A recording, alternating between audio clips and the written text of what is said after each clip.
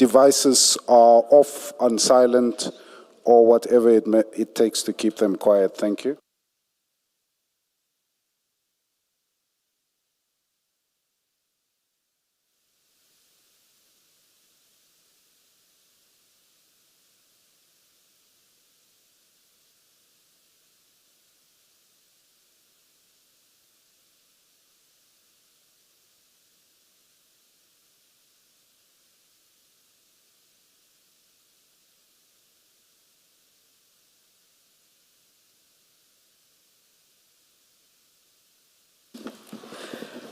Good morning, Ms. Sillo. Who's leading the witness? Advocate. Oh, thank you.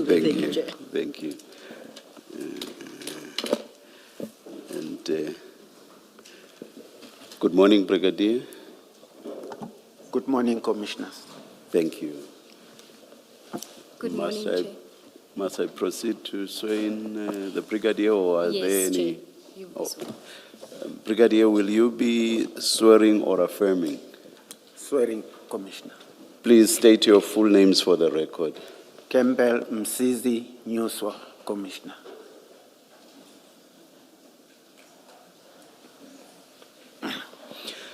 Do you swear that the evidence you are going to give is the truth, the whole truth, nothing but the truth? If so, please raise your right hand and say, "So help me God." So help me God. Thank you, Brigadier.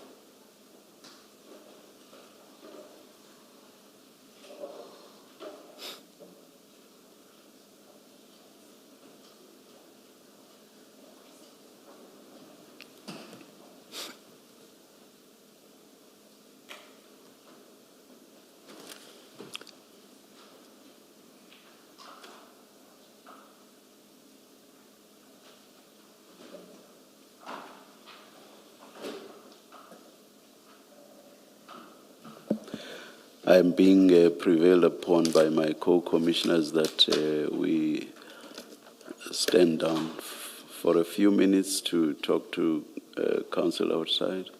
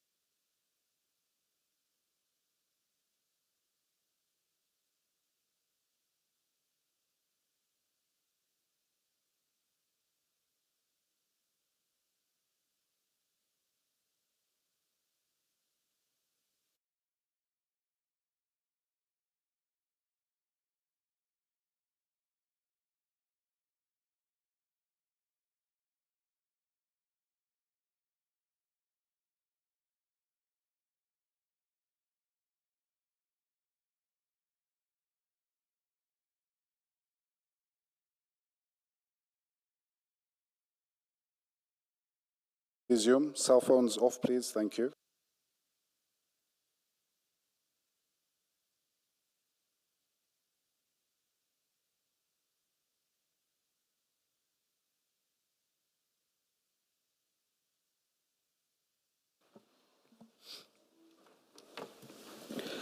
There was initially an application for the hearing to be in camera.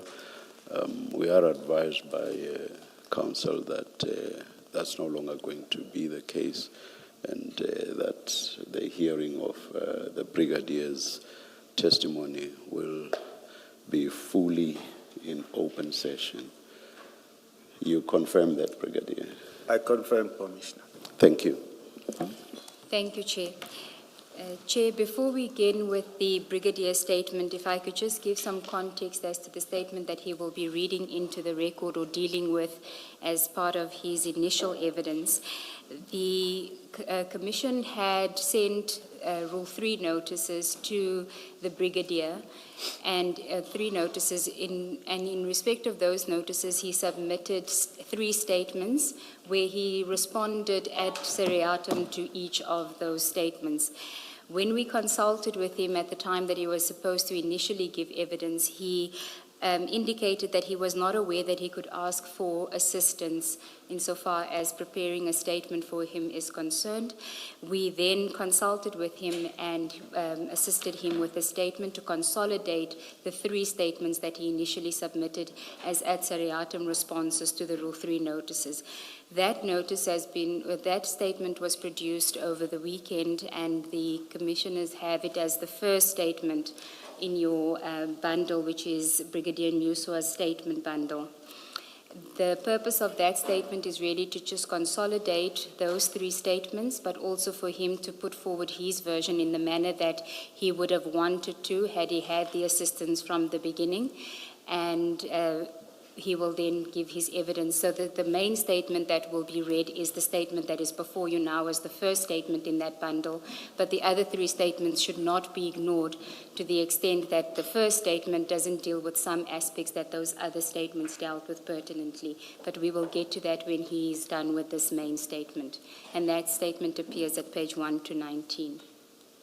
So does this mean we go by this statement, the 24-page statement? Yes, Chair, it's from page 1 to 19 is the statement.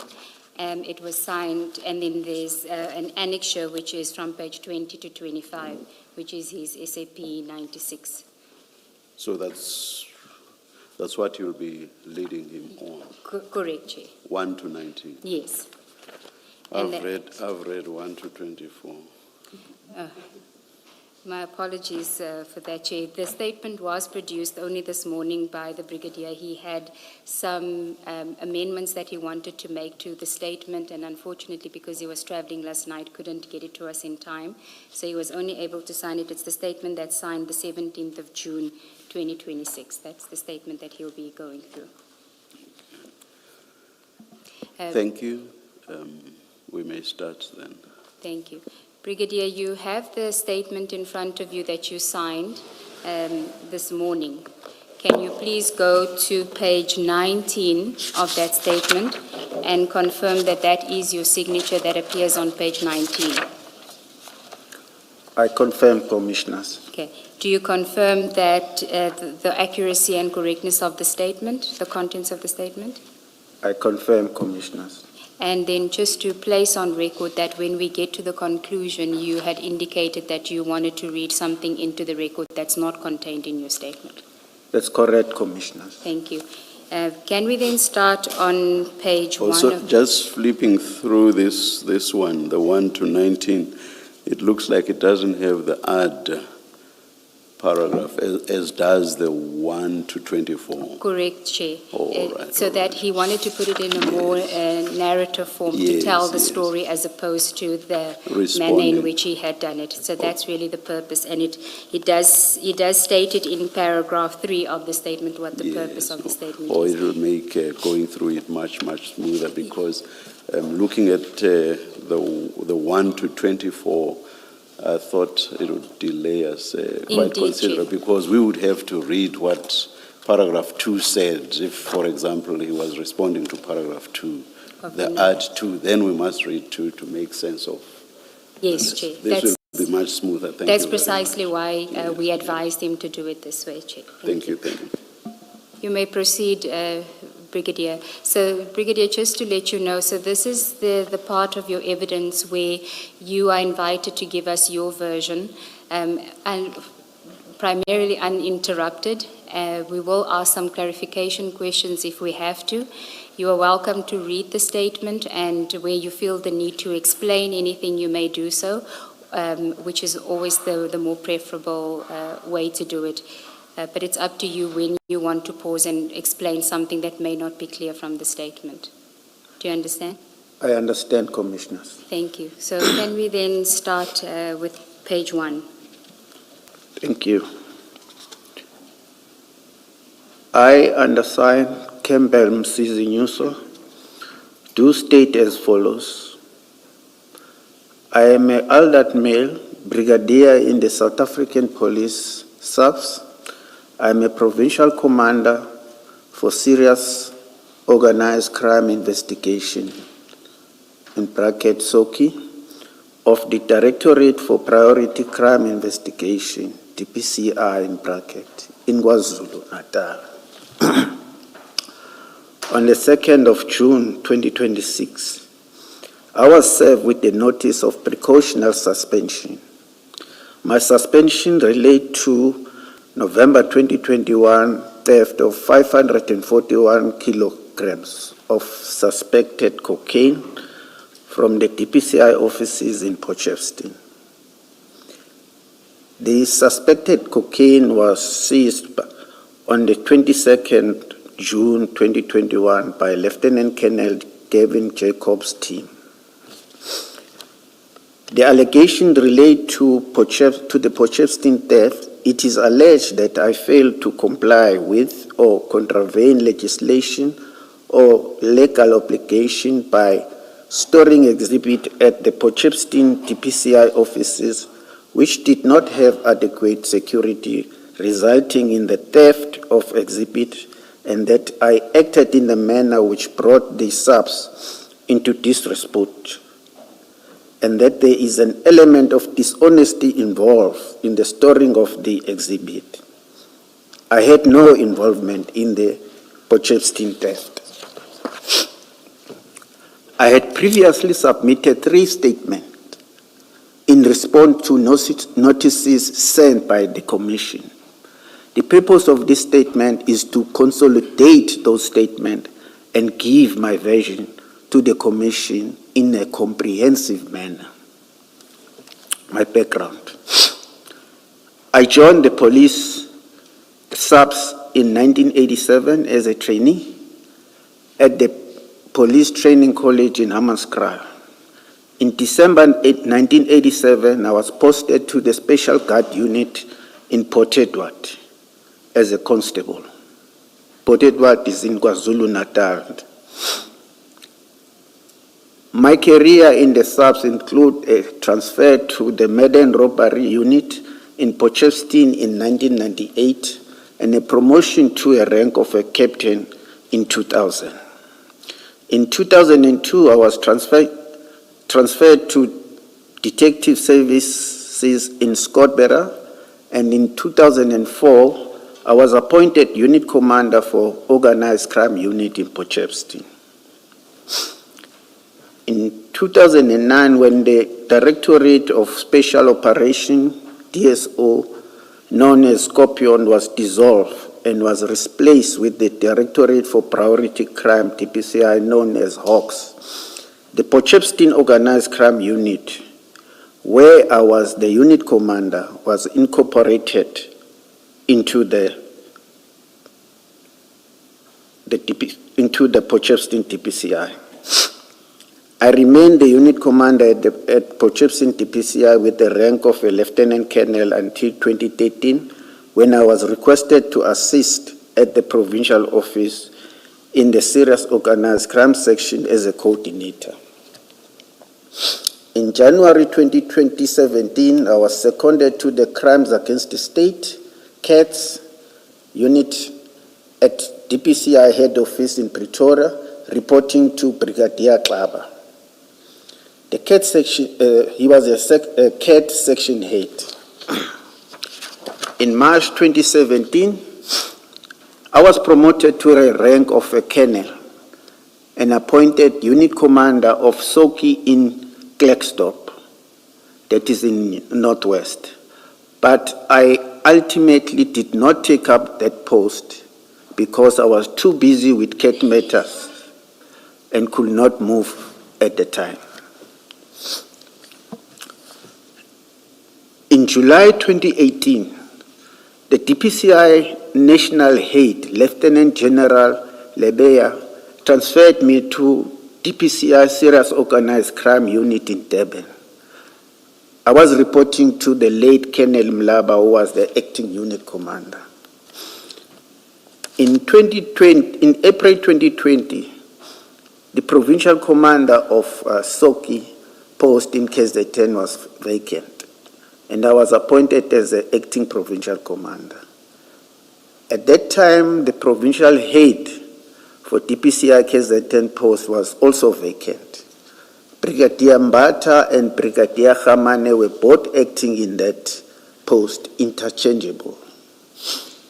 Later that year, in August, I was promoted to a rank of a brigadier and appointed provincial commander Soki.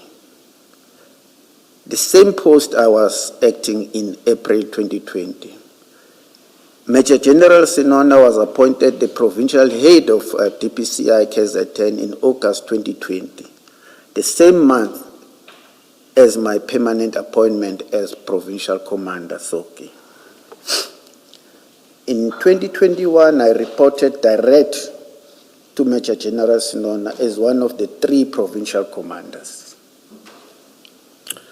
My academic qualifications: I hold a national diploma in policing, a BTech degree in policing, MTech forensic investigation degree, and the LLB. All these qualifications were obtained through UNISA. Appointment of General Sinona in August 2020. As stated earlier, General Sinona and I were both appointed to our position in 2020. Prior to that, I had not worked with General Sinona.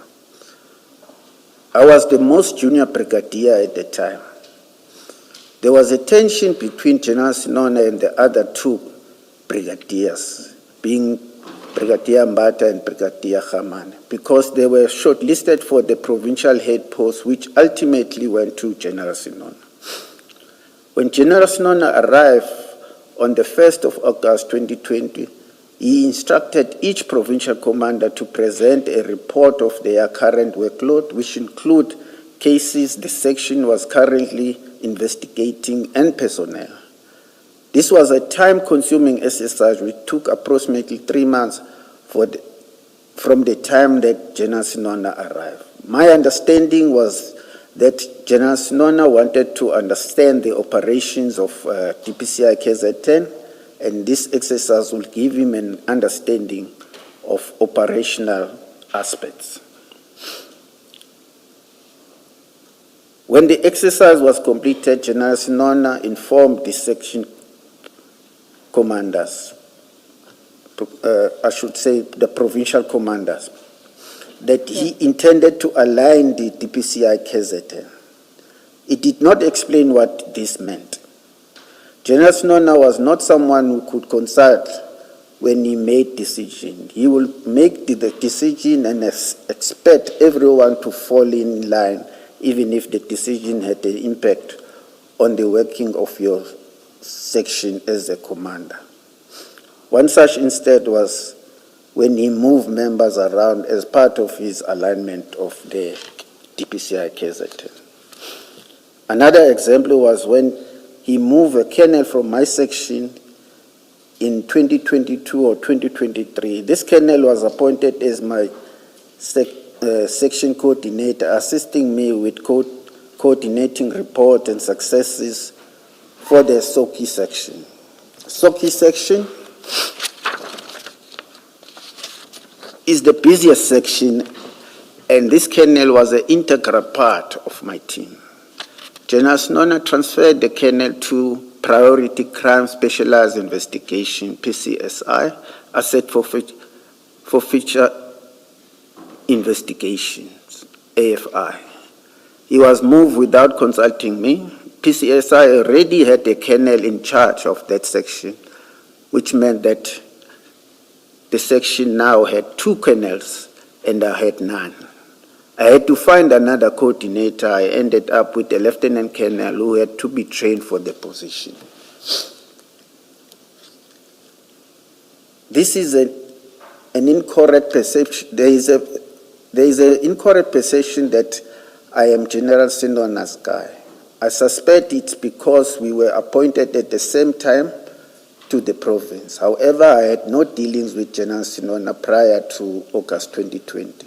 When he was appointed the provincial head, our relationship was strictly that of a senior and a junior colleague. I had never been to his home, and he has never been to mine. I have never socialized with him outside work. For transcription purposes, I just want to indicate that you have Guy in inverted commas or quotation marks. There is an incorrect perception that I am General Sinona's open quote Guy, close quote, full stop. Thank you, Commissioner. You may continue.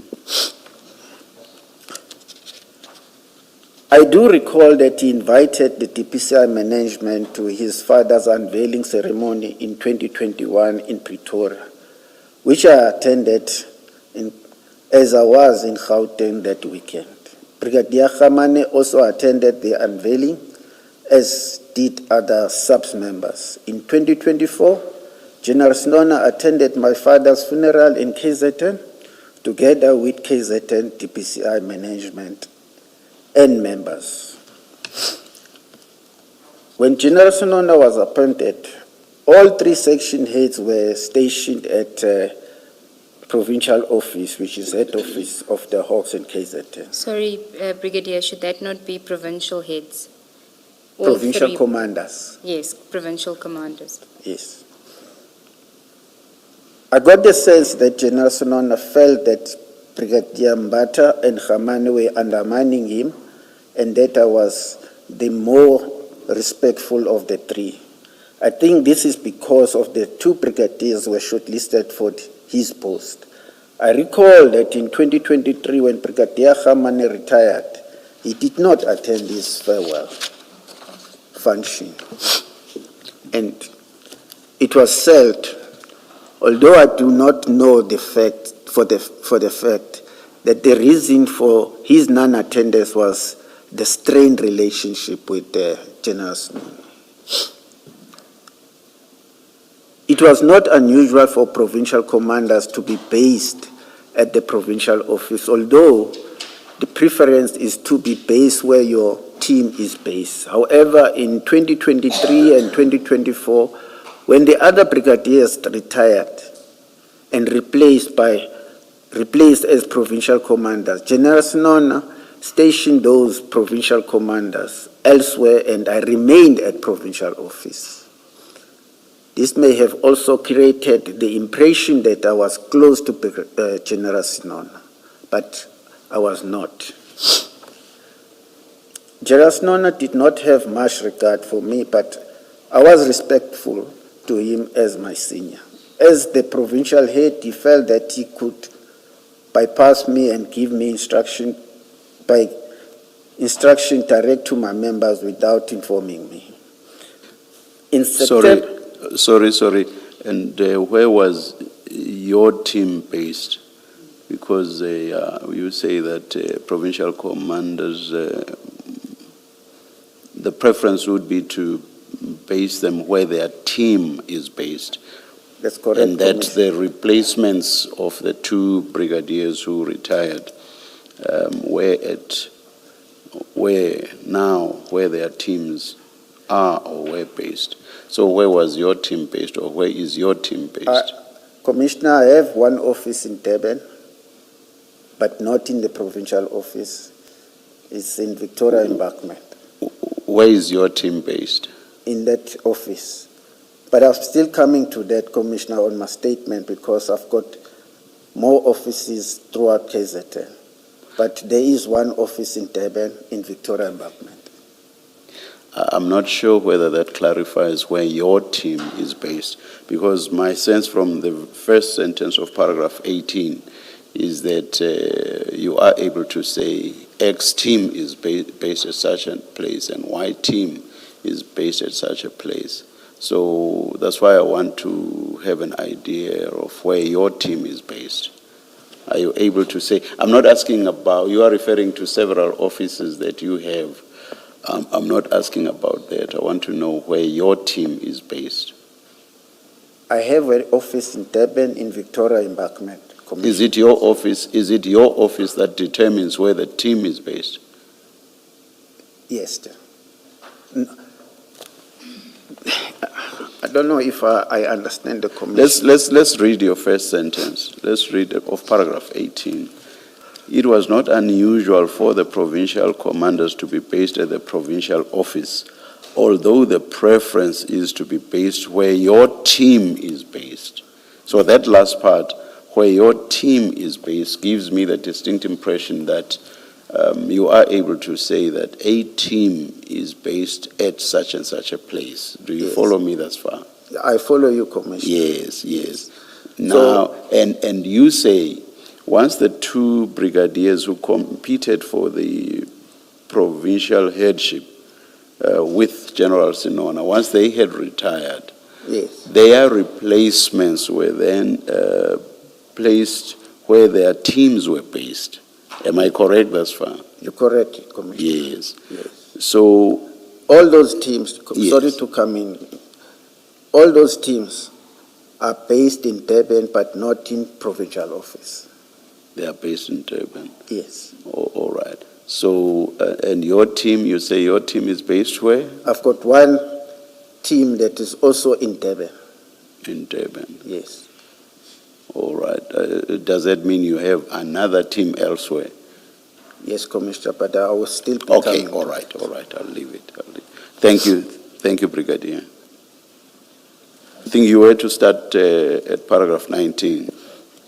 In September or October 23, a prominent businessman from Watuguza was kidnapped. Captain Enoch was the investigating officer and Lieutenant Colonel Govender was the head of the tracing team. The members work on this case. At some point, I realized that I was not kept up to date with the progress of the investigation. I called Captain Enoch. He's now a lieutenant colonel. That's why I keep on mistaking the investigating officer, and I inquired why I was not being updated. And he told me that the team was reporting direct to the General Sinona. I told him that I still expected to be kept informed, even if they were reporting to General Sinona. Following the investigation, 2 Mozambican nationals and a policeman were arrested relating to kidnapping. One of the suspects was Mr. Nangi. The NPA took the decision to withdraw the case against the suspect and lodge a complaint to DPCI head office regarding the manner in which the investigation was handled. General Sinona, Lieutenant Colonel Govender, other member, and I were charged for misconduct, and the disciplinary proceedings are not yet finalized. Apart from the above disciplinary action and the precautionary suspension relating to Potchefstroom, I do not have any other disciplinary matters. What were you charged with in connection with the kidnapping investigations?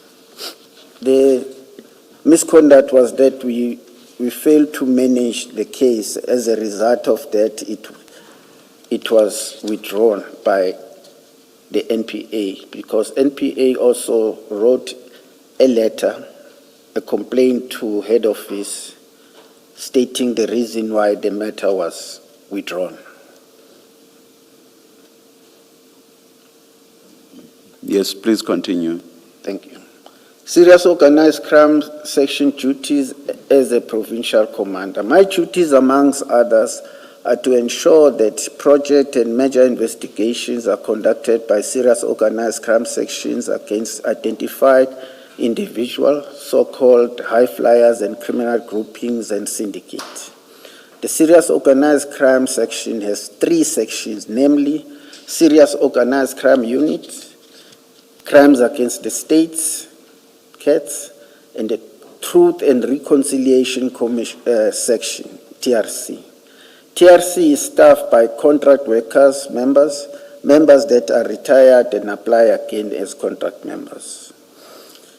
In Soki, there are 3 units, namely, I should say sections in Soki. There is a National Priority Violent Crime, NPVC, South African Narcotics Enforcement Bureau, SANAP, and Economic Protected Resources. Each unit has a unit commander and a team leader. The team leader reports to the unit commander, who reports to me as the provincial commander. In KZN, there are 5 Soki units. There's one in Durban, Potchefstroom, Pietermaritzburg, Richards Bay, and Newcastle.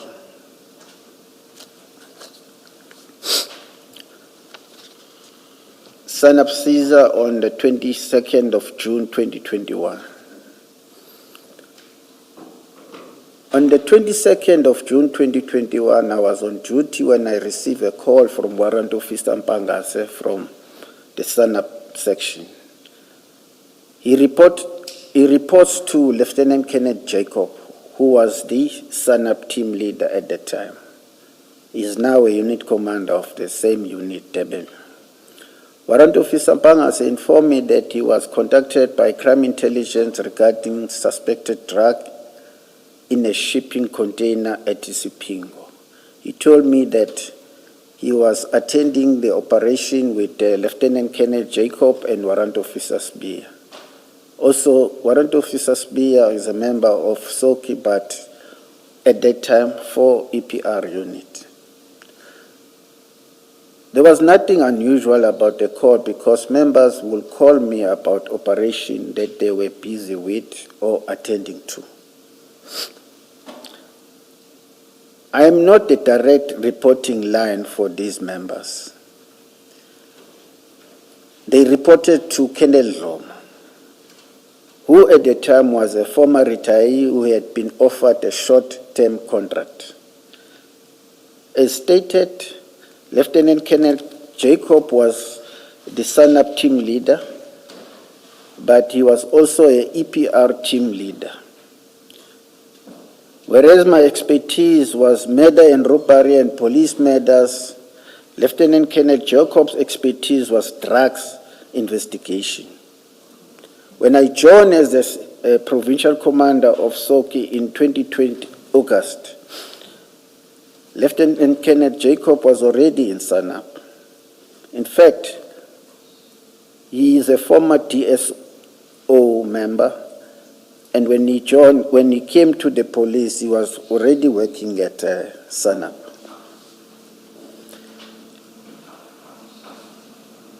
In June 2021, we had been working together for 10 months. I relied on him as the SANAP team leader. Drug investigation were not within my area of expertise, and even now. Later that morning, Sorry, Brigadier.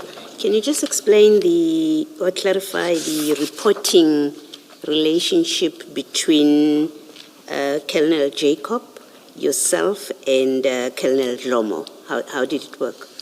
Thank you, Commissioners. Colonel Jacob is supposed to report to Colonel Lomo, and Colonel Lomo will in turn report to me. That's a line. Okay, thank you.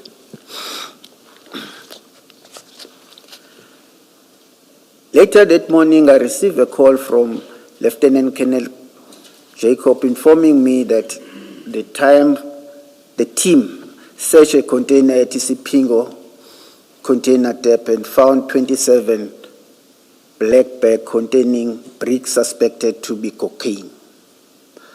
I told Kenneth Jacob to ensure that all necessary and relevant aids were called to the crime scene.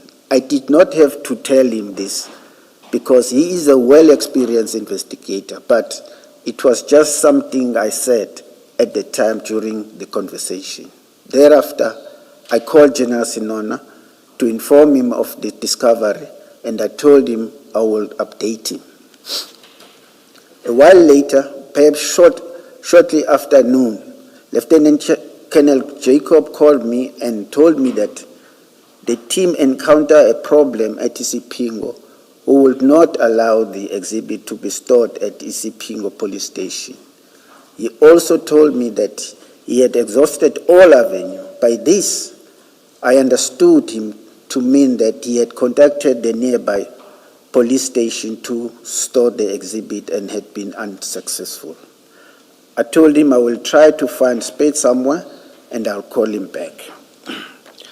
I contacted Brigadier Malulega and Colonel Kuzwai of the Forensic Science Laboratory in Amanzimtoti to find out if they had space to store the exhibit. I do not recall if I got hold of Brigadier Malulega or if I did. And he may have told me to call Colonel Kuzwayo, but I do recall speaking to Colonel Kuzwayo that afternoon. I asked her if FSL had a space to store the exhibit, and she said they did not. I was not aware that Lieutenant Colonel Jacob had also called FSL because he did not tell me. He only said that he had exhausted all avenues, and to me, that just meant the local police station. Brigadier, where is Colonel Zomo in all this process? I understood that in your response to Commissioner Baloyi, you said Colonel Jacob reported to Colonel Zomo. But here he's now calling you directly and you are taking all these steps. Where is his immediate supervisor in all this process? I understand, commissioners. He was at the office, but he was never consulted because I think they felt that he did not know much about the operational matters because he was a retiree coming back to work again. What confuses me is you emphasize that you are not the direct line. They don't report to you. They report to Colonel Zomo. Yes. But now it seems like on this matter, they did not regard Colonel Zomo as somebody they should speak to. You were there for the purposes of this operation. You were, in fact, the person they reported to. I admit, commissioners.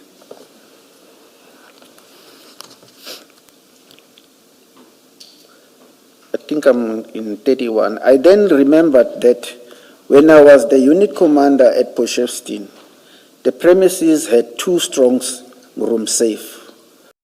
What made the property attractive for the DPCI was that the landlord had informed us that those safes could not be breached. They could only be accessed with the key. I was aware of the security lapse at the premises, such as the alarm not working after load shedding, but my main focus was the safe that could be used since it was very secure and could only be accessed with the key. I was also aware that hashish compressed dagga was stored in one of the safe until it was disposed of without any problem. Commissioner, I must also mention that this hashish was from Durban Organized Crime Unit. The investigating officer then was Captain Gopalsamy. And I was still a unit commander when it was brought.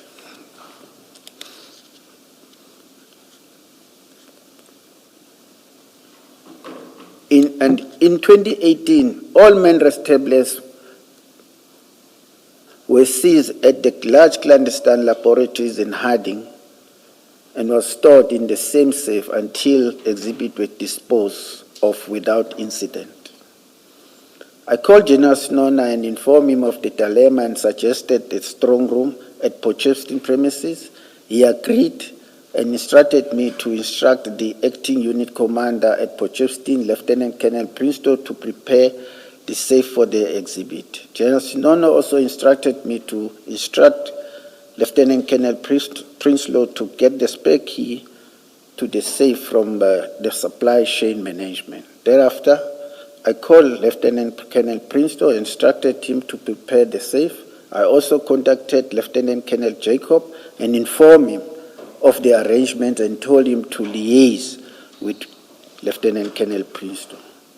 General Snona also instructed me to arrange for the provincial tracking team to escort the investigators from Isipingo to Potchefstroom DPCI Soki, which I did.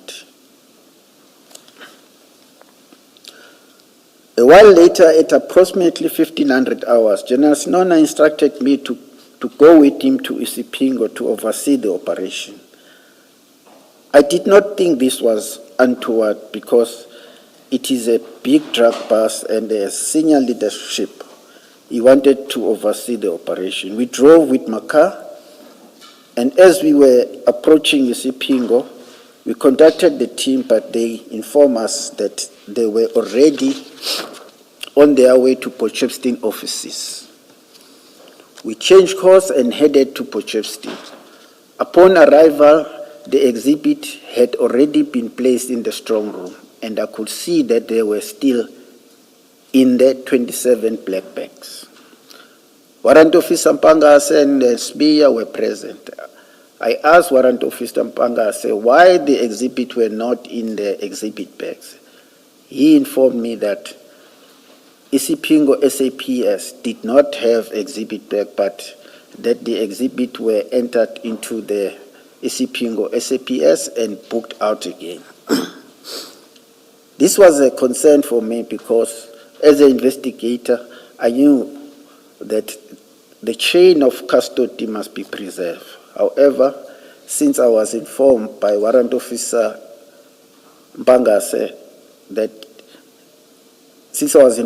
Warrant Officer Mpangase had remained with the exhibit throughout, the chain of custody was preserved. I accept now that once the team left the crime scene without the exhibit being placed in the exhibit bag, the evidence was already compromised. However, at the time, I told Warrant Officer Mpangase to ensure that the exhibit are placed in the bag and entered into the SAP-13 to preserve the integrity of the evidence. The strong room was locked, and the General Snona asked that both set of keys, original and spare keys, be given to him. Warrant Officer Mpangase gave both set of keys to General Snona in my presence. At the time, it made sense to me that the provincial head should take the keys because this was a big drug bust, and who better to have ownership and responsibility over the keys than the provincial head, especially since the safe could not be accessed without the keys. The following day, 23rd of June 2021, General Snona called me and told me that to inform Lieutenant Colonel Princeton that Warrant Officer Mpangase will be going to the strong room to take samples of the exhibit. I called Lieutenant Princeton and relayed the message. I was not sure why the sample will be taken because it is not my area of expertise, but I knew that Warrant Officer Mpangase, as the investigating officer, will have to place the exhibit in the exhibit bag and book the exhibit into the SAP-13. I had no further involvement with the exhibit because it was the investigating officer's responsibility to ensure that the exhibits make their way to the FSL and that the investigation is finalized so that the exhibit could be destroyed. in July 2021, my vacation leave was cut short by the widespread civil unrest.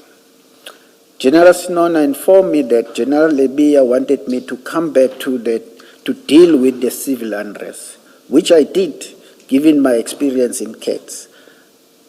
I headed the CATS team, tasked with the identifying the instigators of crime and working closely with the Director of Public Prosecution Office.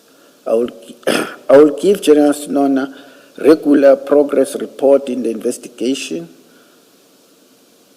I was working with the CATS team on daily basis. I had very little involvement in other cases at this time.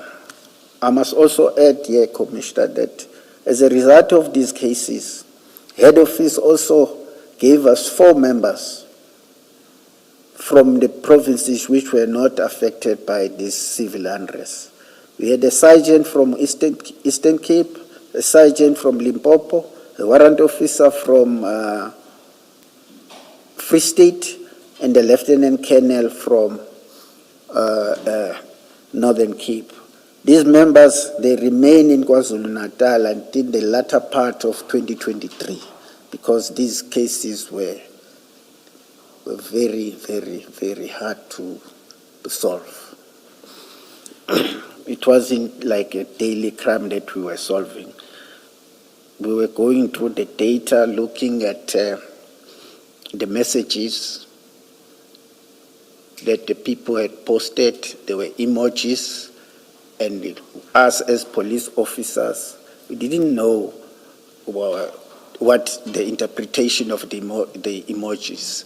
I had to go to CSIR, the security section department of them, and asked the head to interpret, to find someone to interpret the emojis, and they assisted us. And there were a lot of other things. We had to get the social media experts to give their expert opinion on what data that we have found. And we were working very closely with the DPP. And we were reporting on daily basis to the provincial, to the national head. The meeting will start at 4 o'clock and we'll finish whenever we finish. It included NPA, DPCI, General Detective, as well as Crime Intelligence. And we will also get the tasking from that meeting.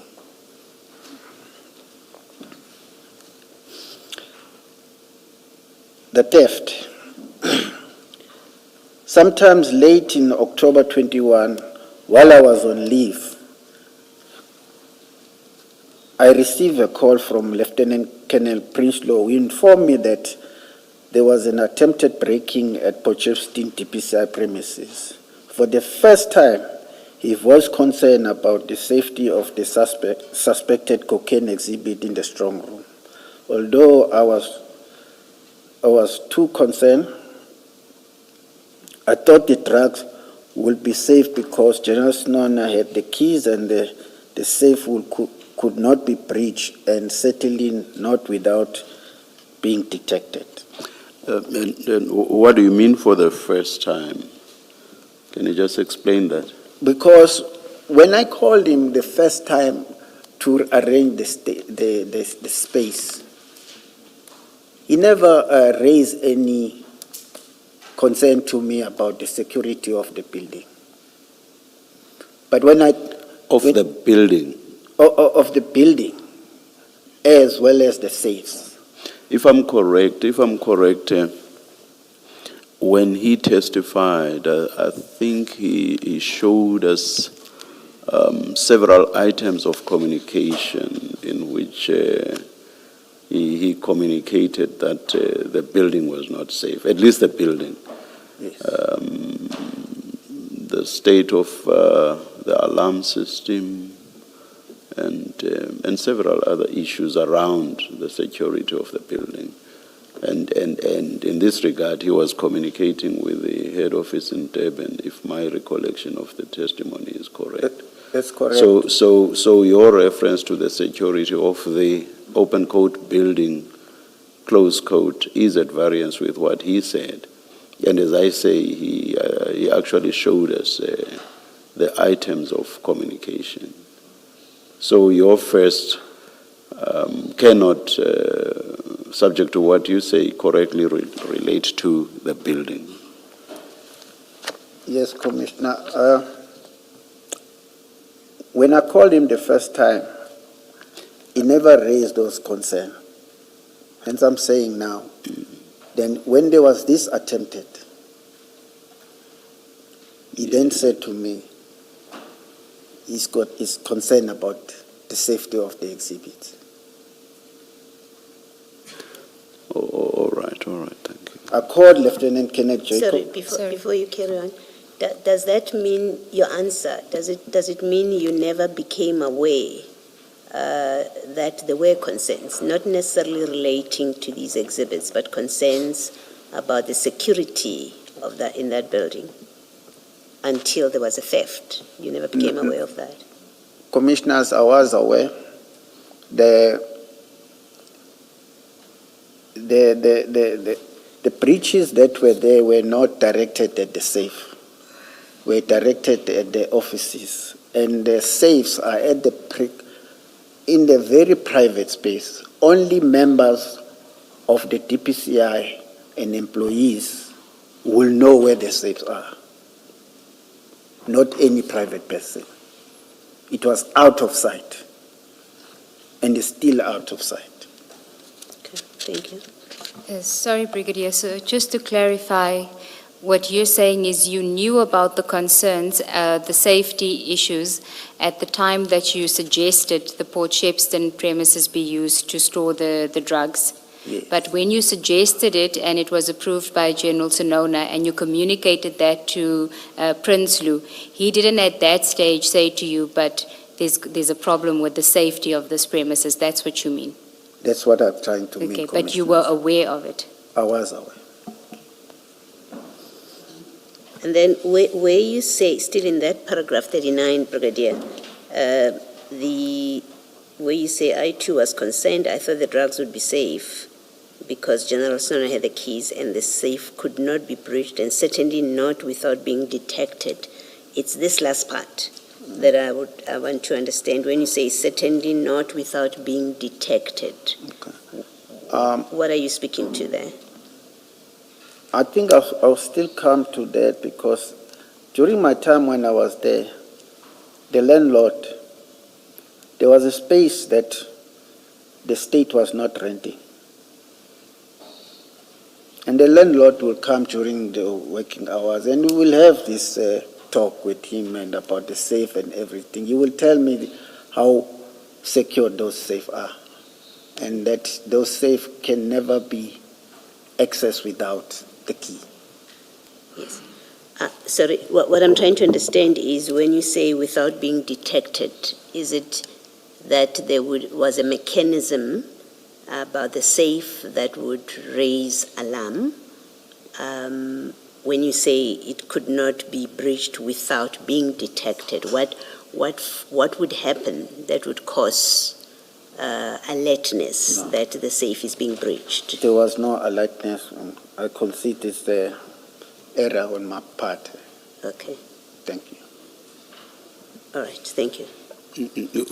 I'm not sure that it's clear to me what you mean by detection without being detected. What exactly do you may have explained in response to Commissioner Baloyi, but what exactly do you have in mind when you say without being detected? Commissioner, as I said that the safes were out of the public eyes and only DPCI members and employees would know.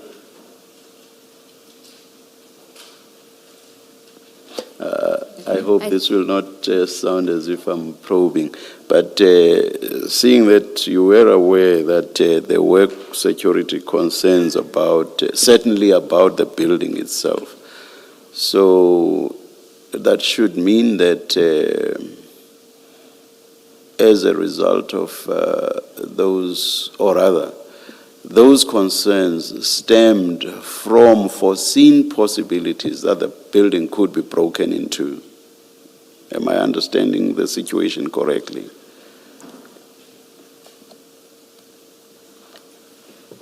At that moment, commissioners, I'm talking about the building now, not the safes.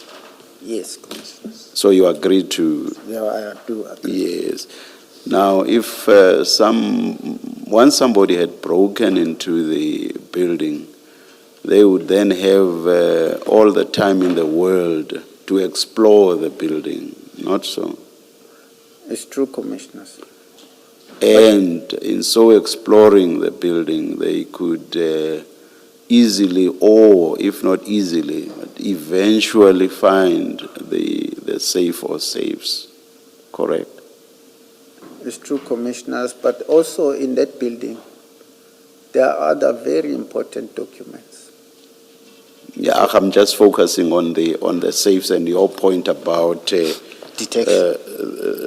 and your point that it would not be easy to detect the safes. I've just established now if somebody has broken into the building and once inside they have time to walk around and that they may eventually find the safes. You have agreed to that. I agree, but also, Yes, Commissioner, I want to add, there were two safes next to one another. Yes. And outside, how will you know which safe contains what? Let's just leave it. Your point was about detection, not any other issues, and I was just engaging you on detection, and you've agreed that eventually, once somebody had broken in, they could find the safes. I've established that. Thank you, sir. Thank you. Thank you, Chair. Brigadier, I just want to take it a step further from what Chair is saying. You specifically say that your understanding was that the safe could not be breached and certainly not without being detected, meaning that if it was going to be breached or an attempt was going to be made to breach it, the person would be detected. You would be able to detect them whilst they are in the process of trying to breach the safe without the key. Because we want to understand what do you mean in that sentence where you say the safe could not be breached and certainly not without being detected. So is it they being detected in the process of the breach? Yes, Commissioners.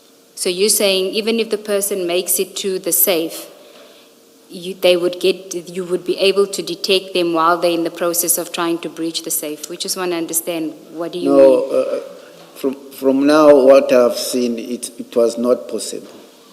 It wasn't possible. What wasn't possible? It was impossible to detect them. And I'm saying I concede this is an error. Okay, thank you. You may proceed. Thank you, Commissioners. I called Lieutenant Jacob and told him to speed up the investigation, speed up the finalization of the investigation in order for the exhibit to be sent to FSL for destruction. If I recall correctly, Lieutenant Colonel Jacob told me that he went to Amazimtoti FSL, but that they needed more samples. They informed him that they needed more samples and still did not have space for the exhibit. Lieutenant Colonel Jacob also informed me that he contacted FSL in Pretoria to ascertain if they had space, but they did not. I also called Major General Sinona and informed him about the attempted breaking at Potchefstroom, DPCI Soke. I did this because, as a provincial head, he needed to know about the security breaches in the DPCI offices and the fact that he had the keys to the safe. I further told him that I informed Lieutenant Colonel Jacob to speed up the investigation. The local elections were held on the 1st of November 2021. I was posted in Herikwala district to perform election duties. in Kokstad. On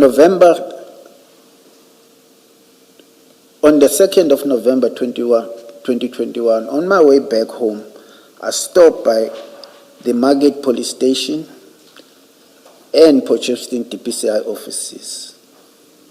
At the DPCI offices, I met with Lieutenant Colonel Prinsloo and Lieutenant Colonel Mchali. Lieutenant Colonel Mchali was the new team leader for NPVC at Potchefstroom, appointed in September 2021 from Gauteng province. We had a brief meeting and I left the office. I mention this because I have been informed that General Sinona took issue that the fact that Lieutenant Colonel Prinsloo did not mention this meeting during his testimony at the commission. I am not sure why Lieutenant Colonel Prinsloo will not have mentioned this meeting, or why not mentioning the meeting is something of concern. Please reread that. I don't think you read what's on there. I'm not sure.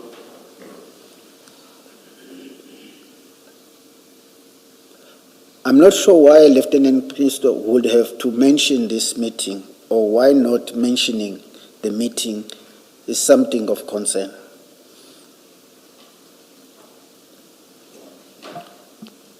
Continue. It was not a significant meeting, and I can only assume that General Sinona is suggesting that there is some connection to the theft, given that the meeting occurred a few days before the theft. I must say... Sorry, Brigadier, can I just understand this? When you say I have been informed that General Sinona took issue with the fact that Colonel Prinsloo did not mention this meeting, who informed you of this?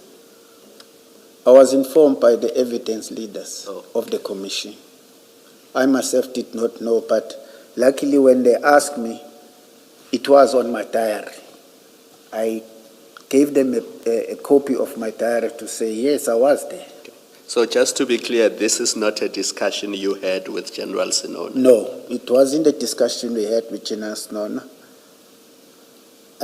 And I still do not know how he found out about it, because I never told him about my visit to Potchefstroom. Thank you. But the only thing I could say that if he was not told by Prinsloo, then he was told by Colonel Mchali. But also when you visit the office, there is a register that you sign. Seeing that General Sinona has this concern and even suspects that this may have something to do with the theft, do you want to tell us what the meeting, the brief meeting was about? Thank you, Commissioners. When I went there, Potchefstroom had a problem with CIT robberies, cash in transit robberies. And Colonel Mchali was the new NPVC team leader. I wanted to talk to them because I came from Herikwala, and Herikwala is one of their policing areas. I wanted him and Colonel Prinsloo, because they were having, there's a meeting that we have which is called CIT meeting, cash in transit meeting. We invite the stakeholders and we talk to them. They also assist us in speeding up these cash in transit robbery cases. So I wanted them to start engaging the district commissioners, one at Herikwala, which is the area of Potchefstroom DPCI, and one at Ugu, so that they can sit and find solution to the problem, because the vehicles were attacked coming from Kokstad on that road to Potchefstroom, especially in the afternoon. And that happened, and it really decreased the number of CIT in Potchefstroom for a while. And also, we discussed about the manpower. It's also in my diary, but I said human resources. Because when I was there, we had a staff of about 40, including the support services.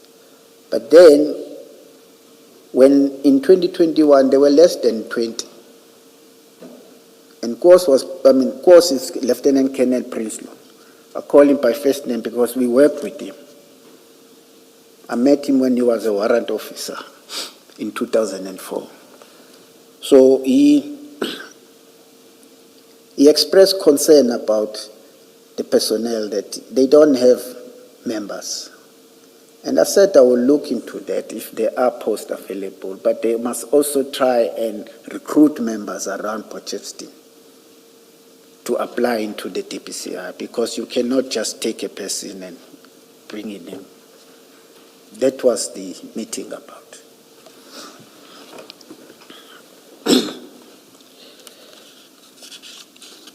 As I said, Commissioner, Lieutenant Colonel Mchani must have informed General Smona of the meeting. On the morning of the 8th November 2021, I received a call from Lieutenant Colonel Prinsloo, who informed me that the Potchefstroom DPCI office has been broken into, an entry gained through Warrant Officer BJ Pinal's office. He said that suspected cocaine exhibit had been stolen and the safe door had been cut by what looked to be a grinder to gain entry to the safe room. I told Lieutenant Colonel Prinsloo to secure the scene, call the local police and LCRC to attend to the crime scene. I called Colonel Jacob and informed him of the theft, and I told him to proceed to Potchefstroom since it was his stolen exhibit as the investigating officer of the initial seizure on the 22 June 2021. If I recall, Commissioner, where Bangase was the first investigator and then Jacob also took over immediately in July. So he was the one that was investigating the matter.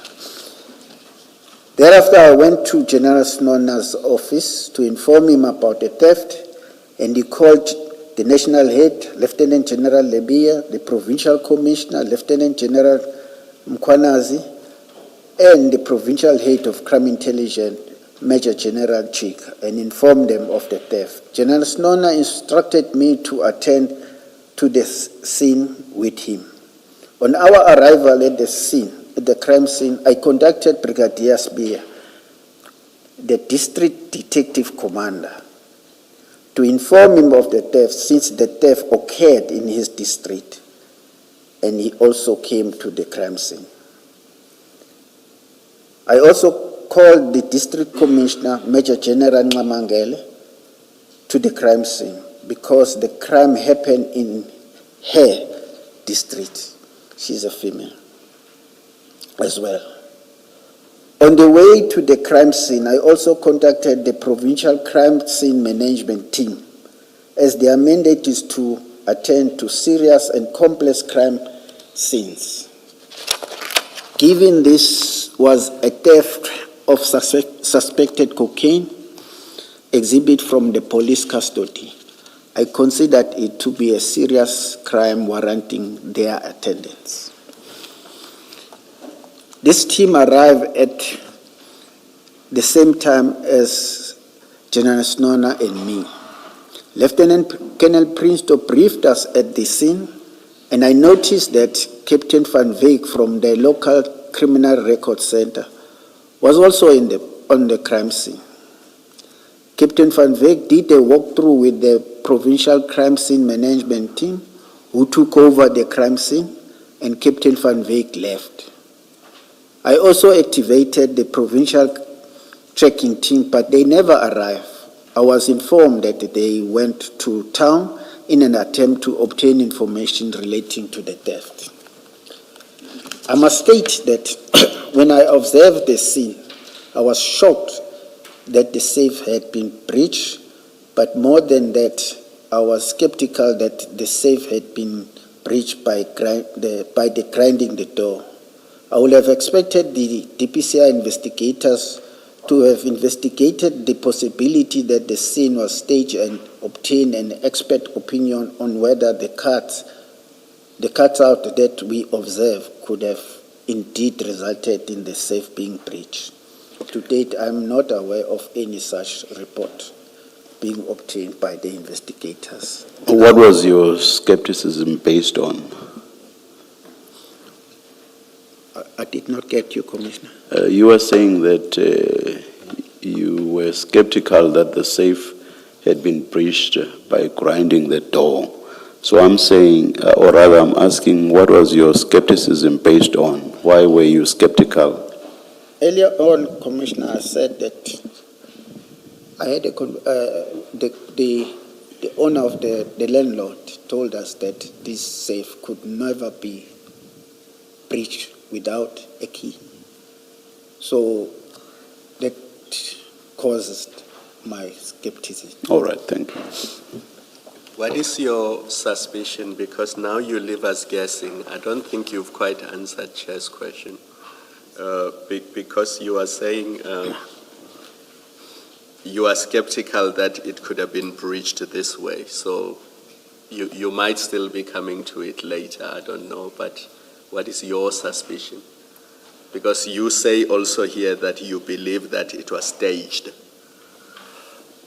I suspected it to be staged because I was under the impression that those strong rooms can never be accessed without a key. Had the owner ever explained this view? Yes. He used to come to the office, we will talk. He was an old man, very friendly. Did he explain why he said? He used to say it's a state-of-art strong room.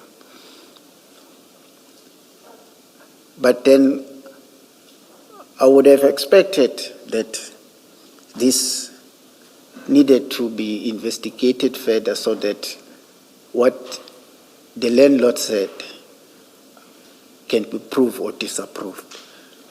All right, all right.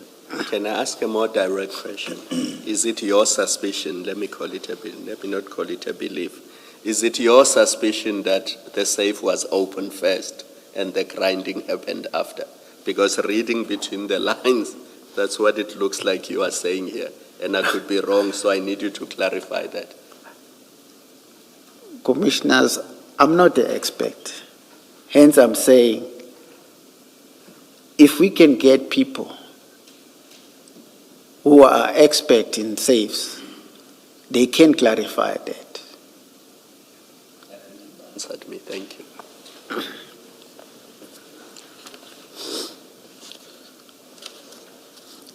During the course of the day, there were scheduled interviews for the appointment of Lieutenant Colonel. General Snowden and I returned to the office for those interviews, as well as scheduled civil unrest virtual meeting chaired by General Lebia.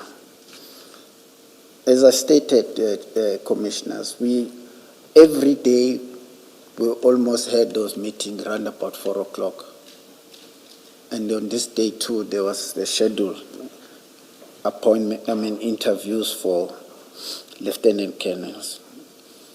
To the best of my recollection, the theft docket was given to Brigadier Sbiya because General Snonda suggested that General Detective investigate the matter until a final decision is made by senior management.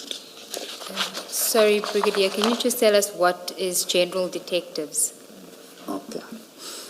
General detectives are detectives from the subs because we are the hawks and the motherboard, we call them motherboard, they've also got general detectives. So General Sonona had suggested that the detective from SABC conduct the investigation. Is that what you're saying? Initially, yes. Initially, okay. Yes. Brigadier Sibia that you're referring to here, and Jones, were they from the SABC therefore? Yes. Brigadier Spear was the district commander for detectives who appointed Sergeant Jones, Okay, thank you. or Warrant Officer Jones. Brigadier Spear was instructed to appoint a detective to investigate the matter. I later learned that Warrant Officer Jones was appointed as the investigator. On the 18th of November 2021, I met the then Deputy National Head of the DPCI, Lieutenant General Mosikile, and she informed me that the docket had been taken from the Potchefstroom detective and that it will be assigned to an investigator from the DPCI head office. This meant that the DPCI head office will be investigating the case. Brigadier, in other words, DPCI would be investigating itself. That's correct. Okay.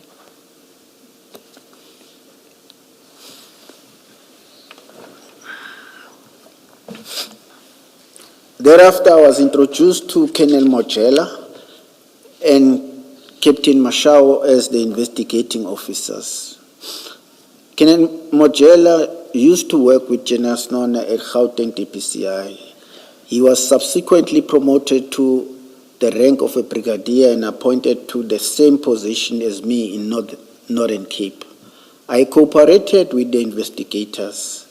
I was aware that the DPCI members were subjected to polygraph examination as part of the investigation, but I was not called for the polygraph examination. However, I recall that during that time, I was busy with the civil unrest matters and not involved at all with the Potchefstroom theft investigation.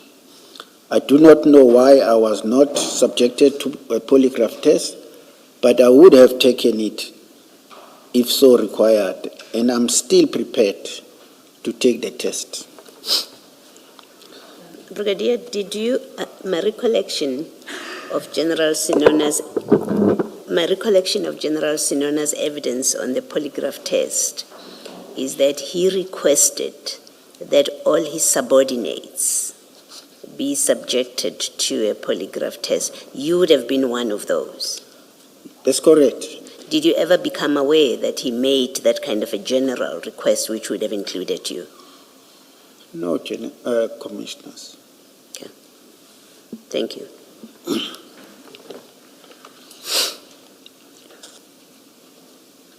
My top secret security clearance was due to expire at the end of September 2023. In June 2023, after the theft, I applied for the renewal of my top secret security clearance. The process involves submitting references, bank statement, being interviewed by a vetting officer, and undergo a polygraph test. Although the questioning during the polygraph examination were not focused on the Potchefstroom theft, the question asked relate to whether you have ever been involved in corrupt activities, colluded with criminals, share information with criminals, and the likes.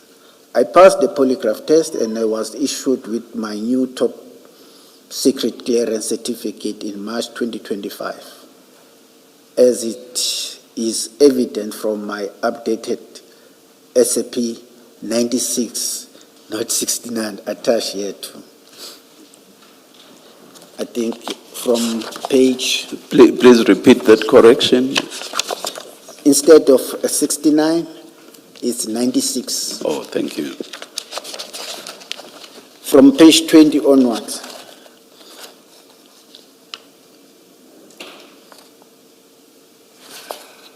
But to be specific, it says SAP 96, and then they say security clearance. Please refer us to the page number. Please don't flash Page it. 20. Sorry, commissioners.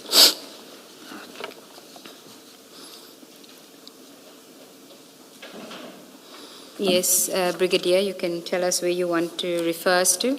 Okay, it has all my details, and then at the last, there's a security clearance, there's a 4 top secret, And then the clearance date is 2025-03-04. That means that is the date it was issued. Thank you.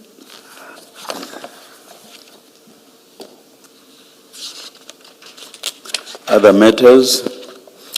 Thank you, Commissioners. During his testimony before the Commission, Warrant Officer Carl Sanders gave evidence regarding his move from SANAP to supply chain management in February 24. He testified that I was present in the meeting when General Sinona informed him of the allegations together with other officials. I was on leave at the time and I was not present at that meeting. I've been informed by the Commission that Warrant Officer Sanders has since looked at his diary entry of the day and confirmed that I was not present at the meeting. Although Warrant Officer Sanders was in my section, he reported to Lieutenant Kenneth Jacob as the SANAP team leader. I was surprised when I returned from the leave to find that Warrant Officer Sanders had been moved to support services at the provincial office. My General Sinona did not consult me on this. General Sinona merely informed me on my return from leave that a complaint had been received regarding Warrant Officer Sanders that needed to be investigated. The Commission is in possession of the emails containing the complaint.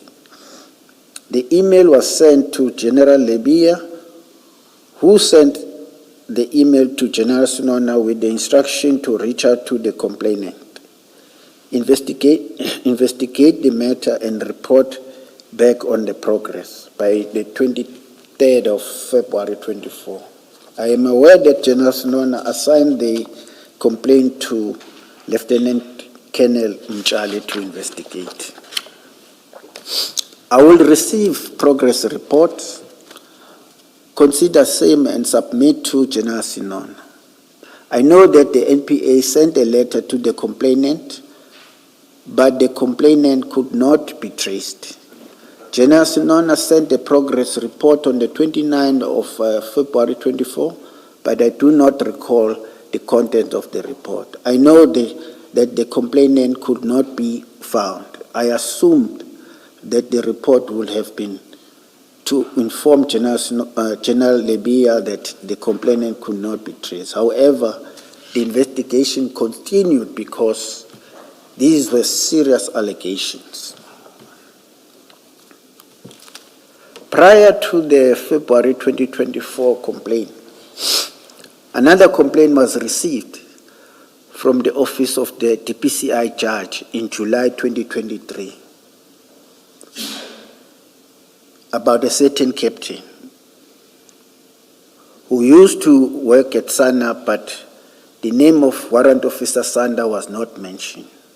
The complaint contained the captain, and the complaint was about white members of the KZN DPCI in SANAP and other units working with drug syndicate. Lieutenant Kenneth Jacob and Lieutenant Kenneth Dwarika were assigned to investigate the complaint, but to date, there has not been no outcome. I do not know whether the complaints were genuine or orchestrated. I must say also, I have submitted this report to the Commission. It's a very detailed report with pictures.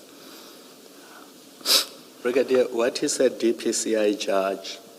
The DPCI judge is the judge that oversees the DPCI. When members have complained about the conduct of the DPCI members, or when the DPCI members felt that there are some interference with their duties, they can report direct to the DPCI judge.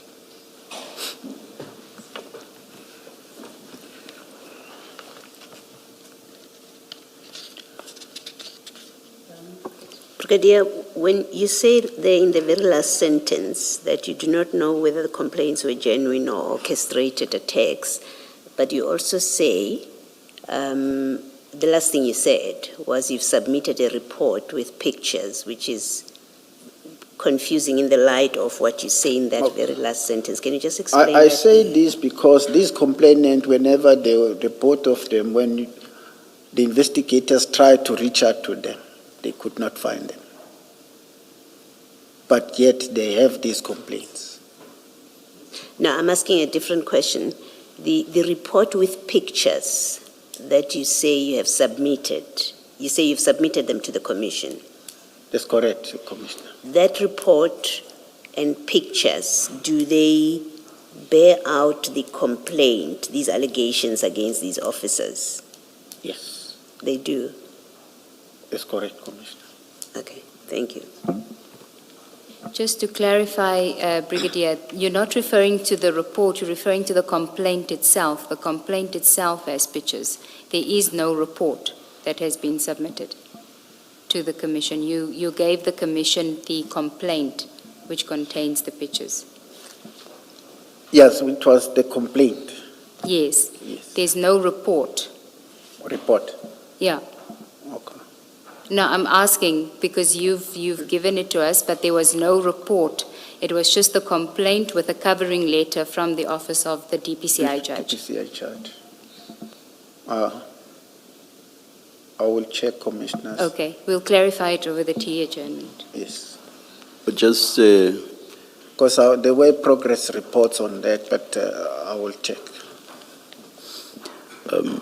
maybe I'm missing something, Brigadier. In response to Commissioner Baloyi, you say it appeared as though there was substance in the complaints. But at the same time, you question whether the complaints were genuine. I have difficulties following that. My take on this is that these complainants were not willing to come forth. Like the one of 2023, the email that he used, it looked like the email was used for the specific emailing this, and we could not get. We even tried with the DPCI judge to reach out to them, to the complainant. But to be honest, what is detailed in that complaint it's a very serious allegations. I would have thought that there's a difference between the complainants not being traceable and the complaints themselves having substance. I would have thought there's a difference between the two. Now, in answering the question whether there was substance, you seem to suggest a lack of substance because the complainants were not traceable. I still do not get that. Okay. Commissioners, Do you get the distinction I'm drawing? Yes. I think the substance was there. The substance was there. The substance was there. Was there. All right, Was there. thank you. If that is so, then why question the genuineness? If there was substance, why question the genuineness of the complaints?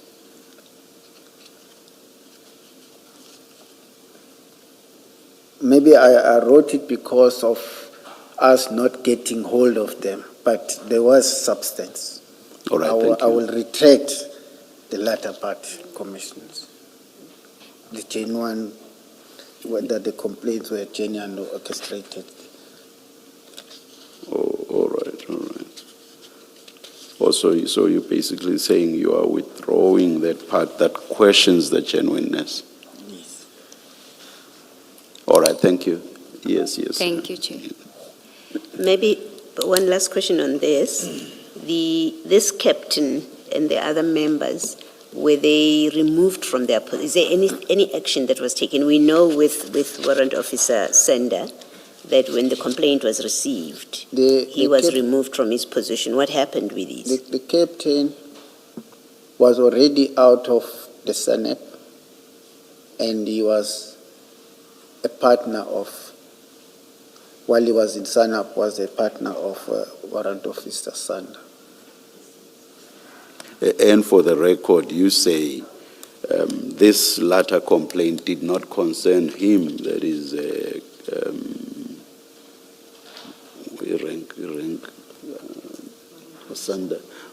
Warrant Officer Sanda.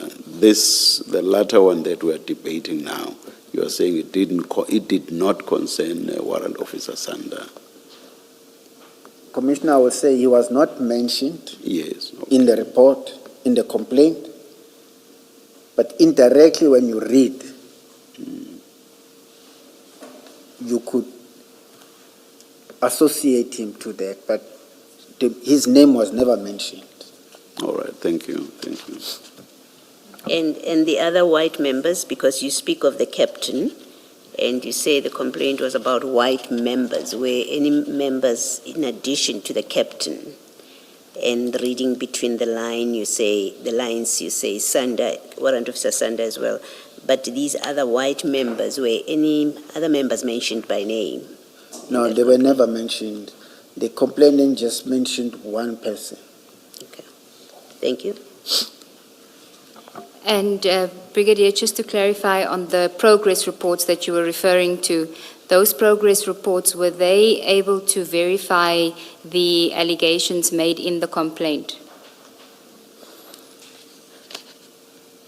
The matter is being investigated, and the photos of the people, it appeared that some of them, they had previously been investigated by the DPCI for drug trafficking.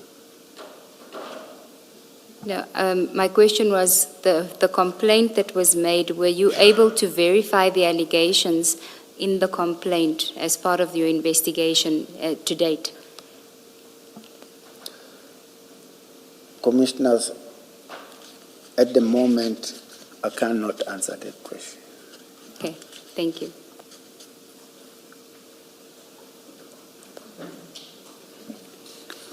Please continue, Brigadier. Paragraph 55. In March 2025, an information note was prepared and sent to General Lebia. No report back was given on the main allegation of serious corruption, but during the course of the investigation, it was discovered that Warrant Officer Sanda had not declared his directorship in a shooting club. He received a verbal warning and the matter was closed. To date, there has been no outcome on the investigation regarding the allegation of serious corruption. I did not get any feedback from General Snona regarding the outcome of Warrant Officer Sanda's matter. At some point, Warrant Officer Sanda came to me to speak to me about the returning to Soki. I told him that I would speak to General Snona, who agreed that Warrant Officer Sanda could return to Soki, but not to Sanap. General Snona said Warrant Officer Sanda must go to EPR. I communicated this to Warrant Officer Sanda as instructed by General Snona, and Warrant Officer Sanda was moved from the support service to EPR. I reiterate to the Commission that I had nothing to do with the Potchefstroom theft, and I hope that my evidence will be of assistance to the Commission. I just want to read further that I reiterate that I had nothing to do with the Potchefstroom theft. As testified by Warrant Officer Sanda and Lieutenant Colonel Jacob, there is a credible evidence on the identity as to who is behind the theft. I have no association with that person. There was a person that came to Durban office and gave information about it, and he was taken to senior officers, and DPCI investigators were told about this person. In the inside, perhaps I should not have suggested the Potchefstroom premises, but as a former unit commander, I was confident that the safe could be accessed with the keys. Once General Sinona took both keys, This gave me the further assurance that the exhibit would be safe in the strong room because the provincial head will be the only person with the both set of keys to secure the exhibit. To surely the exhibit will be, so surely the exhibit will be safe. That's my statement, Commissioners. Signed today at Pretoria. Oh, I have a clarity-seeking question, but perhaps let's take the adjournment now and resume at 11:30. Let's adjourn.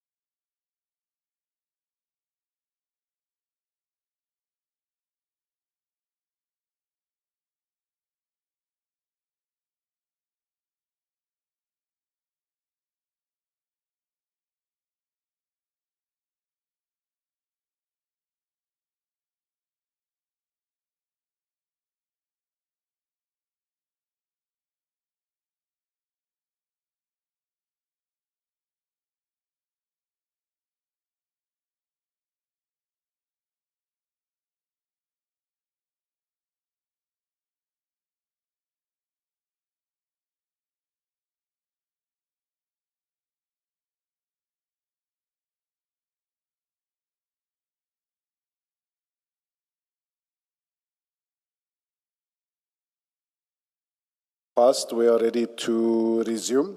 Please switch off your phones. Thank you.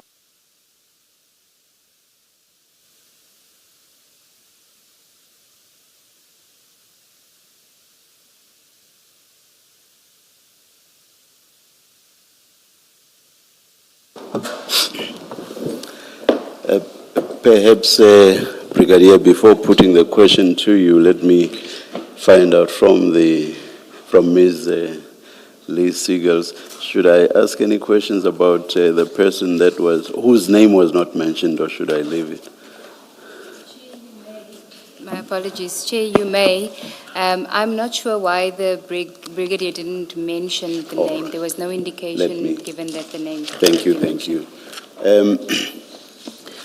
Brigadier, right at the end, you mentioned a person that you appear to suspect to be the person that stole the exhibits in Port Shepstone, but you did not mention that person's name. Who was that person? My apologies, Chair. I thought you were referring to a different person. No, yeah. No. I'm talking about what the Brigadier said right at the end. No, Chair, that can't be mentioned. So I steer clear of that one. Yes, Chair. Thank you. That's why I wanted to find out from you. Please forget my question then, Brigadier. Thank you, Commissioner. Thank you, Chair. Chair, I thought you were referring to the captain whose name he didn't mention but appears in his statement. That's what my apologies. All right, no problem. Brigadier, is there anything else you want to say before we move on to your questions? No, Commissioners. Can I just ask a question to the evidence leaders? Brigadier appeared to be reading from a document we do not have. Can you just clarify what the position is? Is that part of his statement, or how do we deal with it as the Commission? He's read it into the record, but it's not part of his statement. It was initially in his statement. It was taken out. He asked for it to be reintroduced, but by the time it was, his statement had already been signed by him. He only noticed after signing that it wasn't in his statement. So we'll just prepare a short supplementary to include that portion.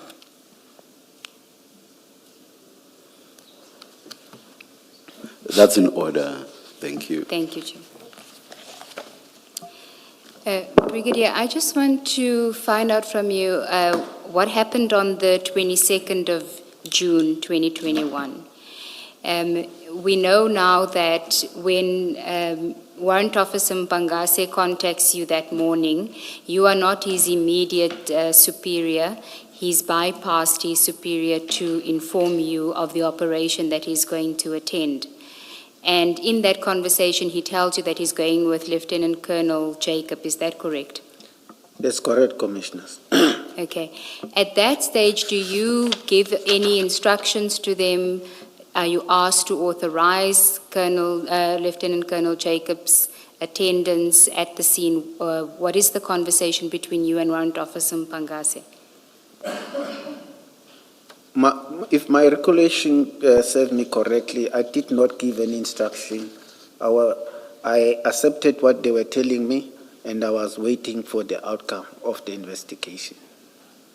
I'm asking because you will recall that as part of the theft investigation, you had submitted witness statements to the investigating officers at the time. Do you recall that? I do recall, Commissioners.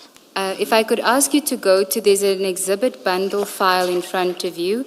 If you can go to exhibit CJC 197.4, and I think it is, in fact, if you can rather go to 597, that's page 597 of the exhibit bundle.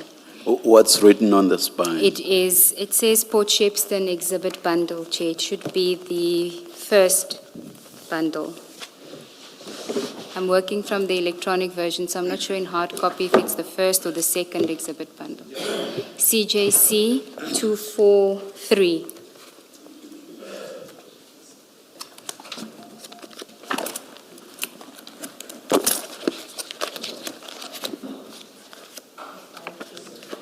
file 2, exhibit bundle, file 2. File 2. Yes.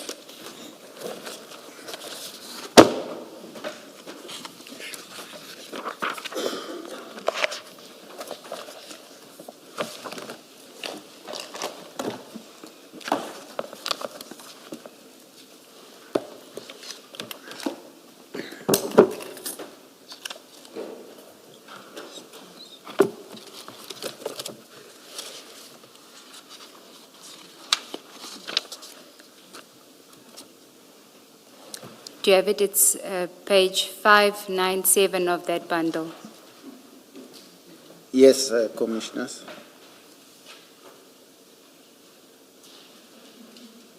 It's a statement by you. Yes, it was a further statement. Yes. And if we go to 598, we'll see that it was deposed to on the 10th of May 2022. Yes, Commissioners. Okay. Now, you say at 597, on the 11th of April 2022, I had a meeting with Colonel Mojela. My initial statement that I submitted on the house-breaking matter at Port Shepstone Serious Organized Crime Officers. Colonel Mojela requested that I give a further statement clarifying the following: communication between myself, Colonel Jacob, and Warrant Officer Mpangase on the day of the seizure. I want you to skip the 1, 2, 3 bullet points. The sentence immediately after the third bullet where it says, who was the unit commander in, do you see that bullet? Who was the unit commander in Durban, serious organized crime? Okay. Then it says Colonel Mhlongo was the acting unit commander. The next bullet says Colonel Jacob was called back from leave. Do you see that topic? Yes, sir. When Warrant Officer Mpangase called me in the morning about the information, he told me that crime intelligence wanted Colonel Jacob to handle the matter because of trust issues. I then authorized Colonel Jacob to resume his duties, especially for the said operation, as he was on leave. Do you recall making that statement? I recall making this statement. Yes. Now, in your statement and before the commission, you don't give that much detail. You just say on page 9 of your statement, in fact, you deal with the call with Warrant Officer Mpangase at paragraph 26 on page 8. And you just say, I was on duty when I received a call from Warrant Officer Mpangase. He reported to Colonel Jacob, who was the SANAP team leader at the time. Warrant Officer Mpangase informed me that he was contacted by crime intelligence regarding suspected drugs in a container at Isipingo. He told me that he was attending the operation with Colonel Jacob and Warrant Officer Sabia, who was at EPR. Now, you don't say here that you authorized Colonel Jacob to come from leave in order to attend to this. So can you just clarify what happened in fact? Thank you. This was a further statement because they wanted further clarity as to why Colonel Jacob. And then I remember that he was on leave. Because when I submitted my initial statement, that was not in my mind. And then when they asked me questions, it is then that I remembered that he was on leave, not that I wanted to hide anything. And I think in his statement too, he has put that he was on leave and he came back. Yes, but your statement to the commission, that's what I'm trying to establish. In that statement, you don't say that. So I just want to understand whether you were in fact told by Warrant Officer Mpangase that crime intelligence officer that contacted specifically wanted Colonel Jacob on this operation. No, they did. Mpangase did tell me that. Okay, he did tell you that that is what crime intelligence had requested specifically. Yes. Okay. Because I can also add to that, these operational officers, they tend to have certain people they want to work with, the crime intelligence handlers, as well as the investigators. You will see that in most cases, there is a Colonel Bucas from crime intelligence, he will always ask for Carl. And the others, I think it's a trust issue. Okay, so there was nothing untoward about that request when Warrant Officer Mpangase told you about it? No, I did not see anything untoward. And you weren't aware that Colonel Jacob was on leave at the time until Warrant Officer Mpangase told you?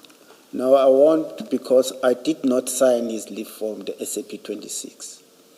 The leave form is normally signed by the immediate commander. At my level, I only sign for the unit commanders. Okay, so insofar as then approving for him to go on to the operation to come back from leave, wouldn't his unit commander also have to be involved in that decision-making? I have explained the difficulties we had with the current commander. Hence, it looked like we were not regarding her, because he was not aware of the operational issues. Okay, but when it is told to you that somebody specific is asking for Lieutenant Colonel Jacob to be taken from leave, put on this operation specifically, you didn't see the need at that stage to just inform the unit commander that I have authorized this, that he may go on to the operation? Commissioners, I did not do it. I think it's an oversight on my side, and I agree I should have informed the colonel. Because it's the same complaint that you have about General Sonona going over your head directly to your members without informing you, isn't it? Yes. Okay. Now, did you ask anything insofar or make any inquiries as to why they were sending Sabia with them? I think it was the captain at that stage. I think he was a warrant officer. Yes, a warrant officer. No, I did not probe it, because normally when we attend crime scene, we include many people. Also people from different sections, also different departments as well. Okay. That will be your custom, that will be your harbor policing, crime intelligence. Okay. What I'm trying to establish is that you get told that it's Warrant Officer Mpangase going with Lieutenant Colonel Jacob. He is not the most senior person that's contacting you. One would assume that Colonel Jacob would contact you and say to you, ask to be put back on be taken off leave and be authorized to go on to the project, but that doesn't happen. Then you have somebody like Warrant Officer Sevilla, who doesn't have any experience, I'm assuming at that stage, in drug bust, because he's in EPR, correct? He's at the human trafficking section. The economic protected resources. Yes. So he's on that. So that doesn't have anything to do with SANAP, or is there do they overlap in certain instances? I did not see that as a concern to me, because he had to learn. Because now he's with SANAP anyway.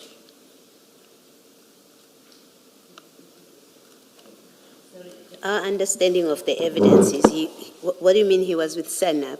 EPR is in SANAP. No, ma'am. Remember, I've testified to say serious organized crime has got 3 sections. There's NPVC, which deals with serious and violent crime cases. There's SANAP, which deals with drugs. And there's also EPR. Now, for them to attend the crime scene and see how the other sections are working, it helps them, because when they are promotional posts, a person does not apply within his line of work. They will apply on all these 3 sections. Yes. Now, I was just clarifying when you say he's with SANAP. as if suggesting that at the time that he was asked to join this, or when he was called in to join this operation, he was a member of SENAB at that point. I just wanted to clarify that he was not SENAB at the time. No, he was with EPR. Yes, thank you. Thanks, Commissioners. Okay. And you then say that you received a call later on from Lieutenant Colonel Jacob. When he called you, was he at the scene, at the crime scene, so at the CHC depot, or was he already at Isipingo police station? The first call I received from Colonel Jacob to me, because I wasn't there, he was at the crime scene reporting the discovery.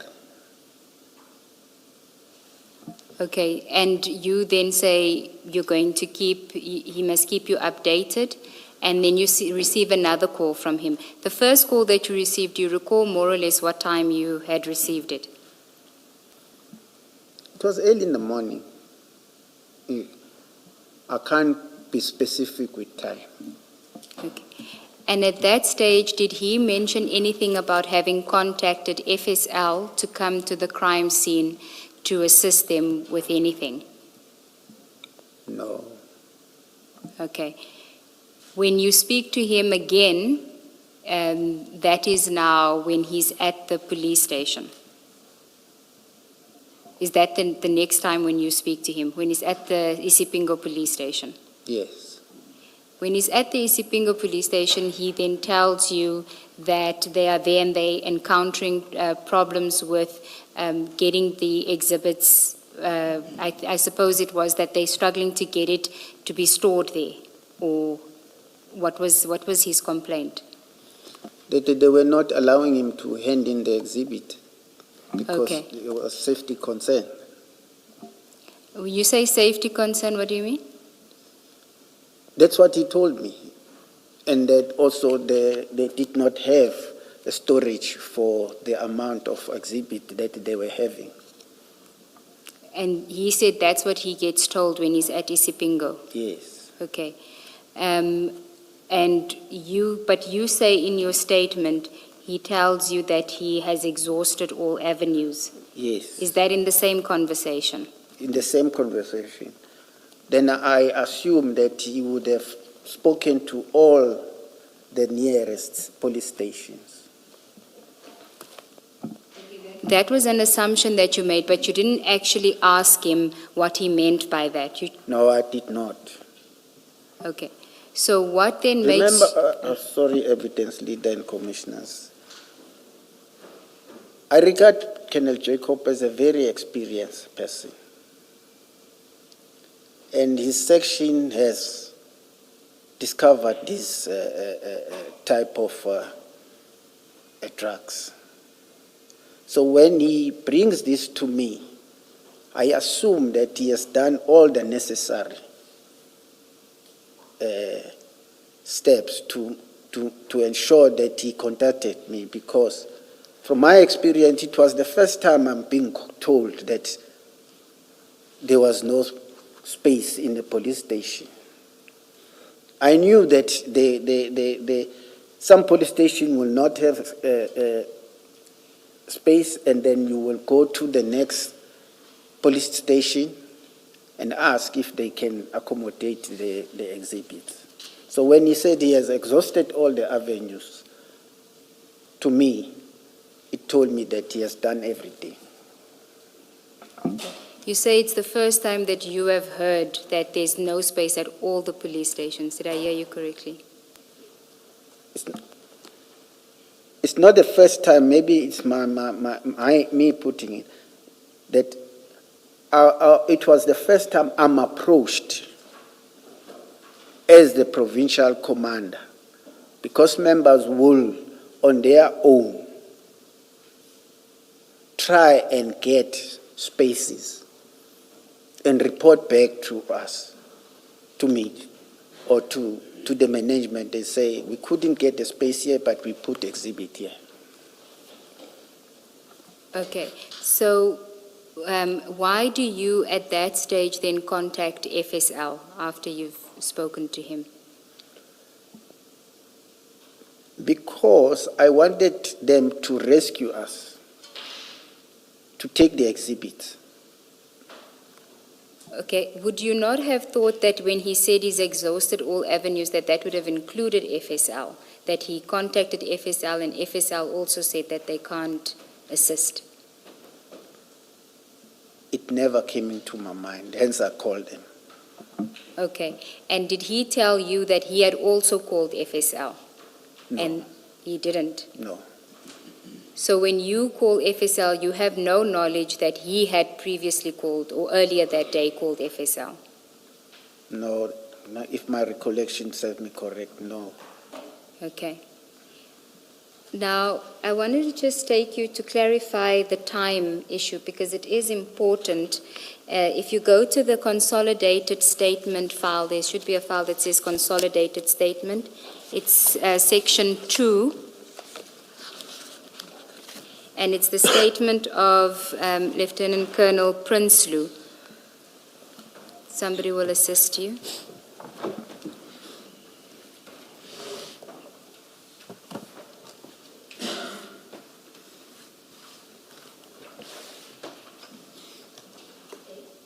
It's page 14, 14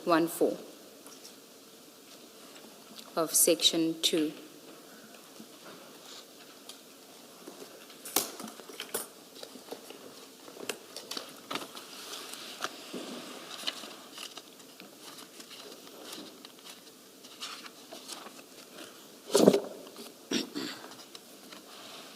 Do you have it? Yes, sir. It's paragraph 40, page 14, paragraph E, arrival of the exhibits at the DPCI office on 22 June 2021. Do you have it? Yes. Okay. At paragraph 44, this is what Lieutenant Colonel Prinsloo said. On 22 June 2021, at between 10 and 11 in the morning, I received a telephone call from Brigadier Nuswa. He informed me that the provincial tracing team had seized a large quantity of drugs, cocaine, from a container. He instructed me to make storage available at our offices. Now, if Colonel Prinsloo's time is correct, that you told him at 10 or 11 o'clock, then it means that if you instructed him at 10 and 11 o'clock to already get the premises ready, then Colonel Jacob would have told you earlier that he had exhausted all avenues and you would have then come up with this plan to go to Port Shepstone. I disagree, Commissioners. I think the timing of, the timeline of Colonel Prinsloo here is wrong. Also, what is also incorrect here, I never communicated that the tracking team, because Jacob is not from the tracking team, tracing team. Okay, and you will recall that when I consulted with you, I did highlight this to you because it would mean that there was never a conversation with Colonel Jacob about Isipingo not wanting to assist them. It was always the intention that the exhibits were going to go to Port Shepstone, because if at 10 o'clock that arrangement is already made, then everything that follows after that is just staged to explain why it eventually goes to Port Shepstone. Commissioners, Jacob called me from Isipingo. It was after noon, maybe from 12 onwards. As I'm saying, this timeline of Colonel Prinsloo is wrong. Okay. I accept that he can be wrong. I just, of course, do need to put it to you. What we do know is that Colonel Jacob called you twice, though. It's not just the one time when he's at Isipingo. He does call you the morning of the 22nd of June, when he's at the scene, as you earlier said. Yes. Okay. But you're saying that you couldn't have called Prinsloo at 10 or 11 o'clock No, it's to impossible. arrange the premises? It's impossible, Commissioners. You would have only called him after you called FSL? Yes. Okay. And we know that, according to you, you called FSL in the afternoon, Yes. and Colonel Kuzwayo also confirms from FSL that she received a call in the afternoon. Yes. she does recall that it was from you, but her reason for the call is quite different to yours, and we'll get to that. Now, when you make the call to FSL, you say that you only asked about whether they have storage. That's correct. Okay. Were you aware of any request that was made to FSL for your members to be assisted by the FSL members to guide them on how to do sampling, for your members to be guided on how to do sampling by the FSL members? No, Commissioners. I can't recall that. You never had a conversation with anyone at FSL about them sending their members to assist your members with sampling? It wouldn't have been about sampling. You can't do sampling before you enter the exhibit into the 13, because that means you will be destroying the evidence. It has first to go to the 13, and then you take those samples from the 13 to the FSL, not from the crime scene. Now, it's a bit curious as to why, when the FSL members testify, what they say is they received a request to go and assist Brigadier Newswa's members. They don't say to go and assist SANEP, they say to go and assist Brigadier Newswa's members, suggesting that you either called and asked about the sampling, or that somebody used your name and said that they are Brigadier Newswa's team and they needed assistance with sampling. I've heard that testimony, but I do not know how my name came. But my name has been mentioned so many times on this investigation. Okay. And when did you then first become aware that there had been sampling done on the exhibits by your team, by your members? The sampling, I think it was done after the storage of the exhibit at Potchefstroom. No, my question is, when did you become aware that sampling was done by your members?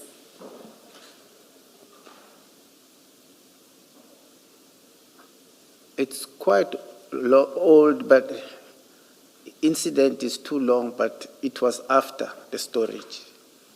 Okay. Sorry, in paragraph 37, you say on the 23rd of June, you were told by General Sinona to inform Colonel Prinsloo that Mpangase would be going to the strong room to take samples of the exhibits. So according to your statement, you became aware on the 23rd. On the 23rd? June. Yes, the very next day.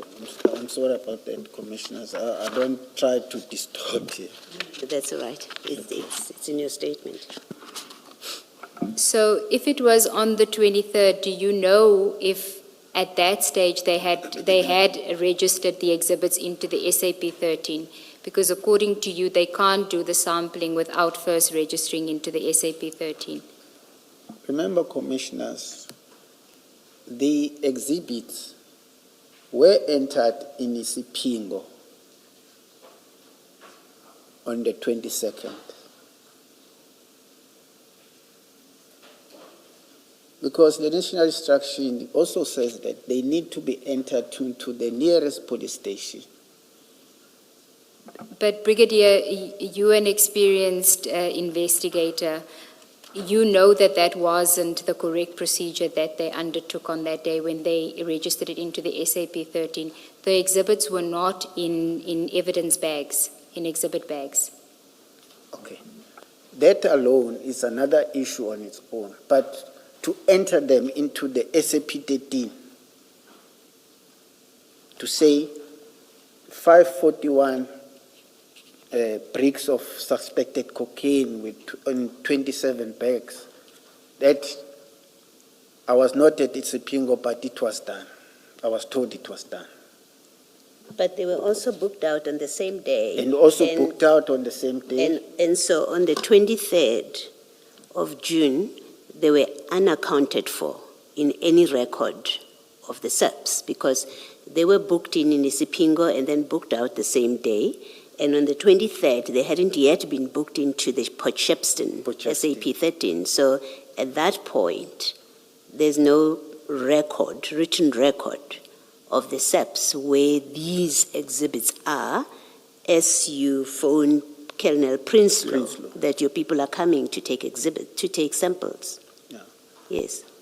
I was following the instruction Yes. from my superior to phone Colonel Prinsloo and tell him to expect Bangase because he was coming there. Yes, I understand that part, but I think the question that you're being asked is, at that point, they are not in their presence in Port Shepstone, DPCI, are not recorded in any SAP 13 or any other document, and you, as an experienced officer, police officer, I think the suggestion is, but you would know that taking samples at that point, when these exhibits are not in any record of the SAPS, is irregular or is not proper procedure. You concede that was not proper procedure, what happened here? That before they were taken to the DPCI offices in Port Shepstone, they should have been booked into the, SAP 13 at the Port Shepstone police station before you even store them in the safe at the DPCI offices. You're correct, Commissioner. That would have been the correct procedure, That would because have been then the correct. you could account for their leaving Ispingo and To being in Port and then Shepstone. to, Yeah. yes. So your reasoning that although the proper chain of custody was not preserved, because Mpangase was in control throughout, you were happy that at least he knew where they were, because that seems to be your suggestion or Yes. your line of reasoning, that because he knows where they are, then they were not compromised. That's correct, Commissioner. But he could compromise them. Why do you think he could not compromise? Commissioners, we work on the trust basis. You made a distinction between, I think it was chain of custody and then the chain of evidence. You say that the custody is that Warrant Officer Mpangase is always with the exhibits from the time that they seize it at the scene, and so that maintains the chain of custody, correct? Yes, correct. But the chain of evidence is a different issue. That is, the evidence is already compromised when they leave there, because if they don't put it in bags when they leave at the crime scene, you don't know what's happening from the crime scene to the police station where they're going to enter the exhibits. Correct? Sometimes it's practical, not possible, but I concede. In what instances would it be practically not? When you discover the drugs at the crime scene and you do not have evidence back, and then when you get to the police station, that is when you get the bags and bag them. But most cases, when these incidents are occurring, there's multiple people. So the chances of anyone doing something wrong are very minimal. Unless they're all acting in concert, they're all in on it. But can't people from different departments work in concert? Someone out there would say, hey, something went wrong. But except here, we know that we had Colonel Jacob Mpangase, who we know was specifically requested by the crime intelligence officer, and they rope in Warrant Officer Sabia. So it's the three of them, all from the same unit, who leave with the exhibits. I hear you, Commissioners. Okay. I think the concern, Brigadier, is here you have a team of specifically selected people. You don't have multiple teams. Yes. that just happen to be on the scene, and they are not necessarily friends or in any way associated with each other than that they all fall under the umbrella of the SABC. This is completely different. You've got people who were specifically selected. Two of them say they were selected by the crime intelligence officer who gave them information, and then Colonel Jacob selected Sibia. So you've got three people who are involved in this operation. So your reasoning that it's unlikely, that anyone would do anything inappropriate when there are multiple players doesn't apply in this case. I concede, Commissioner. Yes. Thank you, Commissioner. But I wasn't aware that the other stakeholders were not involved. Yes. Can I just raise something about that you say in your statement, and it's about this discussion with the evidence leader about the chain of evidence being compromised.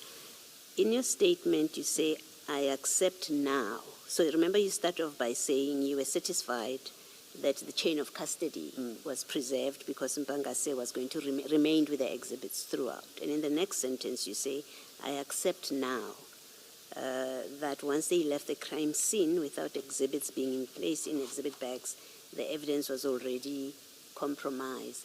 Surely, as an experienced officer, you would have realized this back then, not now, not later. You would have realized once you became aware.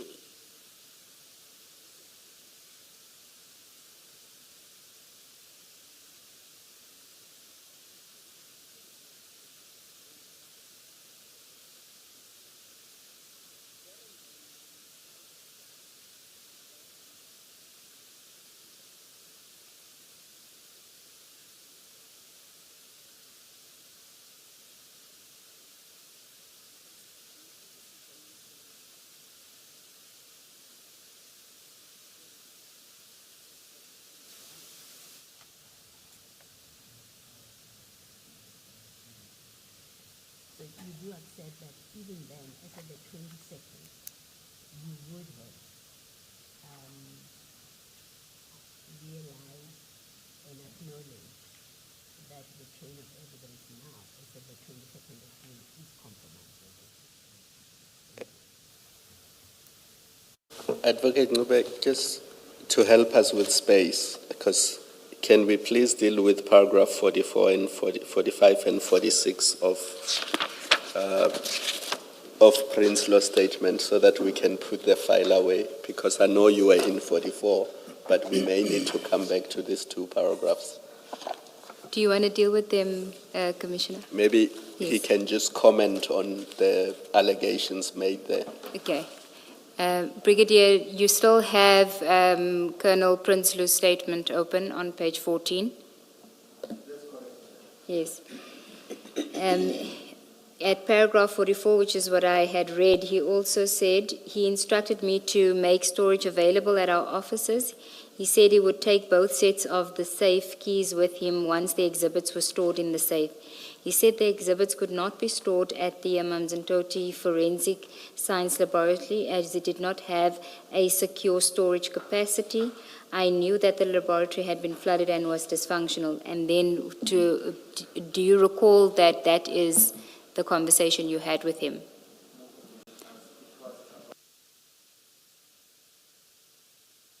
Can you switch on your microphones, please? I apologize. And keep them on, yes. It was about the space, that they did not have the space. I think he just added something that I did not say there. The secure part, secure Yeah. storage capacity, you say you didn't have. How would I know about the security of the FSL? I'm not from there. Okay. And then at 45, during the call, Brigadier Nuswa did not discuss any other alternatives. He made no mention of any other storage. I know there were Durban Police Station, Maiden Wharf, or Isipingo police stations which operated 24 hours. These would have been more secure. Brigadier Nuswa never mentioned anything about taking the exhibits to Isipingo or booking them at the Isipingo police station. You did you have a conversation with him to tell him what Lieutenant Colonel Jacob had told you, that they had gone to Isipingo, they booked it in? I did. It worries me. Why is he putting this here? But anyway, he has said many things that are not correct to the commission. Okay. You- Yes, it's your opportunity now to correct them. Yes. First about the timeline. Second about the human chain, that I was there on the human chain drinking coffee, that he gave me the keys. Those are all unfounded things. Basically, I was not there when they formed that human chain, because if you know Sipingo is the town has got one main road. So when you are in, for you to come out is a mission, because there is a traffic flow. That's what caused us to come very late at Potchefstroom. This is you and General Sonona? Yes. Okay. I do have an issue with that. When General Sonona says to you that you must go to oversee the operation, you're on your way to Isipingo police station. That's correct, Commissioners. But at that stage, you've already told the members that it must go to Port Shepstone, the exhibits must go to Port Shepstone, and you've already activated the tracking team to assist, correct? Yes, on instruction of my boss. Yes. So when you leave with General Sonona to go to Isipingo, why don't you call the members then to find out where they are? Why do you go all the way to Isipingo on the assumption that they are still there? What gave you that impression that they would still be there if you had already told them where to go to, that they must go to Port Shepstone, and that a team had been activated to escort them? Commissioners, I would not have an answer, because when we were about to enter Isipingo police, that is when we phoned. And they told us, no, we have left, we are on the way. And I didn't know whether he did communicate with them when he came to me to say, let's go. We were just driving, and then we then phoned and said, where are you guys? They said, no, we're already on our way to Potchefstroom. But what were you going to do at Isipingo? Assuming you find them there, they would have been getting ready to leave in any event to go to Port Shepstone. So why would you have gone to Isipingo in the first place? It was an instruction from my superior, and I was following that instruction. So it's General Sonona that says, let's go to Isipingo. Yes. Had you all told He him? said, let's go, but then we went to Isipingo. And then when we were about to enter the police station, we made the call, and the members are saying, no, we already left Isipingo. Okay, so you don't know why he wanted you to go to Isipingo, you just went with him? Yes. Okay. Did it make sense to you why he would want to go to Isipingo if the members have already been instructed to go to Port Shepstone? I can't say, but also I did not question. I understand, and we'll deal with the dynamic of the relationship, but it just seems to me that there was no need to go there in the first place. You had already told them to go to Port Shepstone. I can't think of a reason why the two of the most senior members of the DPCI in that province would go all the way to Isipingo police station, because what do you do when you get there if the members are still there? There's nothing to do. They are getting ready to go to Port Shepstone. So the reason why it's important is because the timeline, according to Prinsloo, you were there when the human chain happens, and that means you would have been there earlier, which means that if you left your office to go straight to Port Shepstone, then Prinsloo's timeline matches. But if you say we still detour to go to Isipingo, then he's out in his timeline. And I'm saying it just sounds implausible that the two of you would go to Isipingo for no particular reason. But we went to Isipingo, commissioners. That is why we were delayed to get to Potchefstroom. Now, I understand that that's what you say, but of course, Prince Lou has a different timeline, which puts you at Port Shepstone premises much earlier than what you say. And you say the reason why I couldn't have been there earlier was because we first went to Isipingo, and then we had to detour, we had to turn around and go to Port Shepstone. Commissioners, I think I made a diary entry on the day. And if my memory serves me correctly, I even said there that we first went to Isipingo, and then from Isipingo to Potchefstroom. And that diary entry has the calculations of my kilometers, which I submitted at the end of the month of June to claim my fuel that I use on the day. So, Are you saying that the claim that you made for the fuel would support that the kilometers that you traveled would support your version that you first went to Isipingo and then detoured? I'm sure. Okay. It can't be. I know I've got an entry in the pocketbook, but then when you submit, you also make a copy of that, of the pocket of the diary, and submit to the police, and they will keep it in the system. Okay. Now, when you then eventually get to Port Shepstone, you say you weren't part of the human chain. No. What do you observe when you arrive at the scene? What are the members doing? The exhibits, being 27 black bags of suspected cocaine, were already in the safe.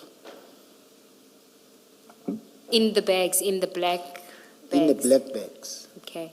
And Lieutenant Colonel Prinsloo and Pangase and the members were counting these bags, not counting the bricks, counting the bags.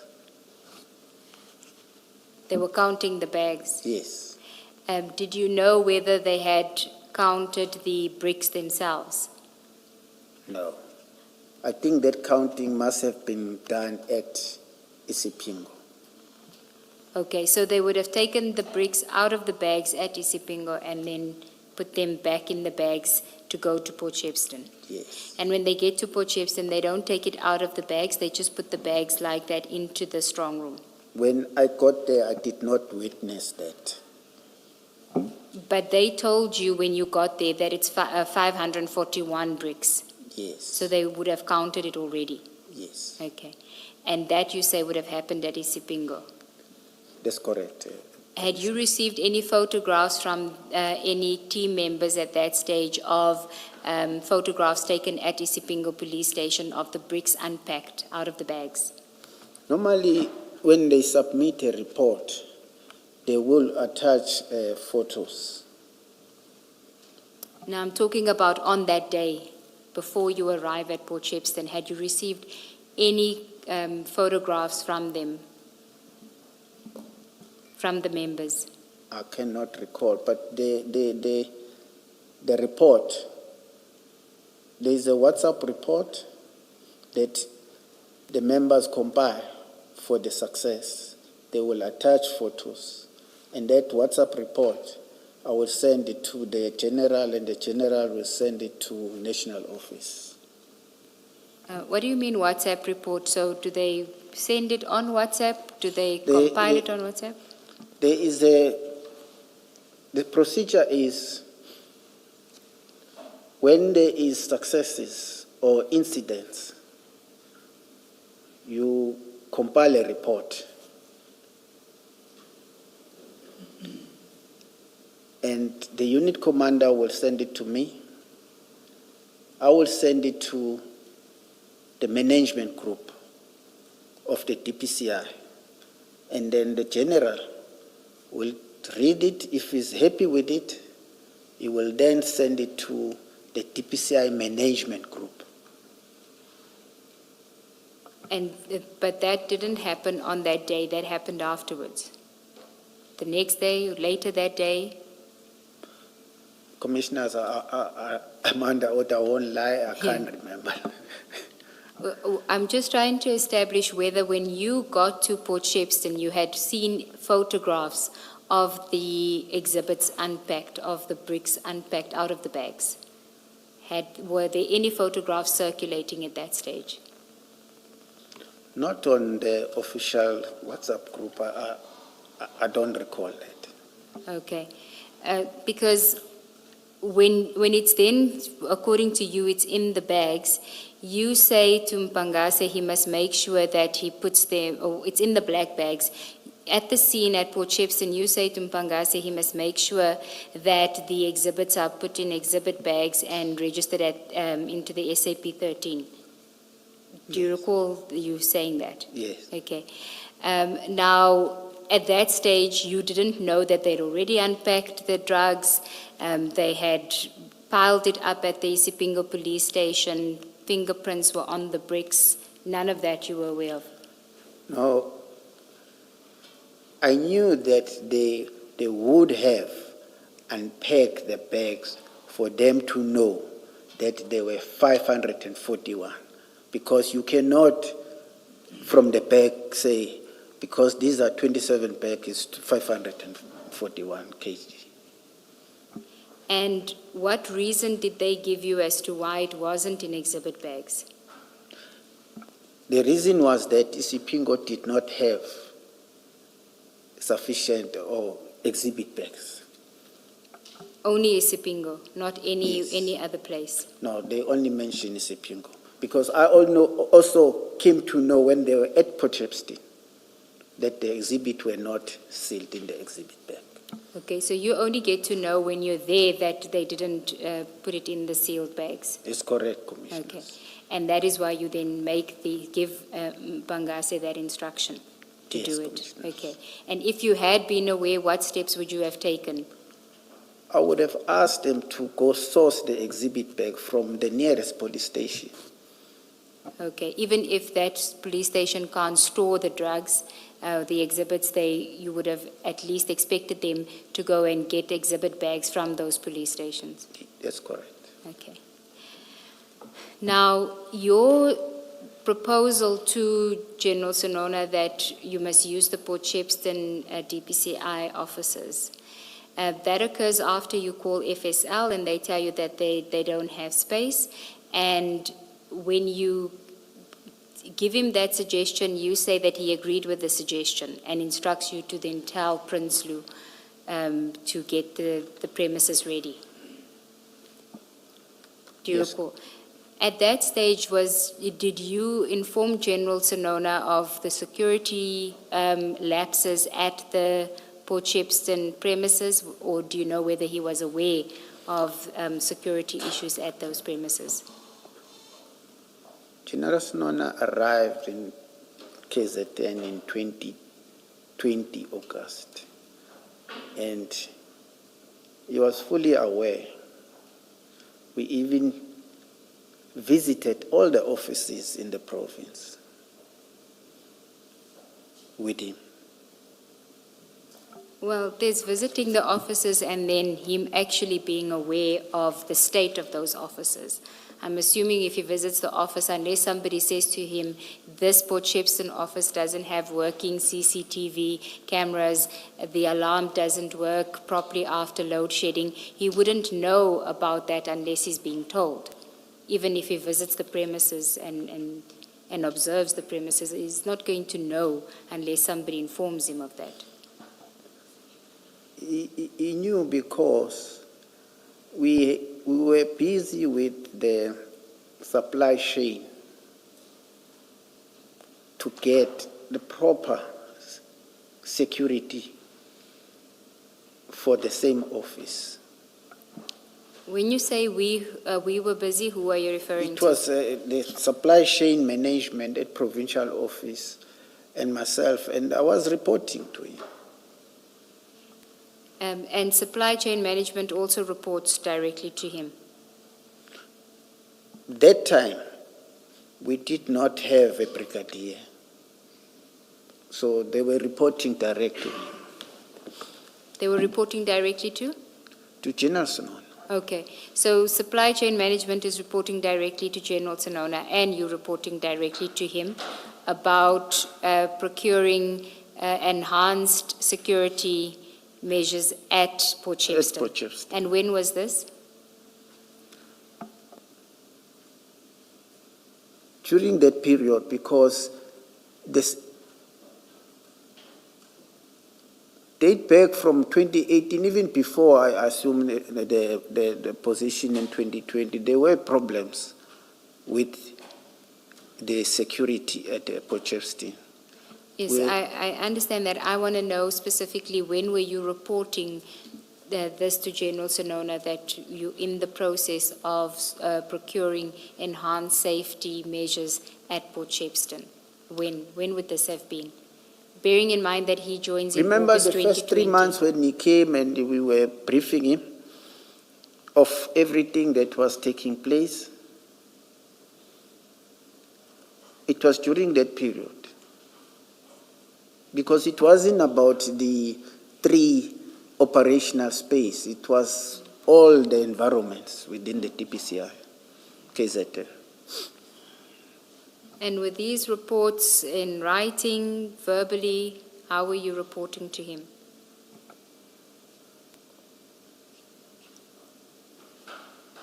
I cannot confirm now, commissioners, unfortunately. But for him to say that he wasn't aware, I wouldn't understand why. Who besides you would have been reporting to him about these, the efforts to get enhanced security at No. Port Shepstone? Nobody. So it would have only been you. I thought you said supply chain management was also involved Oh, in the yeah, process. yes. And who was it at supply chain management at that time? It was Captain Van Niekerk. So Captain Van Niekerk would have also reported to General Sonona that there's security issues at Port Shepstone and we're in the process of procuring enhanced security there. Yes. Okay. And I know you say you can't recall whether it was in writing or verbally. What was his reaction to those reports from you? Were you just reporting to him as a matter of course, or did he have to take certain action as part of the procurement process? The application was in process, and there were, if I remember, the file was going to Port Shepstone and back, queried by the supply chain, because at that point,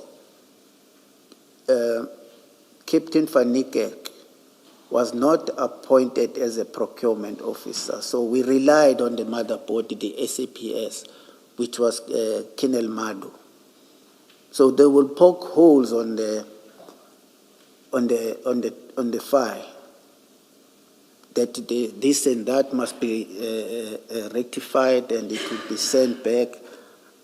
And at some point, I remember Captain Van Niekerk even volunteered and said the clerk at Port Shepstone must come to her office so they can go to the supply chain and find out exactly what do they want. Would General Sonona have to sign off on the application? What was the purpose of involving him, of reporting to him? The 585 form need to be signed. By him? The committee will sit and then we all sign. Including General Sonona? Yes, he would have signed, but I can't recall if that happened. You can't recall if he signed, or you can't recall if that process happened? The process happened. Okay, so according to you, how far did that process go of securing the enhanced security at the premises? Commissioners, I must say, even now, we're still in limbo on that. Because when finally Captain Van Niekerk got the authorization to be a procurement office. Last year, he did the application, and when everything was done, it was finalized in, I think it was February, and he submitted the application, but it was not financed because the head office, DPCI Finance, said there was no money. And that application is going to be redone this year. And but what has happened, the acting national head advertised the post for security guards for the same office. And interviews have been conducted. Those people might be appointed in July or August this year. So at least there will be some people in that office while we're also doing the CCTV and biometric entrance to the office, which might take some time. Okay. Now, you say that you based your decision to recommend the Port Shepstone premises on the fact that you were the unit commander and you were based at that premises, correct? That was part of it. The suggestion, Yes. yes, which could have been approved or not approved. Yes, of course. But I mean, if you are giving a suggestion to General Sonona, who would presumably trust your judgment, being that you were the unit commander of that and stationed at that premises, what other suggestion, why wouldn't he accept your suggestion?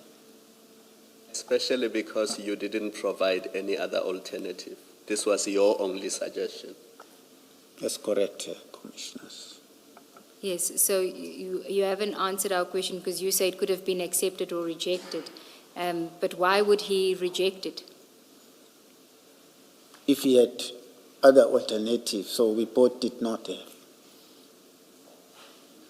But what, I don't think I fully understand what you're saying.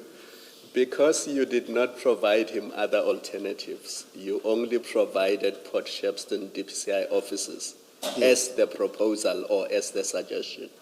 What reason would he have for rejecting your proposal or your suggestion if there were no other alternatives presented to him? No, I hear that. It was because previously we have stored drugs there with no problems. And you told him that when you made Yes, the suggestion? I did. Okay. And you told him about the safes, the 2 strong rooms? Yes. Okay. Did you tell him about your knowledge that you had, based on your conversations, as you say, with the landlord, that those safes couldn't be breached and could only be accessed with the keys? No, I did not tell him that. Okay. I wanted him to respond to paragraph 46 more directly. Advocate Ngube, if you were coming to that, I'd rather wait for you. We can do paragraph 46 of Prince Lou's statement on page 14. You there? Do you still have it open, Brigadier? That's correct, Okay. Commissioners. It says, Brigadier Nuswa was obviously aware of the storage capacity of the safes. Equally, he was aware of the vulnerability of the DPCI office and the fact that there was no active security. He would have been aware of the security applications I referred to above, the latest one being in January 2021. And then on the next page, he would have also been aware of the factual report I gave to him and also the number of burglaries which had been at the office. It was not my place to second-guess Brigadier Nuswa's decision and commands. Put differently, I could not question his decision or second-guess him or his commands. I have to respect and follow them, which I did. Do you want to comment on that? Especially his comments about there being no active security, your knowledge of that, and the application in January 2021. I knew about the application and the security, but I trusted that the drugs will be safe there. And it wasn't the intention that the drugs will stay long. Why do you say it wasn't the intention for it to stay? Normally, you don't keep drugs for a long time in a place, because then when the investigation is complete, they need to be moved to the lab for destruction. I know that's certainly the intention, but the evidence that we have heard is that drugs can be stored at a police station storage for more than a year before it gets moved to FSL. And even when it is moved to FSL, it also stays there for quite a long time before it is destructed. You must have been aware of that. I was aware, but I Okay. trusted the security of the safes, that the drugs would be safe at Potchefstroom. Can I ask you this? You and General Senona, you were traveling from Durban to Ispingo. Where were you traveling from when you first went to Ispingo and later Potchefstroom? May you please repeat that? You and General Senona were traveling together that day. That's correct. Did you travel from Durban, From our provincial office, which is in Durban? which is in Durban. Yes, so why do you have difficulty with me asking if you're traveling from Durban? Did you inquire from other police stations in Durban whether they have capacity to store 540 kilograms of prohibited substances? I did not, Commissioners, because already Kenneth Jacob told me he exhausted all the avenues. But did he tell you that he called stations in Durban and they confirmed that they don't have storage? I took it when he said he has exhausted all avenues. As an experienced drug investigator, he would have done that. But did he tell you that? No. Or did you assume that he did? I assumed that he did. And you never bothered to ask him? No, I didn't ask him. The reason I'm asking you is what paragraph 46 says is that you were aware of storage capacity of the safes, meaning all the safes, because if you read the paragraph that precedes that, 45, line 2, it says, I know there were Durban Police Station, Maiden Wharf, or Ispingo, which operated 24 hours. They would have been more secure. Brigadier Nusa never mentioned anything about taking exhibits, so we've read this one. But reading 45 and 46 together, Prince Law seems to be suggesting that you were aware of the storage capacity and the security in all the stations that he's referring to here. Now, when Jacob says to you, they don't have storage in Ispingo, you don't bother to say, have you checked Durban, because I know that Durban does have storage capacity and it is also secure. Commissioners, I would say it's an oversight on my side. I trusted the kennel, and I did not follow that. So you'll accept that as an oversight? It's an oversight. Okay, thank you. Brigadier, why did you not phone Pretoria, FSL? You say you phoned Amanzi Mtoti. Why did you not phone Pretoria? It never came into my mind, because we wanted a place where we can store them now. Yes. Yes, I do, even if one accepts and allows for, you had to make a recommendation at the time because you are told that they have to be moved from Isipingo or they can't be stored in Isipingo. I understand that. You needed to move them at that time, and Amanzi Mtoti would have been the nearest for you, FSL. But you've made a recommendation for them to be stored at a place which is ordinarily not a place that you would store exhibits. It's not a police station. So you had time, after you had made the suggestion for them to be placed at Potchefstroom, DPCI. Beyond that, you still had the opportunity to contact Pretoria. Commissioners, as I stated in my affidavit, in July, my whole focus was taken off the normal investigation. Now I had to focus on the civil unrest matters, which kept me busy. And I thought the IO and the provincial head will do the necessary because they can see how busy I was.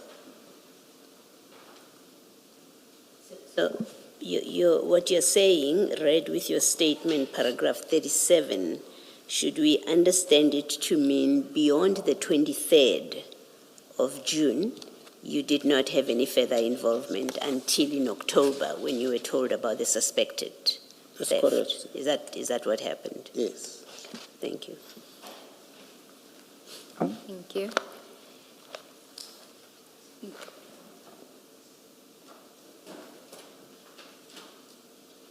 I think you can put the consolidated statement file away for now.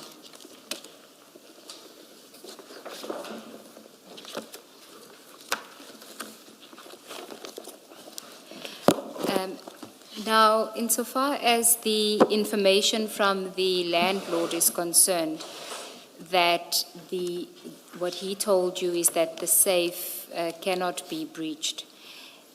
Was there anyone else that he had given that information to, or was it just you that he told that at the time? The landlord, which is the father that you're referring to. Yeah. You know, me and the landlord, we used to talk a lot. I'm not too sure. You're not sure if he would have told anybody else. You don't know. Yes. Had Hence, you- I'm saying it would be good if there was an expert called so that what the landlord told me can be disapproved. Do you know if, did you tell anyone else prior to the theft? Did you tell anyone else that the landlord had told you that the safe can't be breached except with their keys?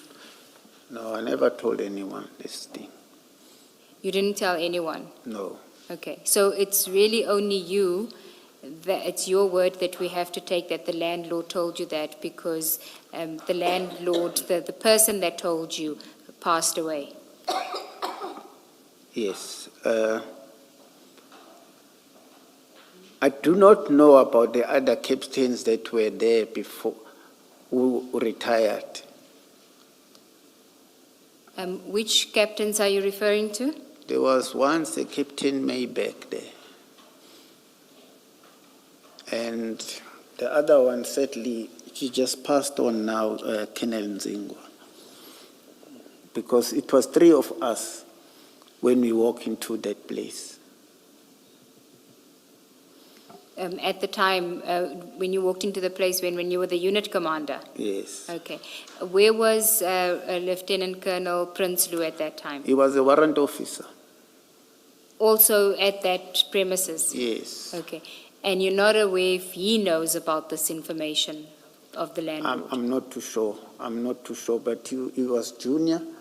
And also, Prinsloo, he was once a SAP 13 clerk for us in the same office. Yes.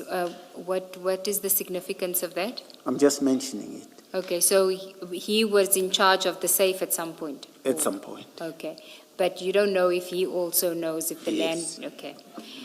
And now that formed a big part of your reasoning for why you suggested Port Shepstone, is the safe and the information that you were given by the Landlord.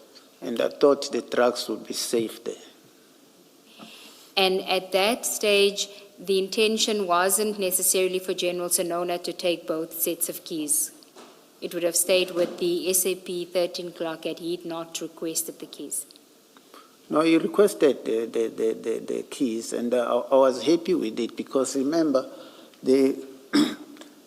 beside the trucks being 27 black bags, there are pieces of bricks. So if anyone had access will come in and take one, no one will know. I'm not sure I understand what you're saying, if anyone. If anyone had access to the safe, They could have taken it, yes. and bec- no one will know because it's 541. Okay. And does General Sonona make the suggestion that he takes the keys before you go to Port Shepstone? Or when does he first bring up the proposal that he take the keys? When we were discussing before even phoning Prinsloo, because when he agreed, I also told Prinsloo that we will be taking the keys and the spare key. Okay. And at that stage, so when you're at the premises now and the exhibits have been stored and it gets locked up, General Sonona takes the spare key and the original key. That's correct. Okay. That seems to be common cause, that he is in possession of the keys. You then say that he called you the next day, to inform Prinsloo that Mpangase is coming to needs access to the safe. How did that process work? Were you involved in that process at all, other than just calling Prinsloo, or did you just call Prinsloo and that was the end of it? Excuse me. I wasn't involved. I was in my office. He called me, and I called Prinsloo. I did not see the keys being given to Warrant Officer Mpangase. I think you say that the last that you saw the exhibits was on that day, the 22nd of June. That's correct. Okay. And ordinarily, how would it work with these keys if you wanted to gain access to the safe? So if you required the keys, is there a form that you need to complete, a register, if you want to access the safe? If you take hold of the keys, Yes. normally there is a handing over which I have seen in the documents here, but that is also completed by the person who's handing over the keys. And are you certain that there were only the two sets of keys? So there wasn't the possibility that someone had made another set of the keys? You're certain that it was only the two? No, I don't think so. It's only the two that you're aware of? I only know about the two. Okay. And what is the purpose of the spare key? So I just want to understand, because he asks for both sets, so he's asking for the spare and the original. The SAP 13 clerk would ordinarily keep the original. What happens with the spare key? I think it was for safety precaution that he doesn't have a key in Durban and someone also on the other side has got a key. No, I'm asking ordinarily how would it work? Where's the spare key kept if it's just with the SAP 13 clerk has the original? Where does the spare... Supply chain keeps it and it's locked away. And that's at the provincial office? No, it's at the accounting station, which is Port Shepstone. Okay.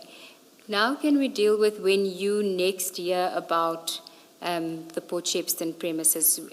That's in October 2021. Can I just finish the June before you go to October? And I think Commissioner Baloyi also has a question on June. Brigadier, I want to focus on when you and General Sonona now leave Port Shepstone, that afternoon or that evening. I mean, you've already conceded an oversight on your part in not trying to find alternative space to store these exhibits.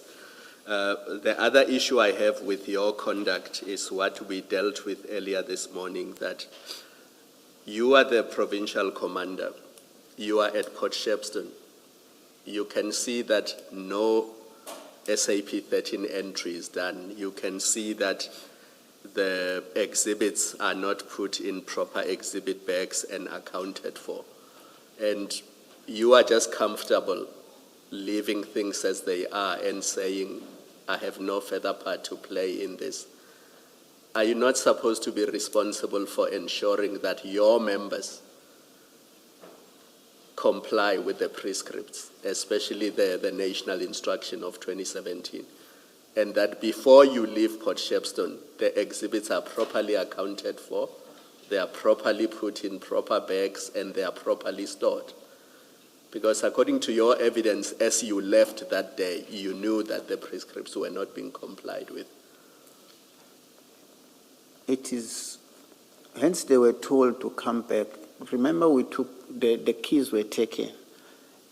And then the next day they were told to go back and bag the exhibits.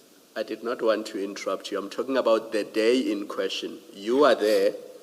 You know that the exhibits are there.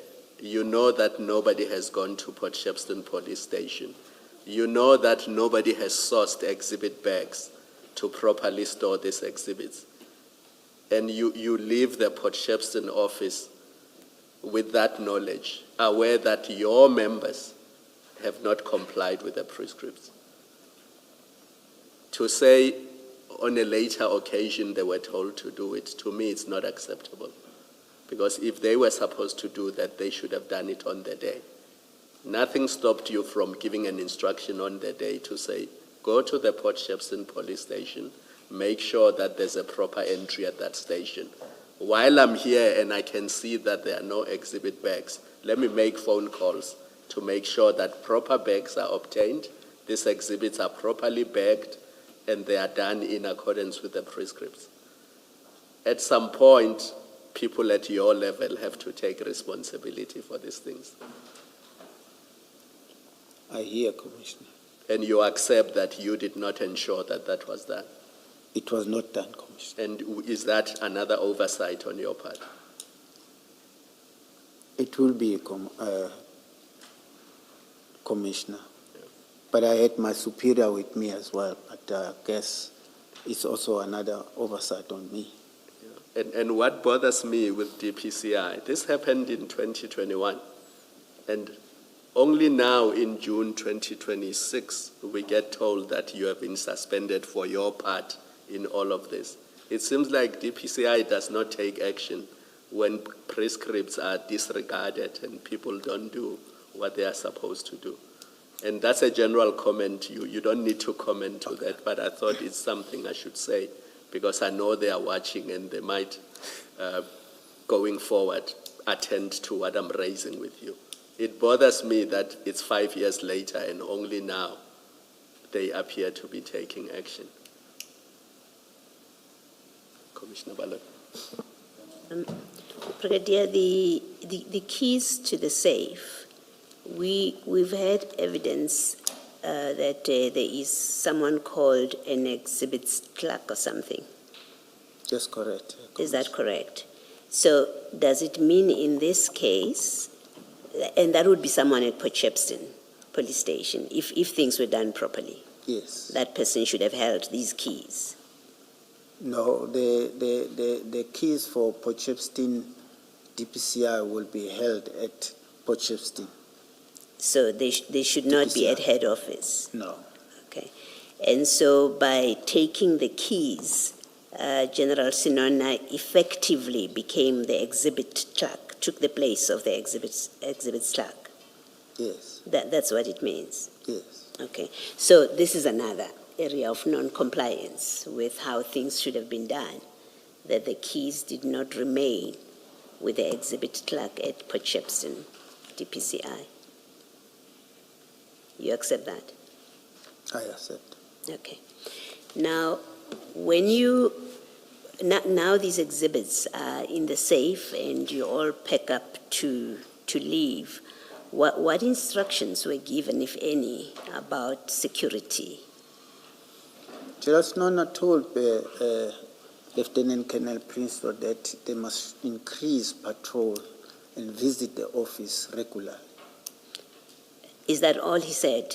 In those general terms, increase patrol, visit the office regularly? Yes. as far as you remember? If I remember correctly, maybe. Well, his testimony, I think, is that he said that someone should drive by every 2 hours. Do you remember anything that's specific?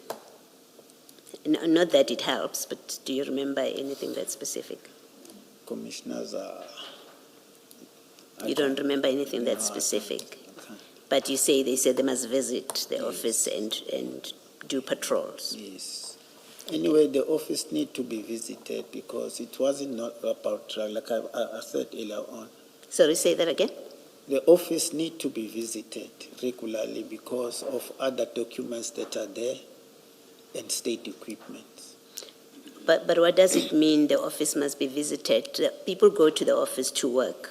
Yes. Are you saying... No, even after hours, Commissioner, and they will make entries to say office check, all in order. So they would do that, just go in Yes. randomly and say, I came in to check, all in order? Yes, All right. especially in the TPCI or in the detective environment, there's always people on standby to attend to cases. I'm trying to distinguish police officers going in to see if there's anything that needs attention, Yes. and them going in as if they're security people. They've come to check the security setup. Are you saying in the normal course, police officers are required to go in and check for security breaches, whether everything security-wise is still in order? You say there's such a requirement. It is a requirement because when you come to the office, you've got to check the perimeters, check the building. If everything is okay, you'll make a OB entry and then you leave. Is that prescribed anywhere? Or it depends on how officers feel on any one day? There is a national, not a national, it's a standing order, I think, but offhand I can't tell you now.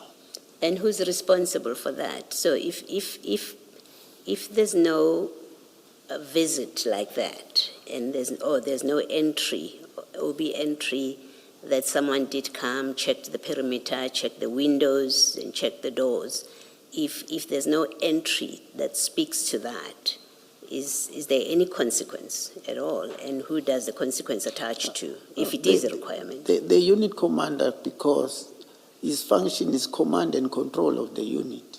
Yes. He needs to take actions. And in this case would be who? Colonel Prinsloo? Colonel Prinsloo. Because also, when you discipline people, it's a line function. I, at the provincial office, cannot go to the unit and discipline people. Yes. But you, as a line officer, can discipline Warrant Officer Mpangase for not ensuring that the exhibits were in exhibit bags. It's a question that I was going to ask you much later, but you raise it now. No, it has to be done by the unit commander. And you say in this case, who should have done it with respect to Mpangase? Who would have been the unit commander? The acting, Lomo. yes, But Lomo didn't know anything about this operation. You knew about this operation. yes. So it would have been you, because on the evidence so far, I think it's Colonel Lomo had absolutely no involvement in this operation and knew nothing about it. Yes. So the buck means would it stop have been me. with the buck would stop with you. Yes. So you were responsible to take action once you saw that Mpangase did not ensure that the exhibits are in exhibit bags when they were left at Port Shepstone. Yes. Okay. And the same, maybe let me ask a different question about Colonel Jacob. We know that from his evidence, and I think you've confirmed it, that he was effectively signed onto duty by Warrant Officer Mpangase because you did not speak to him to get him signed onto duty from his vacation. He's on leave. You and him say Mpangase called you, Warrant Officer Mpangase called you or came to you and told you that the crime intelligence contact wanted Jacob onto the job and you approved it. So you signed him onto duty. You Yes. approved his coming on duty. I agreed for him to come on duty. Okay. And you would have been the one that made the entries. So you signed him up. If we look at SAB's documents for the 22nd of June that year, we will find that you recorded, because we know he never went to the office. We must find. It was a verbal authority, commissioners. So there's no record in SABS that he came on duty that day, Unless other than you. yes, unless himself, he should have booked himself on Yes. the diary. And when did he book off duty, do you know? And how did he book off duty? When we got to Potchefstroom, he was not there. I was told that he didn't go to Potchefstroom. So he didn't work the whole day. Well, can you just explain what that means? Because we've also had evidence, I think it's Colonel Flynn, if I'm not mistaken about his title, who said, yes, members can come in, can be called to come on to, I'm told it's General Flynn, I do apologize to him. We've had that members can be called in to come up to come on duty, Yes. even though they are on leave. But once they have signed in, they're in for the whole day. They've reported for duty that day.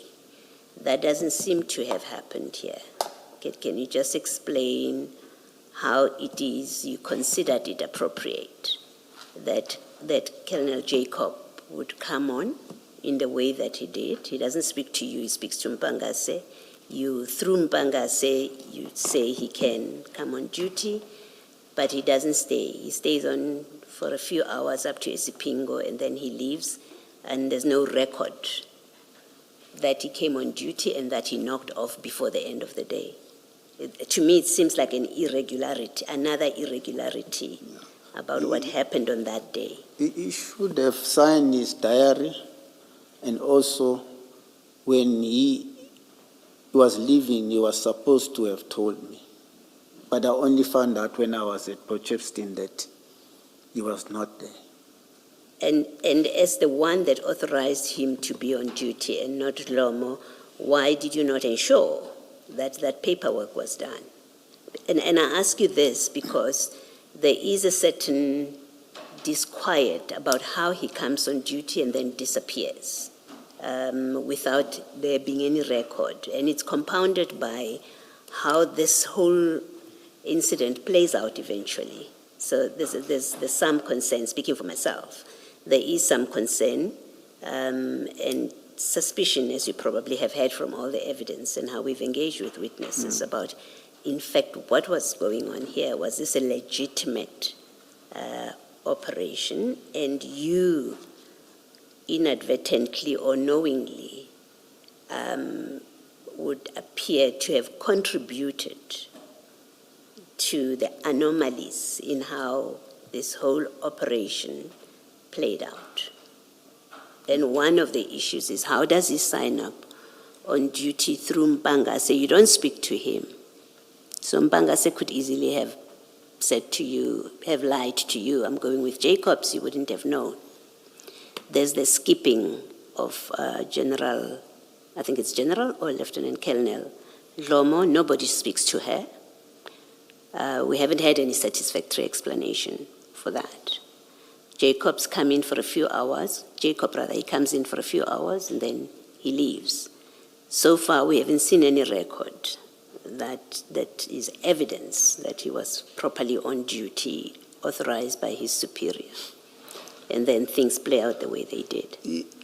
Like I said, Commissioner, he should have booked himself on the diary, because should anything have happened to him, member meets an accident when he's on duty, the state remains liable to cover the cost and stuff.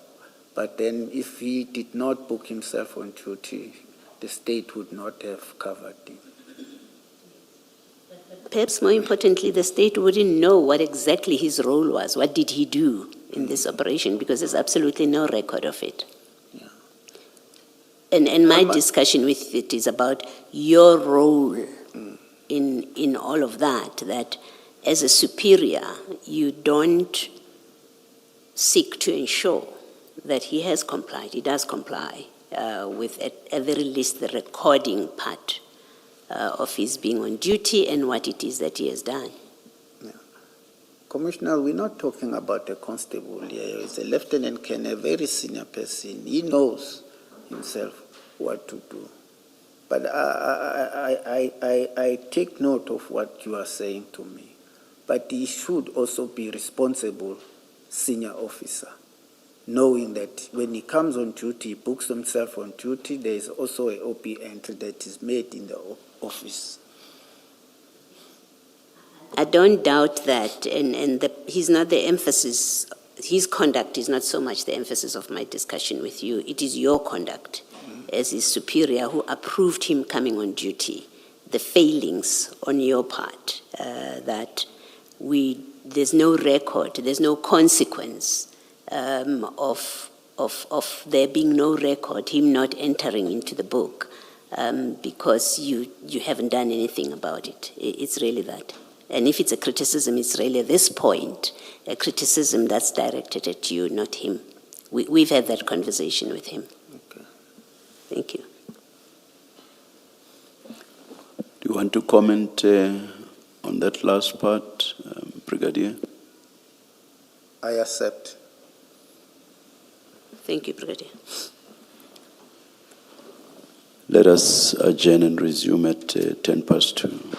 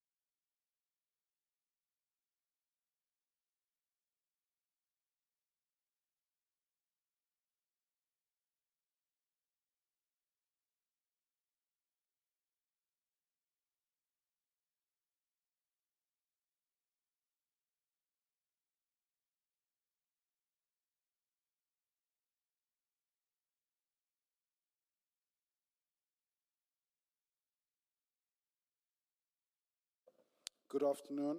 We are ready to resume the proceedings. Please make sure your cell phones are off. Thank you.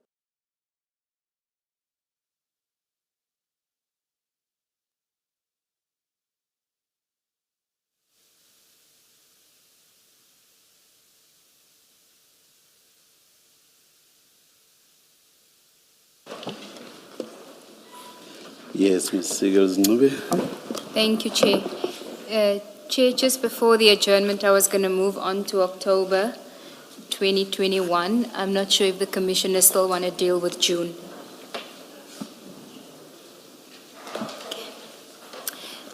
Brigadier, you indicated that after June 2021, you then next heard about the Port Shepstone premises where the exhibits were being kept in October 2021 when Lieutenant Colonel Prinsloo calls you about an attempted break-in at the premises. Is that correct? It was in October. Yes, in October 2021. That's correct. And what does he tell you during that conversation about the attempted break-in? I cannot state the exact word, but he said to me there has been an attempted breaking into the office, and he started to have concern about the exhibits. Can you just tell us, in relation to where the exhibits were being kept in the strong room, where was this attempted break-in? No, it was directed at the offices, not at the place where the storerooms were. Okay, and was anything taken? No, it was an attempted. Okay. And were they able to enter into the premises, or their attempts didn't succeed? As far as I know, that they didn't enter the premises. And how were they attempting to enter the premises? If I'm not mistaken, I think the window was broken. Do you recall at whose office it was? No, I can't, no. And you didn't go out there to go and look at the premises after that attempted break-in? I was on leave when the call was made to me. Okay. We know that when the theft occurred in November, access was gained through Warrant Officer Pinar's office, correct? That's correct. Is this all CZ's office at the same section as where the attempted break-in was attempted? Commissioners, I cannot recall now. I cannot be specific. Okay. So when he reports the attempted break-in to you, what he says to you, he says for the first time at that stage that he's got concerns about the safety of the exhibits, and Yes. specifically the suspected drugs. Yes. And does he make a suggestion as to what should happen now that there has been the attempted break-in? I don't recall, but I called the IO. No, I'm just still on the Talking conversation about- between you and Colonel Prinsloo. I think he wanted us to move the exhibits. You think, or did he say it? I think he said that, You think he told you in that conversation that the exhibits must be moved? yes. Okay. And what was your proposal to him? Hence, I called Jacob. I relayed the message. I told Jacob there has been an attempted breaking, that he must speed up the investigation, meaning that he must finalize and get the exhibit out of Port Shepstone for destruction. Okay. I didn't understand your evidence to be that the reason why you called Colonel Jacob and made the suggestion about speeding up the investigation so the exhibits can be moved was because it was suggested by Colonel Prinsloo that the exhibits must be moved. There's what? I'd never understood your evidence to be that your discussion with Colonel Jacob that he must speed up the investigation so that the exhibits can be moved to FSL came from Colonel Prinsloo's suggestion that the exhibits must be moved. You never mentioned previously that it was Colonel Prinsloo that suggested the exhibits must be moved. Am I wrong? If I am wrong, please you're let me know. quite correct. I told Jacob that he must move the exhibits. Yes, but earlier on you just said that Prinsloo also said that told you that the Yeah, exhibits yeah. must be moved. That's the first time I hear that from you, so that's why I want clarity on, is this a new version I might be wrong, but he was concerned about the exhibit. That's why I'm assuming that he wanted them to be removed. Okay, but he doesn't say that in the conversation. He just No. tells you he's concerned about Yes. it. Is there at any point a discussion about enhancing the security at the premises in light of the attempted break-in between you and Colonel Prinsloo? I think we did have that conversation. Can I And ask on a the question? other side, Jacob had to see that the exhibits are out of that office. Brigadier, earlier this morning you said when you suggested the Port Shepstone office, you knew that the exhibits will only be stored there for a short period. And that's one of the reasons you gave, and that's why you had a sense of comfort. Yes. It is now end of October. 4 months since the exhibits were at Port Shepstone. That's no longer a short-term period. It's true, commissioners, but if the commissioners can remember that after July, I was also focusing on this civil unrest. And it really distracted me on my normal police duties. Now, you get told in October, Colonel Prinsloo rather says to you, I'm concerned about the safety of these exhibits in the strong room. So it is clear to you that after the break-in, he expresses this concern. Do you not then call other stations to check whether they now have capacity to store these exhibits?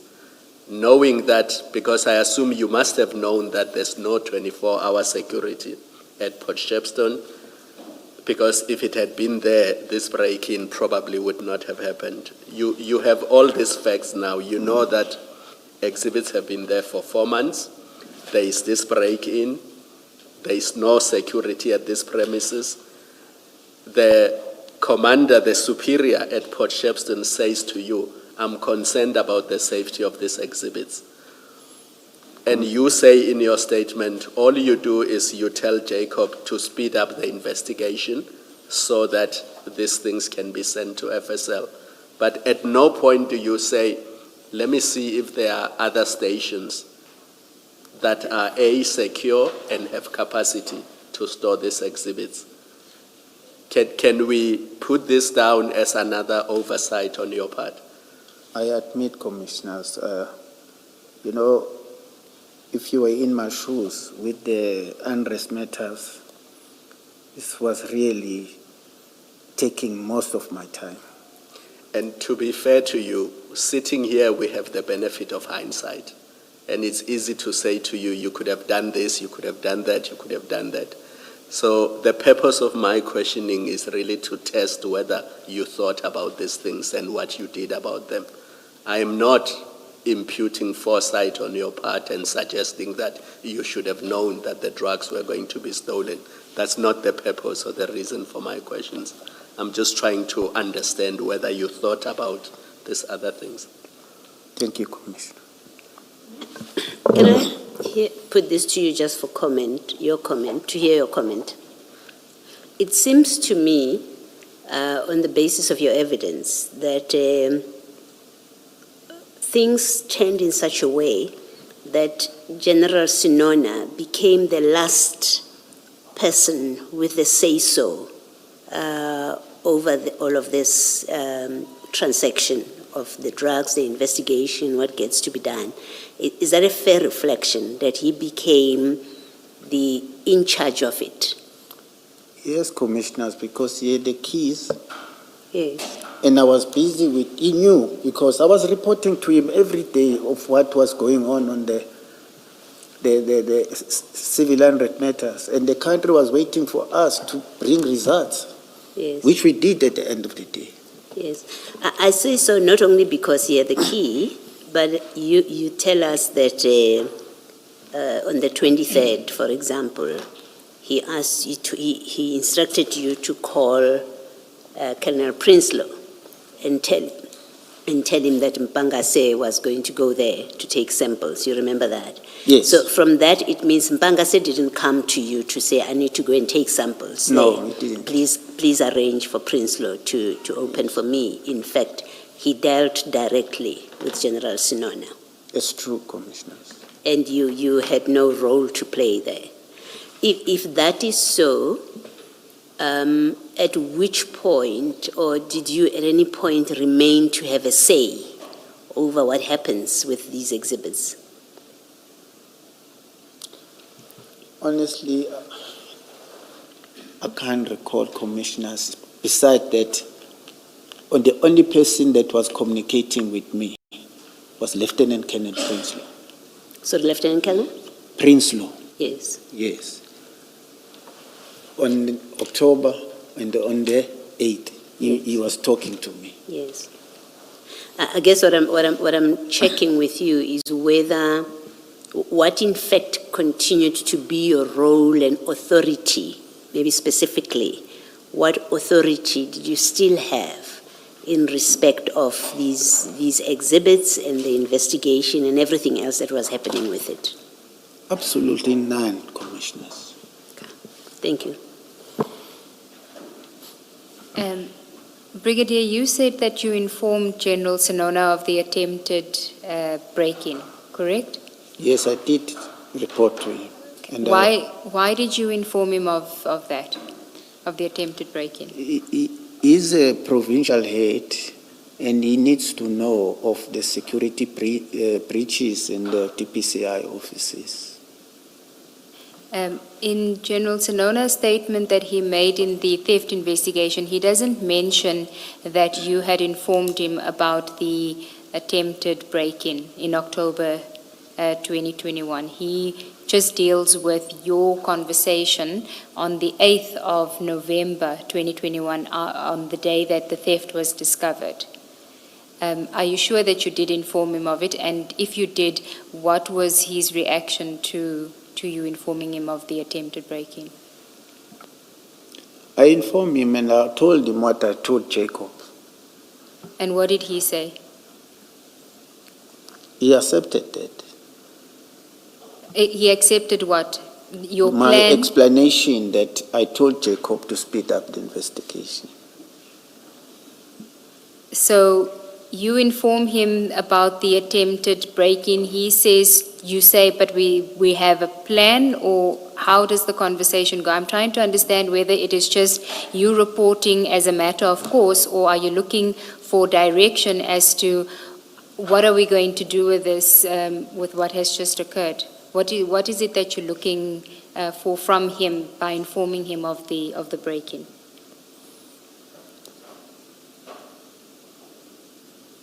In my mind, I thought maybe he will maybe make some attempts to also assist.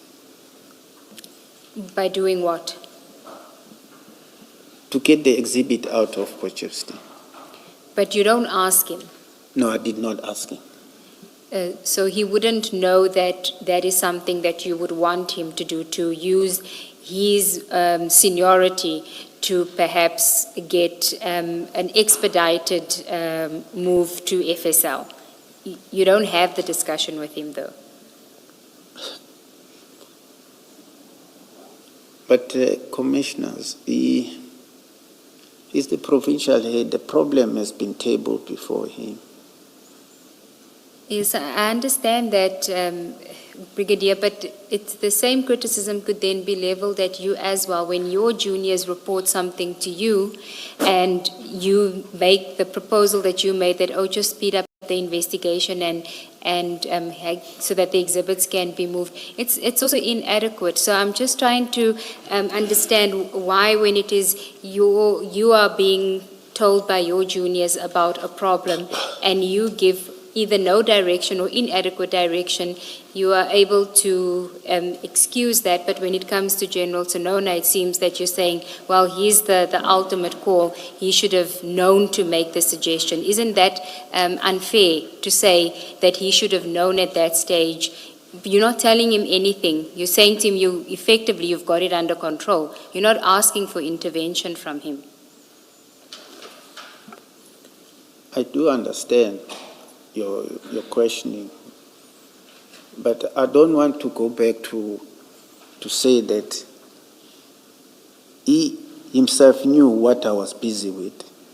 Although I was on leave because of me being tired of what I was doing, just taking a break, I think he should have assisted me. Okay. Did you have the kind of working relationship with him where you felt that you could be open with him to make those kind of requests?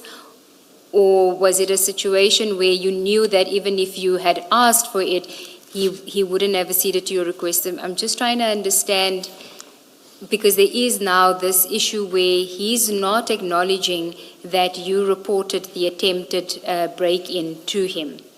You say that you did, but you say you were merely informing him, but then you say you also thought that he would give direction, but you never really asked him for direction or intervention.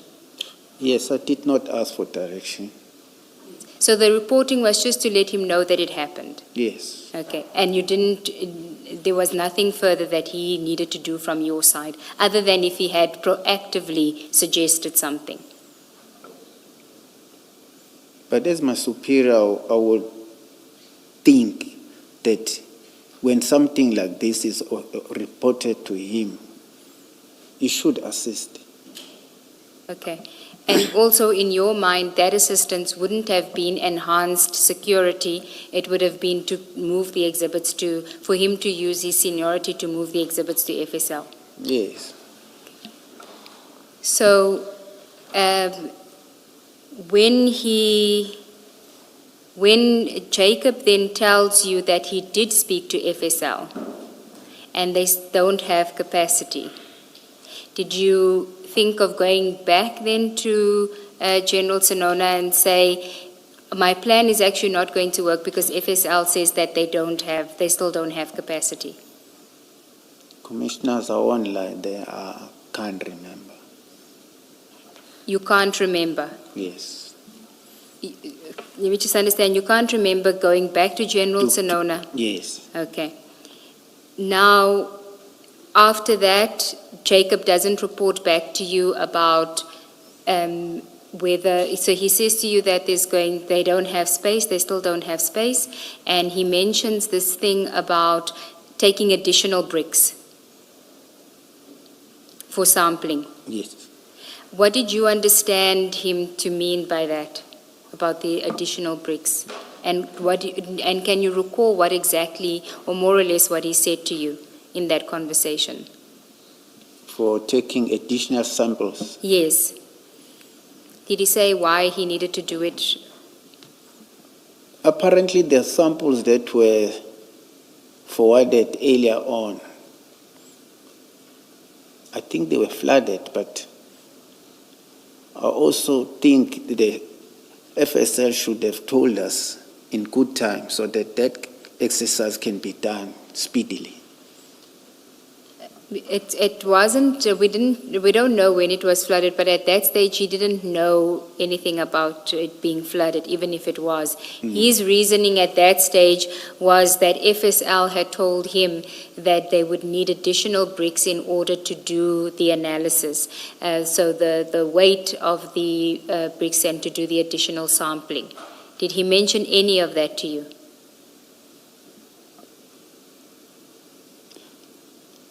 I remember, but it wasn't in detail like you are putting it, Advocate. But he told me that they needed additional samples. Okay. And did he tell you whether there was a plan in place to obtain that additional samples and who would be taking those additional samples? No.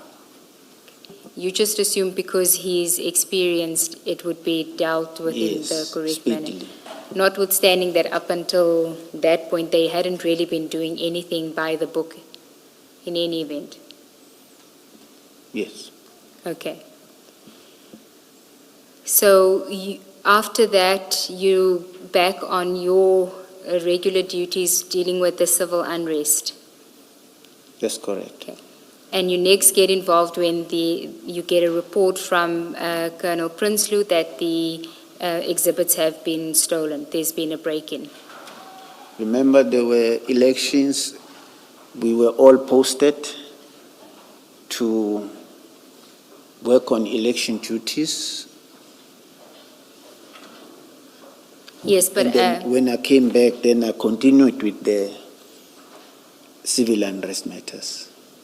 And on the 8th in the morning, Lieutenant Colonel Prinsloo called me and told me that there has been a break-in. okay. And then you say that you speak to Colonel Jacob, tell him that he must go because he's the investigating officer related to the exhibits themselves, right? The seizure of the exhibits. That's So correct. General Sonona go to the scene at Port Shepstone. That's correct. Okay. And when you arrived at the scene, there were already investigators present from General Detectives. You said that you called Brigadier Sabia. Oh, yes, I called Brigadier Sibia and General Ngamangele, the District Commission. So, as you say in your statement, it was a shock to you that the safe had been breached, and when you looked at it and you saw the cutouts, that was a shock to you that it seemed that the safe had been breached by grinding it. Yes. I don't see anywhere in any of your statements as part of the theft investigation where you mention that you had been told by the landlord that the safe can't be breached in that manner and can only be accessed with the keys. Did you ever disclose that information during the theft investigation? I never disclosed that. And, I was also shocked whether the information I had was correct or not. But now that I was preparing for my notices, I said, let me just say it, but I don't know whether it's worth it or not. But it would seem to me to be a very important aspect of an investigation because if indeed that is what you had been told, then there could be a possibility that the scene had been staged, and that is something that the investigators should know, and for them to investigate that angle as well, the possibility that the scene had been staged and that the safe had actually been accessed with the key. Don't you think that would have been important for the investigators to know? I think so, but honestly, those investigators never sat with us, me. The only time they would come, like, I gave the statement and then they came with a set of questions. It was not like getting to understand because I'm the previous unit commander there. Did I know anything, No, there was nothing. And by investigators, are you speaking about the DPCI investigators? Yes, the Okay. DPCI investigators. Had you ever spoken to the general detective investigators? Remember, the general detective, I do not know, the period was very short for them to have the docket. Yes, but my question is, did you ever speak to them as part of the investigation? Did they ever interview you as part of the investigation before it was No. taken away from them? No. Maybe they were still coming, but the docket was taken away from them. Okay, so you only ever spoke to the DPCI investigators. They were the only ones that interviewed you. Yes, correct. Okay.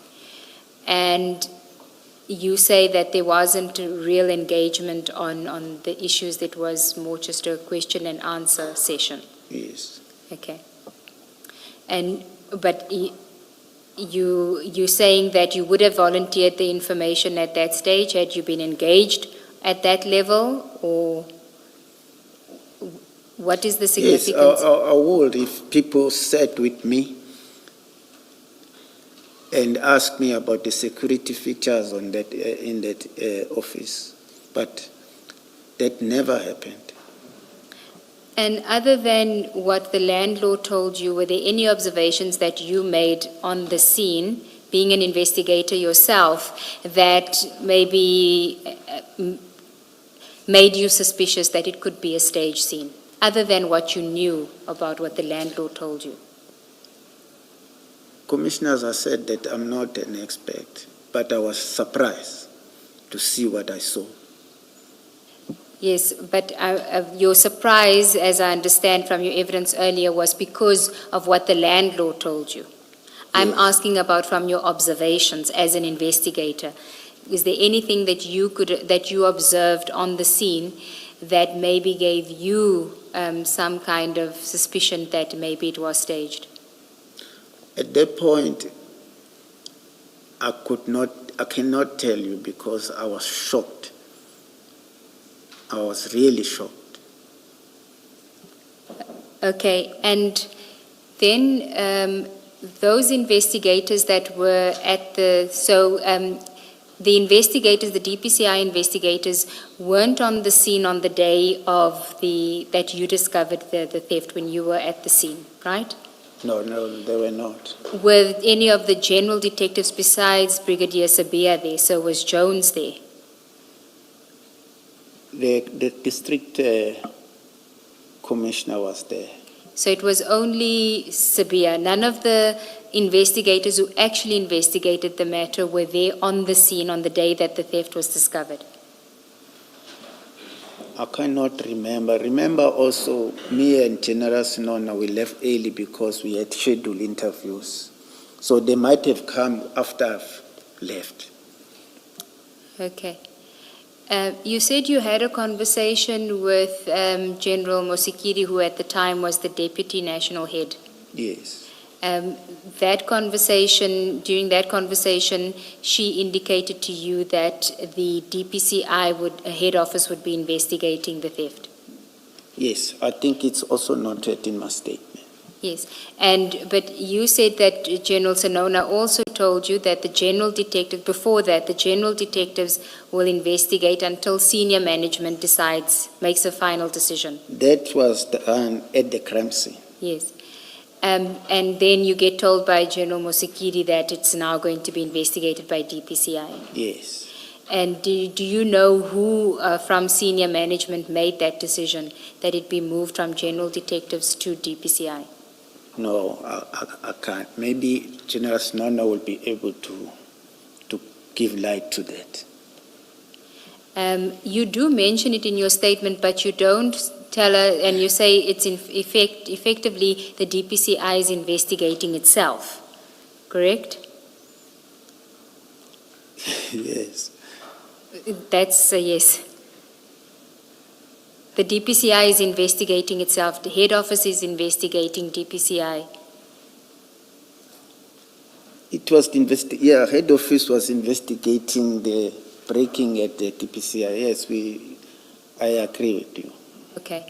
And in your opinion, were you in agreement with that? I know it wasn't asked of you, given your seniority, I assume, but were you in agreement with that decision that DPCI should investigate itself? Commissioners, I can't oppose what the decisions of my superiors. Yes, I'm asking your personal opinion, My not personal opinion? not voicing it. I'm not suggesting that you should have or had the space to voice it, but sitting now and at the time. Maybe they should have mixed people or give it to independent people. Yeah. So it's not really a concern for you? that DPCI was investigating itself, or was it a concern but you just couldn't voice it because there wasn't space for you to do so?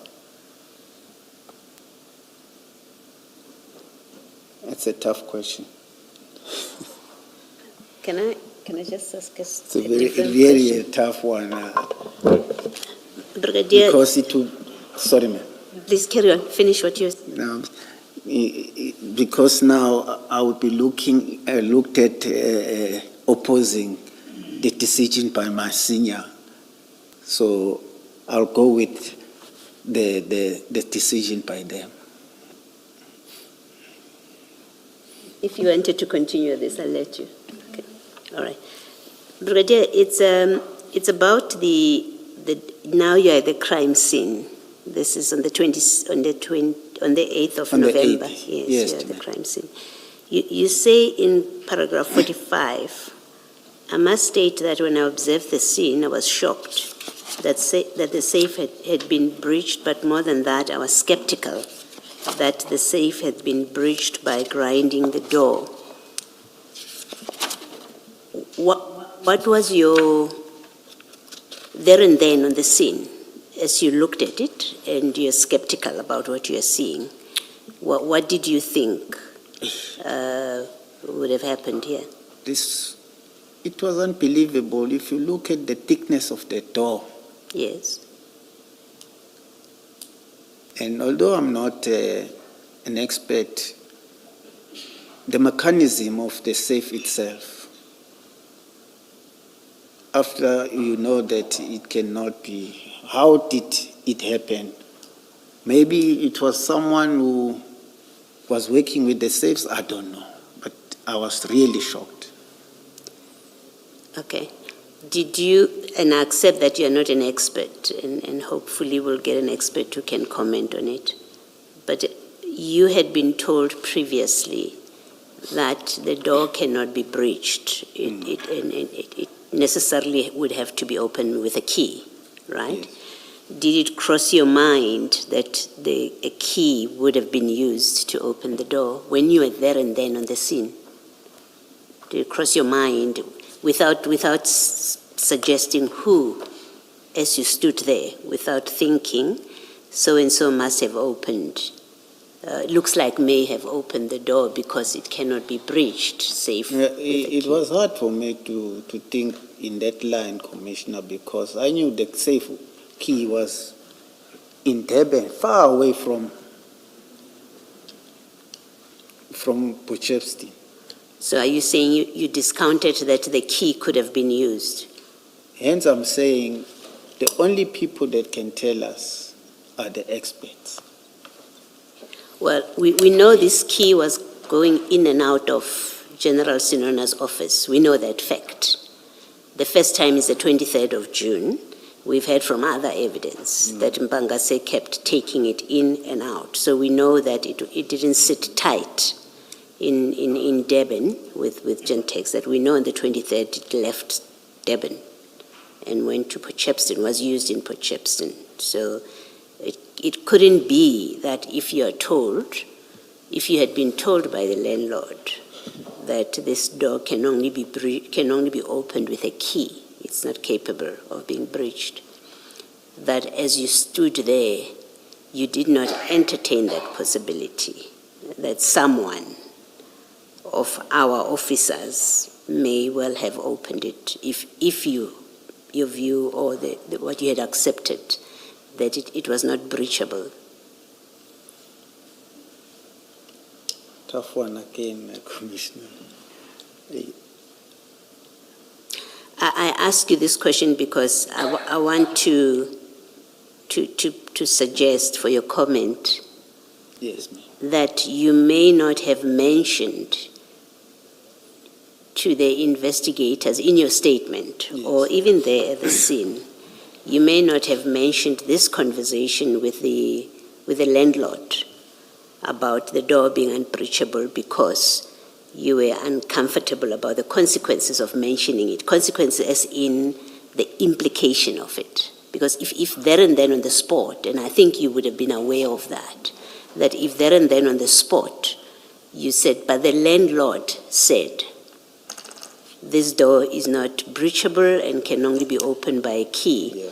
You were aware of the implications of what you are saying, that you are saying one of your colleagues, including General Sinona, must have had something to do with the opening. Do you understand what I'm saying? Yeah, but I can't say that, Commissioners. Yes. I can't. Well, what do you mean you can't say that?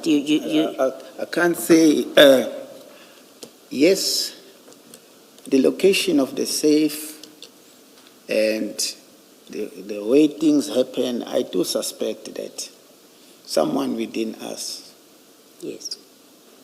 leaked information. Leaked information about the drugs being there. Yes. I say this because, as I said earlier on, there are two safes. How the suspect will know this is the one? Yes.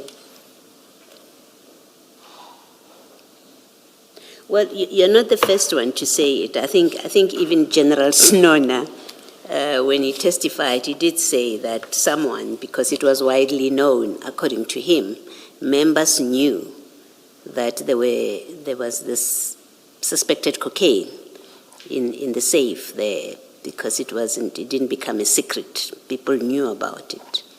So I think that there's no surprise about someone knew and someone shared the information. The question really is, did any of your members have anything to do with the breach itself? Especially considering you saying that it could only be opened with a key.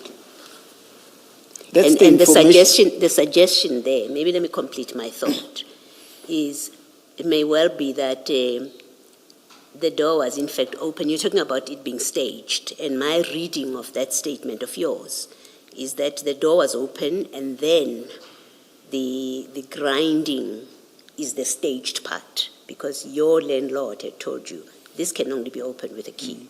So where in your statement you say you thought this looks like it may well have been staged, the implication of that statement is someone used the key to open it. Yes.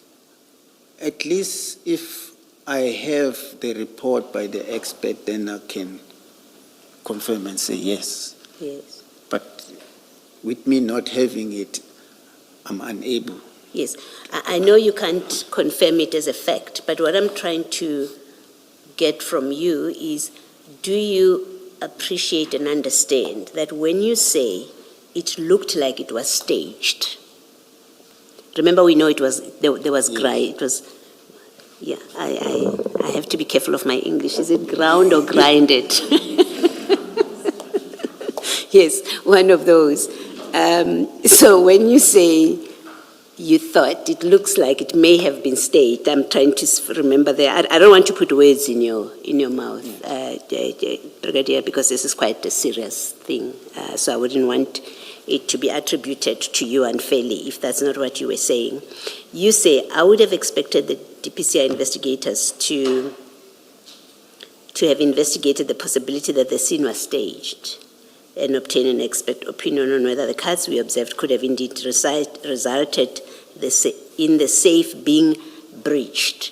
So with that statement, it seems, my understanding of your saying that is you did not discount, and you do not discount that what it looked like is not in fact what happened, may not be what happened. Someone may well have opened the safe. Yeah, Is that a fair representation? Yes. Okay, all right, thank you. Thank you. Can you just confirm this? I don't want you to speculate. I want you to just say, and because that's your observation, it may well be wrong, it may well be inconsistent with what actually happened, but from your observation, did it look like the door was opened because there was grinding that resulted in the door being opened? Just your observation, because you are an investigator of many years, 38 years as a policeman, just looking at it, what did it look like to you?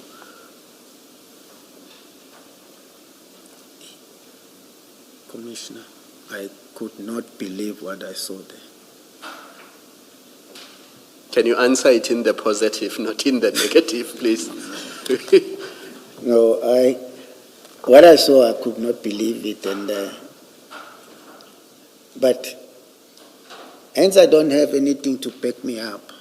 I'm unable to confirm with you, Commissioner. Yes, but you're saying you can't back it up because you don't have an expert report. Yes. I'm not I asking don't you. know. Maybe the investigators do have it because in the DPCI also we work on the need to know Brigadier, basis. in the interest of time, just focus only on what you observed, Okay. not what the experts would say if they had the opportunity to give evidence. I mean, we've heard stories of people coming in here and say, I mean, looking at that chair, it looks to me like somebody used a knife to cut it. That's not normal wear and tear.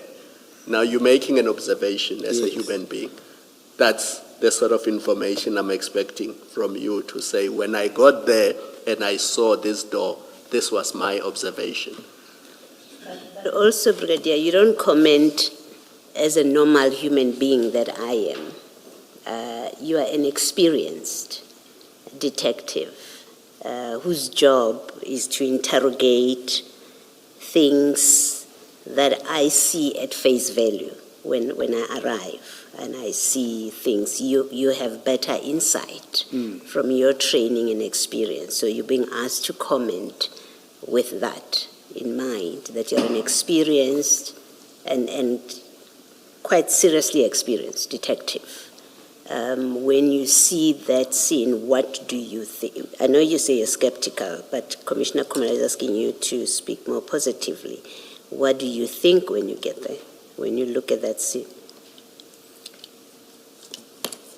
Maybe a bit of both. Explain? The staging might have been there. Also, if the mechanical, if they had the expert to breach the locking mechanical, could have also been positive that they were able to open. But to me, I still don't believe. I'm unable to answer this question, Commissioners, if you may pardon me on this. Okay. I noticed that you are reluctant to deal with the issue of the key because you are scared that if you respond to Commissioner Baloy's question, it will create the impression that General Senona either opened the safe or gave somebody the key to open the safe. But there's another possibility here. With that key going up and down from Durban to Port Shepstone, it's possible that a junior officer could have created another duplicate, and that other duplicate could have been used. So don't discount the possibility that somebody actually did open the safe and the grinding happened as you suspect, simply to stage the scene. Because you seem to be reluctant to associate General Senona. No, I'm not reluctant. It's just that if I don't have evidence, I can't say something and say, I don't want to say it's him. I'm saying, but what I saw and what I know from the landlord, I was a bit hesitant as to what exactly transpired. Thank you. Thank you. Brigadier, just to say that you must have entertained the possibility that the scene was staged then and there when you were at the scene, because you can't have it both ways. You couldn't have relied on the safe being impenetrable in order to suggest it as the place where the drugs should be kept because you considered it to be that safe. But then when it is breached and you see it being breached without the key, not for a second think that this scene is staged. It must have crossed your mind. Correct? I hear you, Commissioners. There's hearing and then there's saying if I'm correct or not. Commissioners, please pardon me on this one. Okay. Yeah, do you have an idea where the door is today? Excuse me, Whether- Commissioner. The door, the safe door, do you have an idea whether it has been kept because the investigation is still ongoing, or it's been disposed? I don't know exactly. I was so distant from this investigation. I really don't know what happened to the door. Can I say that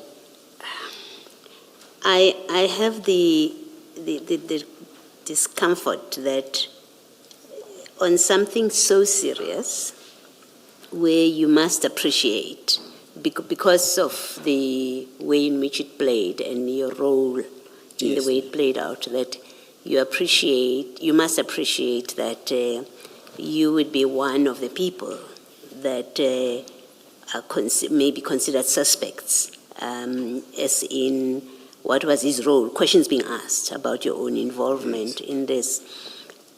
And the concern is, notwithstanding that, you seem to have played an arm's length role, or assumed an arm's length role to how things played out, even after the theft, that you don't know what happened, and there's a lot of I don't know. And when you ask the question about why did you not mention your suspicion or your skepticism in the investigation, you did not mention it. It creates a disquiet about it, that on something so serious, someone so senior is content, is testifying to say, well, once the stuff was stolen, I left it to others and had nothing more to do with it. Yes, I do understand. You understand that concern? Yes, I do understand. Okay, thank you. But I was not involved.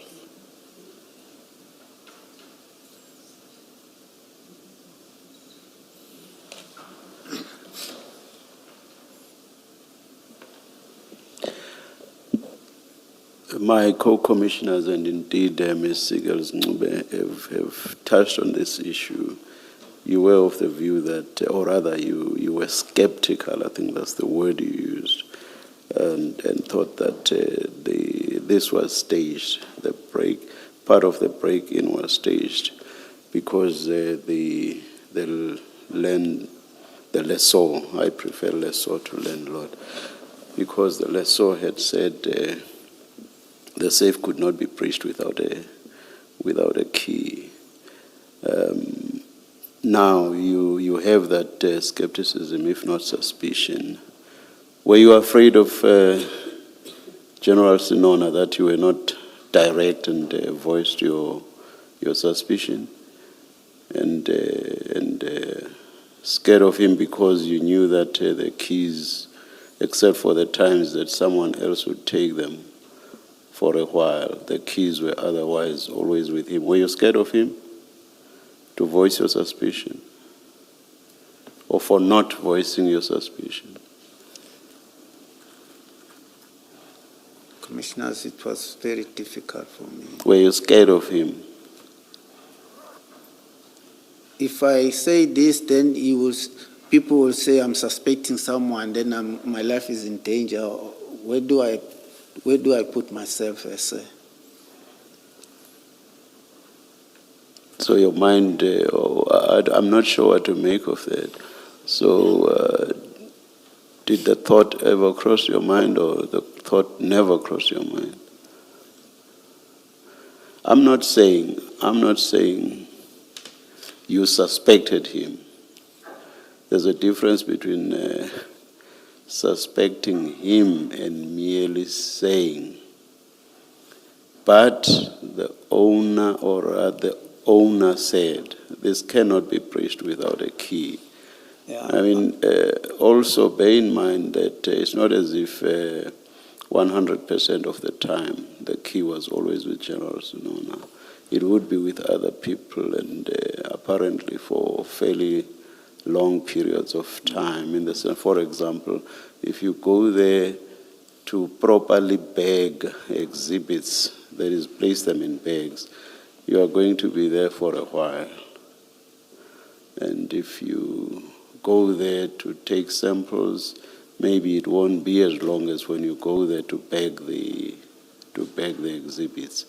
But still, there were times when other people would have the keys for some time. So it would not necessarily be that you are suspecting General Sinona. Do you get what I mean? I do understand you, Commissioner. So your point about, if you were to raise the suspicion, you would automatically be making General Sinona a suspect is not necessarily true. So that takes me back again to my question. Was your failure to mention your suspicion or skepticism because of your fear of General Sinona, purely because he also handled the key? That does not automatically translate to him being the suspect, no. But was it because you feared him? Because of your knowledge of the fact that he kept the key? I think, Commissioners, I should have mentioned this. We know that. We know you didn't, and Yes, I didn't. and perhaps you should have. But I'm interested to know what it is that made you not to mention it. I said to the Commissioners that when I got there, from what I've been told and what now I see, I didn't know whether I had the right information or not. What did you not know exactly? That is, what information might possibly not have been right information? Is it the lessor's information? Information that the safe could not be accessed without. So you started doubting that? Doubting. Why are you mentioning that so late in the day? No, but I think I said that earlier on, that even, I think it's Commissioner Kumali, he asked me where I was. I did mention that. Oh, okay, all right. Are you still on this? I'm going to move to the next topic, Chair, so if you want to continue, you may. Okay. Will you be touching on the question of whose instruction it was for the exhibits to be taken to Port Shepstone? Because if you are not, I will ask questions on that. You may ask it. Yes. I don't quite see what I'm going to engage you on in your latest consolidated statement that you led through. But in your 20-page statement, in your 24-page statement, you seem to lay some emphasis on this point. I will take you to paragraphs 3.1 and 3.2 of that statement. There you deny what Colonel Prinsloo says, which is that you instructed him regarding getting the storage facility in Port Shepstone ready for the exhibits. You say that it was not your instruction and that it was General Sinona's instruction. And you make the point in those two paragraphs that all that you did was to make a suggestion to General Sinona that the exhibits be taken to Port Shepstone, and that it was then General Sinona's instruction that the exhibits indeed be taken there. Do you remember saying so in the 24-page statement? Yes. Yes. I'm on it. Yes. Why is it that you make that sort of emphasis?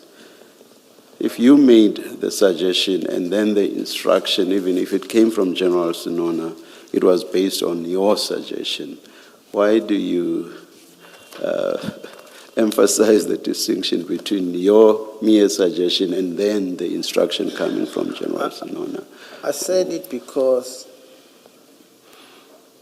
when I suggested, he agreed, and then it became instruction.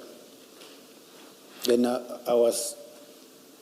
You were merely the purveyor of an instruction from Yes. General Sinona. That's what I meant to say. Yes, but what's the big difference between the two? You made the suggestion. Yes. But for your suggestion, there would have not been an instruction from General Sinona. So what's the big distinction or difference that you are seeking to draw there? I say this because if he had an alternative, I would have not continued to ask Prince to. If who had an alternative? I mean, my general, if he had an alternative place. But now we know that he either did not have or he did not give, or he didn't suggest any. So it went by your suggestion. Everything went by or in accordance with your suggestion. So what I'm trying to establish is why emphasize the distinction between you merely suggesting and then the instruction coming from the general. What's the big difference there? Okay. You know, commissioners, when I wrote this, I was writing on my own. When I consulted with the evidence leaders, they also pick up that. Then that is why they advised me to write this statement. So. Okay, let me just look at paragraph 32, because in the consolidated statement you deal with it at paragraph 32. I just want to see the difference in substance there. I'm not suggesting that there isn't.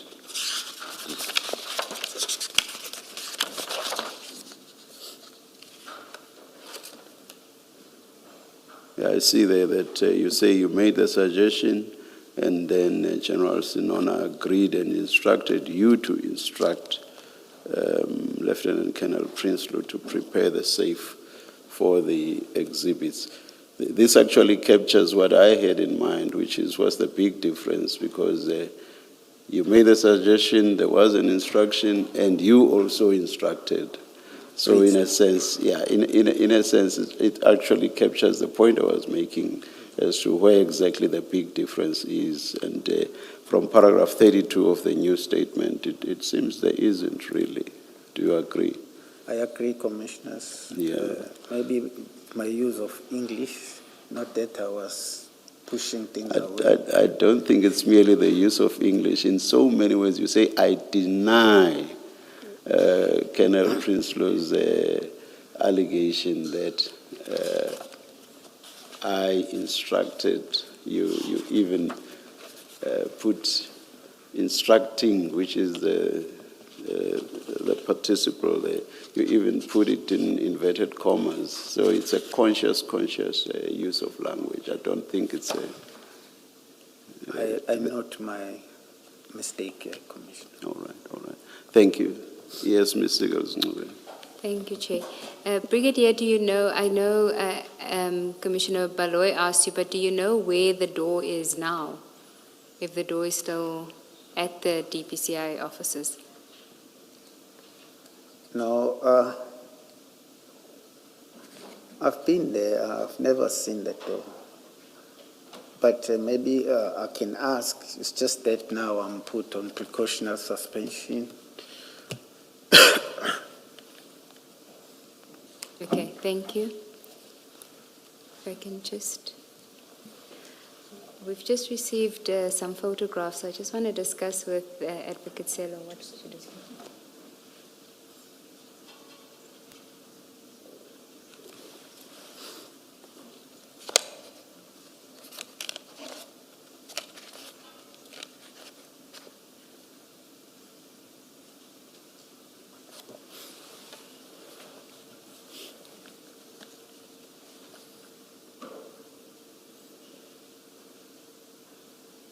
Maybe before the evidence leader asks a question, let me ask this last question.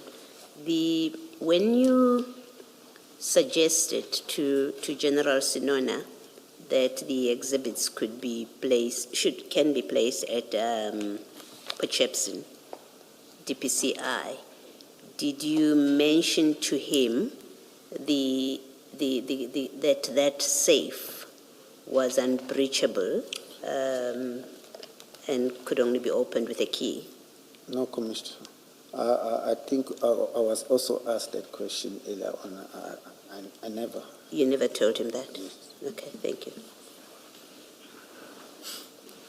Thank you, Commissioners. We have received some photographs, but we just want to establish if that means the door is still there now, because we've received photographs of the door in place repaired, and we just want to know if it is at the DPCI premises or whether it was done at the time of the theft. We're not sure, but there has been somebody that sent us information that to show us what the door looks like now repaired. There is a video as well, but I just need to confirm with I think it was the colonel that sent it to us, whether it is something that he took this morning or not, because we had requested that. So may I just continue with the brigadier, and then once we've received that confirmation, we can show the recording. Please continue. Thank you. Thank you. Brigadier, we'll probably come back to this topic at the end. I just wanted to deal with the other matters that you have in your statement, particularly the issue about Warrant Officer Sander, and you are correct that he has corrected his evidence to the evidence leaders that you were not in the meeting in February 2024 when he was placed, when he was moved, temporarily moved by General Sinona to supply support services. He has corrected that and provided us his diary entry, which shows that you weren't one of the attendees. What I wanted to find out from you was who was acting in your position as the provincial commander when you were on leave at that time. It can only be two. Either Colonel Velagazi or Colonel Jacob. And we know that Colonel Jacob, according to a Warrant Officer Sander, was in that meeting. But would you be able to just have a look at it when we adjourn and make sure as to who it was that was acting in your position when you were on leave? Because the letter is addressed to the acting provincial commander. So that's why we wanted to know who that would have been at the time. That's the temporary placement letter of Colonel Sander. That means I can maybe make a call to the office and find out. That's fine. You can do that later. Can he do this, because I was on that page? Just look at that letter and tell us if you've seen it before or if you've ever handled it. It's in Exhibit File 2 on page 475. File 2.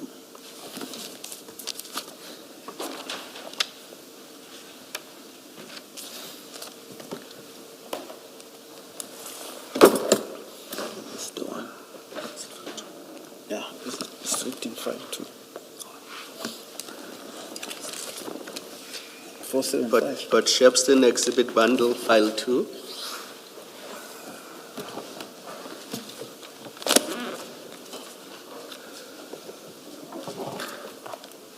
It's 475.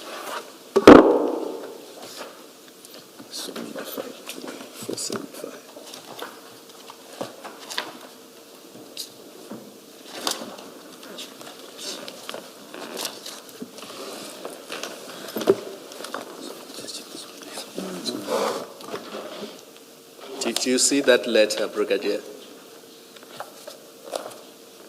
No, I did not, Commissioners. No, but I'm saying, do you see the letter? I see it now. Yes. And it was addressed to the acting provincial commander. Do you see that? Yes. You say that was not you. You've never seen it before and you never handled this letter. And I was not the acting provincial command. It should have said the provincial commander. Yes. All right. Thanks. Thank you.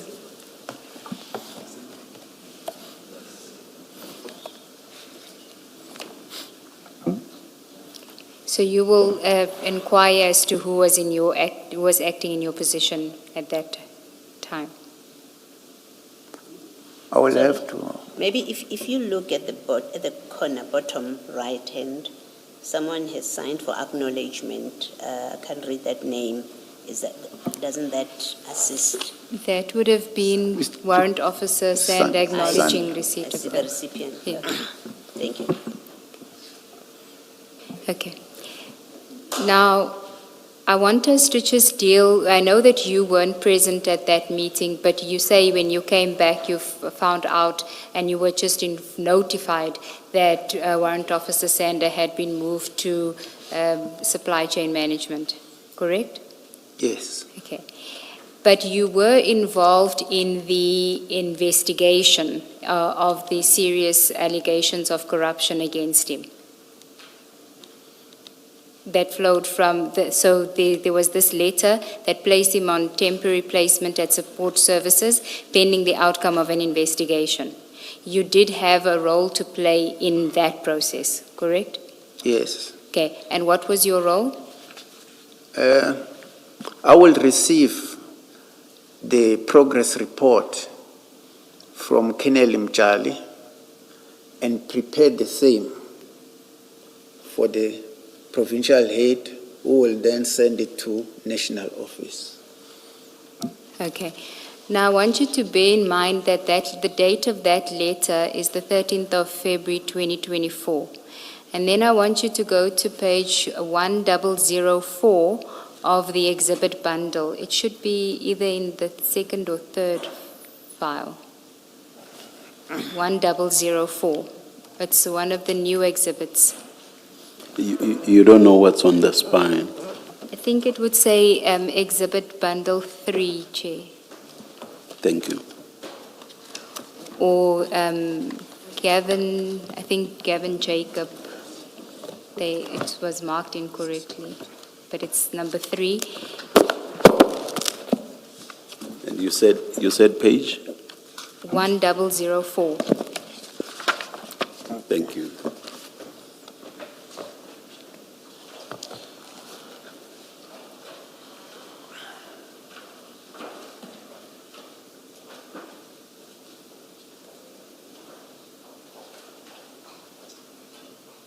It's exhibit CJC 282. Do you have it, Brigadier? That's correct, Commissioner. Okay. We have redacted the email, but this is the email correspondence, and you will see at the foot of 1003, there's an email from General Labia on the 5th of February 2024 at 1826 to General Sonona. Do you see that?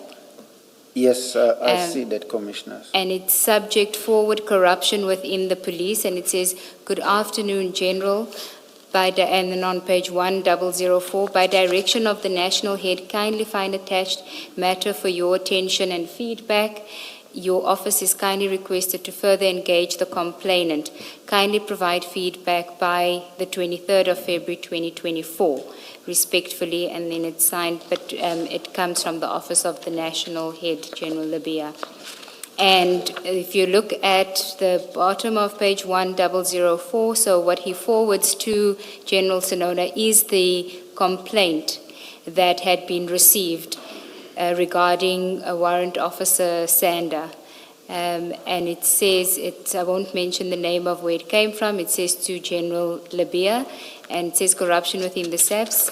I write this email to inform the police of what corruption their police members are in, and then follows the allegations against Warrant Officer Carl Sanders from the Durban Serious Crime Unit. He is highly connected with the criminal underworld dealing in cocaine. Now, What follows this is then General Labia saying to General Sonona, he must please give him a report by the 23rd of February 2024. And then if we go back to 1003, just above the email that I had just read of 5 February, you'll see General Sonona responds on the 6th of February to General Labia saying, "Good afternoon, General Labia, your email is hereby acknowledged." And then if you scroll up to the first email, General Sonona to General Labia on the 29th of February 2024. He says, "Good day, General. Please find the attached progress for your attention. This office apologizes for the delay." So he appears to be sending a progress report on the 29th of February 2024. In your statement, you say you don't know what that report or progress report would have been, but you do know that at this stage they weren't able to find the complainant in order to interview the complainant.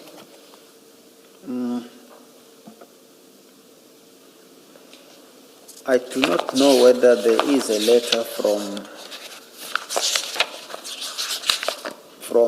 NPA. Yes, I'm going to get to that later. I'm just asking about the progress report here. Do you know what General Sonona would have reported back to General Labia on the 29th of February 2024 regarding progress? Okay. I don't know. Now if we can go to the NPA letter, that is at 1001 of the same bundle. And that you will see is dated the 13th of February 2024.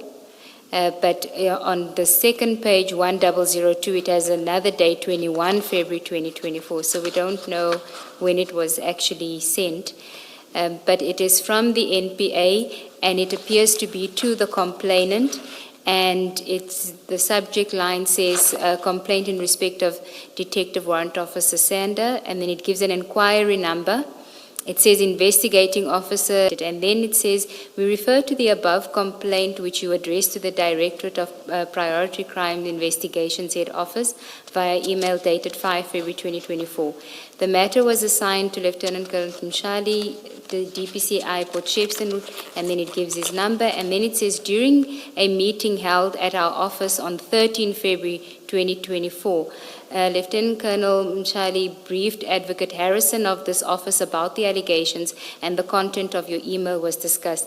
The email seems to suggest that you might have more information about the other parties mentioned and the finer details regarding corruption involved. It was suggested that a meeting be arranged with you to obtain the details of your complaints so that each allegation may be investigated thoroughly. Kindly contact Lieutenant Colonel Mshali telephonically so that he can facilitate the meeting. Then we got the email from General Sonona on the 29th of February. We don't see any letter report suggesting that there was an investigation and that by the 13th of February 2024, General Sonona was in a position to place Warrant Officer Sander on temporary placement to supply chain management. You haven't seen anything that would have, other than what you see now, that would have been a motivation for him to move Warrant Officer Sander at that stage? Commissioner, it's hard for me because I wasn't around at work. And if I perhaps see the inquiry where the investigator was writing in his diary as to what the steps were followed to secure the complainant, whether he responded, and what report was forwarded to head, I will be able to answer this. No, but what I'm saying is that on the 13th of February, they're still trying to get hold of the complainant.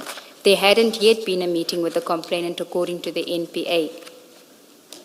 Yes. So the report, when General Sonona meets with Warrant Officer Sander on the 13th of February and places him on temporary placement to supply chain management, there's no indication that the complainant had yet been consulted, that they had interviewed the complainant.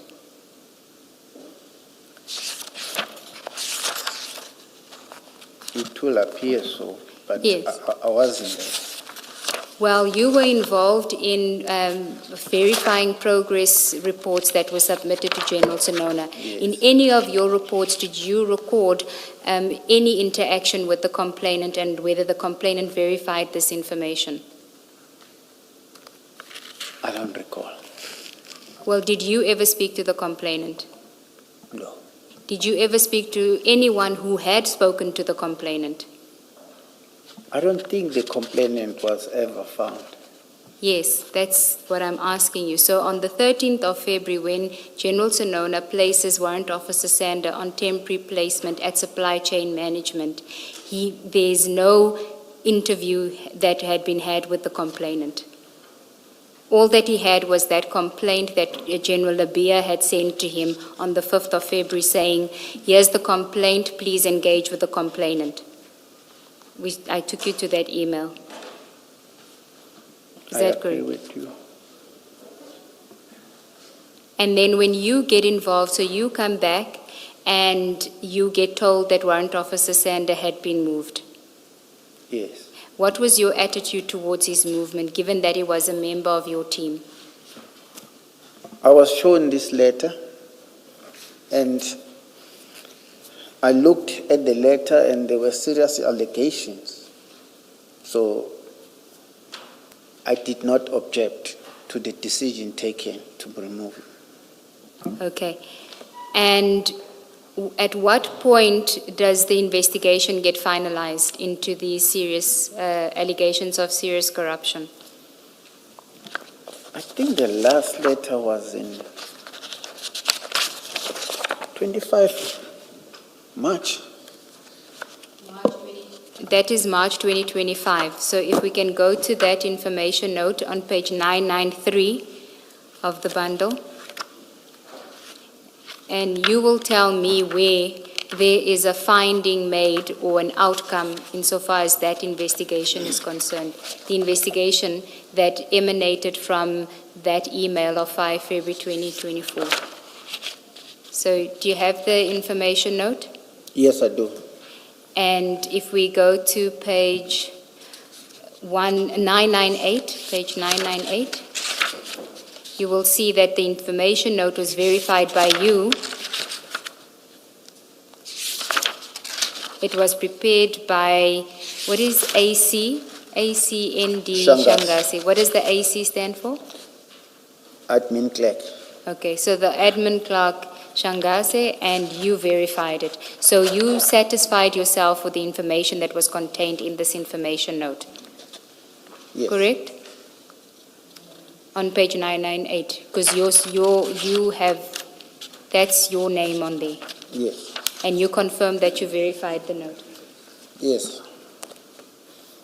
I confirm.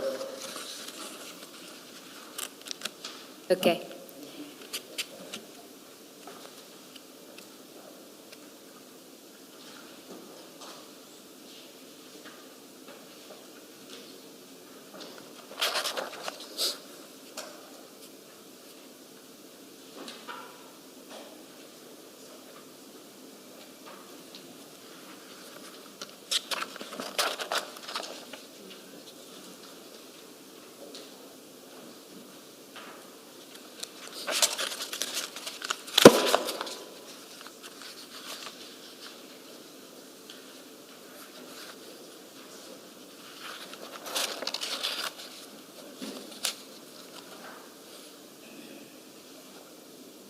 We're on page 993 now, which is, do you have it?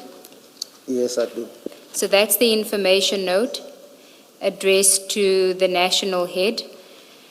And it is about, it's a progress report. And you say the purpose of the information note is to give feedback to the national head of GPCI on the inquiry. And then background, you say the inquiry was registered and assigned to Mchali, and then for further investigation. Then you talk about the email being received at paragraph 2.2 and 2.3, the target person of interest, Warrant Officer Sanders profiling, revealed that he has 12 different caliber of firearms registered on his name, license holder.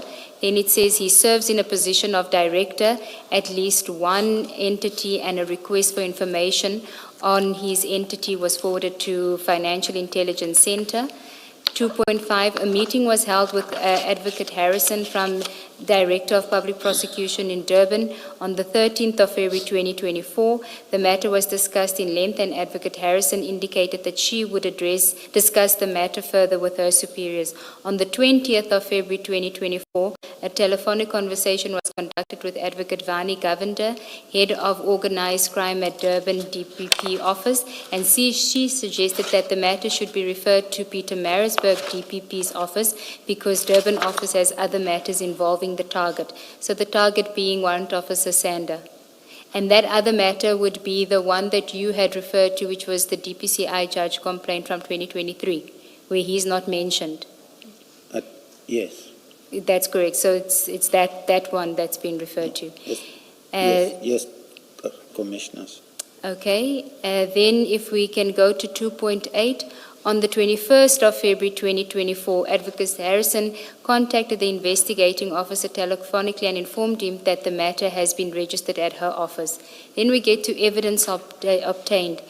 3.1, investigation revealed thus far position as a director and gives the registration number and the other members. And then it says at on the next page, 995, it mentions again things related to the shooting club, and 4, final analysis by FIC. Based on the financial intelligence gathered, it was deduced that the subject request have financial footprints with various banking institutions in South Africa, as noted in Annexure A. Then it says open source searches reveals that the subject could be linked to one business entity and could also be linked to 3 individuals. Intelligence also revealed that the subject could be linked to 1 vehicle and 1 immovable property.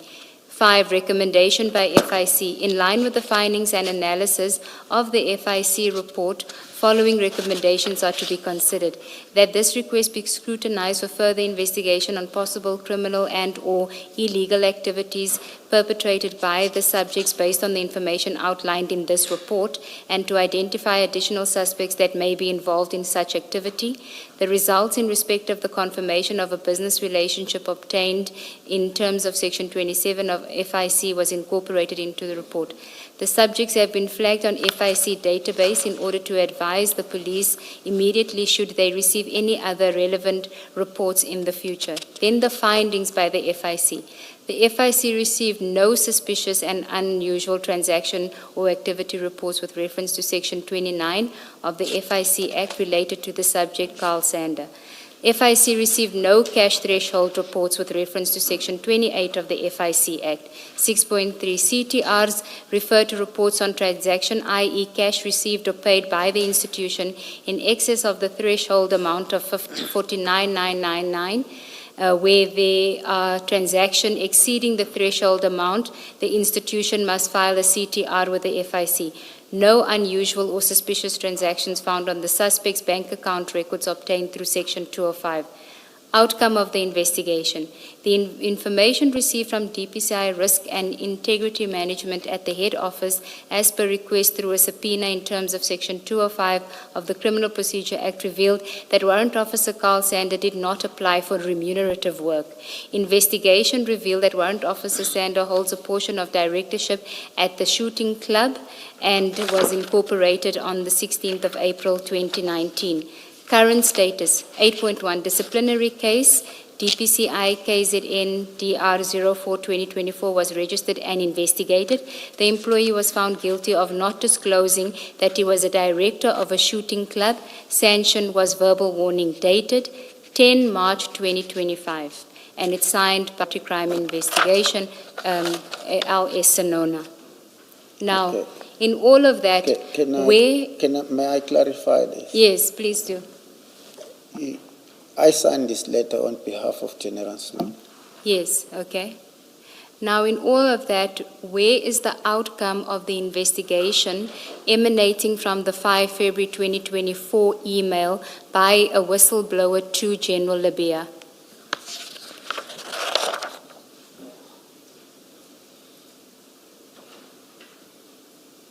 remember, they were talking about him living life at large. And the investigation, the IO applied through the FIC to check if FIC can pick up anything. And these are the findings of the FIC. So it is incorporated in this report. Brigadier, the information note starts out by referring to the email that was sent at 2.2, the email that was sent by the complainant. Yes. And then the outcome relates to him being a member of a shooting club, not having declared that, and then there's a verbal, there was disciplinary proceedings, and he was given a verbal warning. What I'm asking you is, where do you in this information note deal with the allegations contained in the whistleblower's email of 5 February 2024 and give an outcome of those allegations? And it's not enough to say there were allegations that he was living large. The allegations were more serious than that. It was that he was colluding with the drug syndicate. That was the allegations. That is what resulted in him being moved, according to you. And you had no issue with that because the allegations were serious. I think we should look into all the emails, the info note, because this is the last one. Maybe if we do that, maybe we can find that there was something of that sort. Were you the author of the other information notes? Because these are the only ones that have been provided to us, insofar as the 5 February 2024 complaint is concerned. So if you were the author of those, then you can tell us what those contain. But I would suggest to you that given that this is the one that contains the outcome, that the others probably did not have any more information that this one would have had. Because this one doesn't say that the allegations were ever tested. As far as we can see, the complainant was never located. And for all you know, that email, the complainant from SANEP, because he was doing a good job, which is what he was saying, that he was stepping on toes and that is why he was being moved. Sure.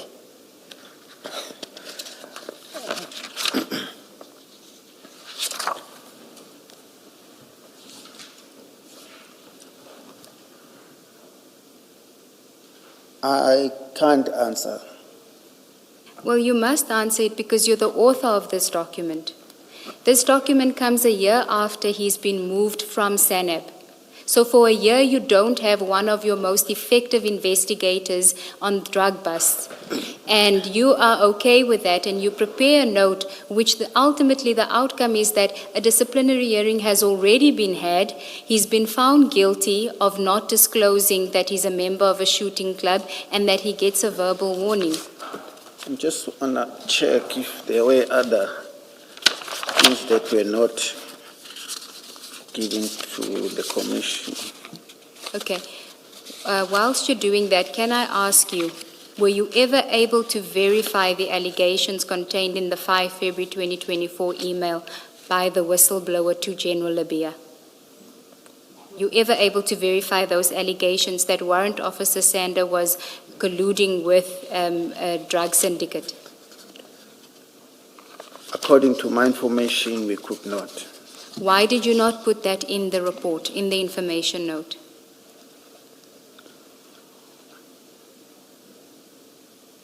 I'm just looking, Maybe Commissioner. just give him a chance to look at the notes he's looking at, then Okay. he can answer the question after.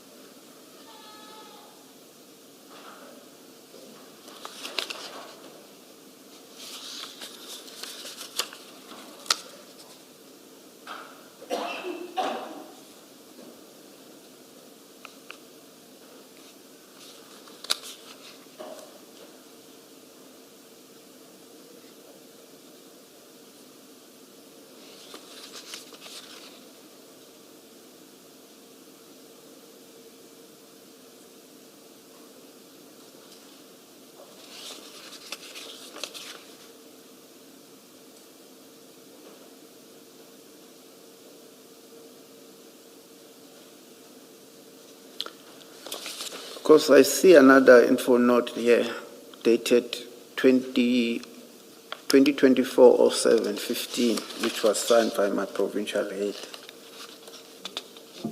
But I don't think the I commission don't think you've given that to us. You haven't given that one. really does not. Because if it does not, then it is of no use. Yes.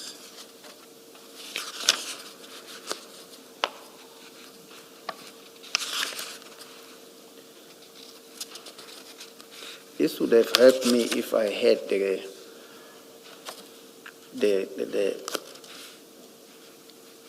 inquiry itself. But unfortunately, when I called, the IO told me that the inquiry was filed and he doesn't know it. The IO would be Warrant Officer Mchali.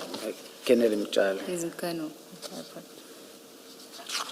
But the question was, sitting here today, are you aware whether the inquiry was closed? Do you know what the outcome is?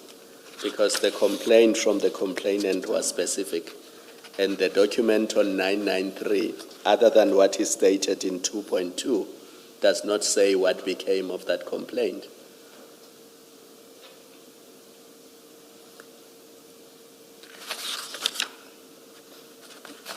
There's another one too. There's nothing's being said about the complaint. And so in March 2025, you submitted that report to the information note to General Sonona. Yes, but there are other reports that I'm seeing here that were signed by Kennedy Mchali and General Sinona himself. Okay, you can give that to us later, but for now, I just want to find out, because you say in your statement that the investigation was finalized in March 2025. By investigation, you mean the investigation emanating from the 5 February 2024 email. Is that the investigation you're referring to? Yes, I'm referring to the whole investigation regarding the letter the email that was received. Yes. So if I understand what you're saying is that email is received, an investigation is conducted, you can't get hold of the complainant, but in the course of the investigation, you uncover whoever's investigating uncovers that there is this non-compliance where he hasn't declared his directorship in the shooting club. A disciplinary hearing is held, he's found guilty, and his sanction is a verbal warning. That's the sum total of it. Yes. Okay. And then why does he not get moved back to Seneb at the end of this investigation? After this last letter, it is then that we moved him. But Sorry, Brigadier, we can't hear you. Just move I closer said to the after mic. this letter that the commission has, it is then that we move him to EPR on the instruction by General Sinon. Yes, but my question is, why is he not moved back to Seneb? It was a decision by the provincial head that he does not go to SANAP, he must go to EPR, and I complied. Do you know why?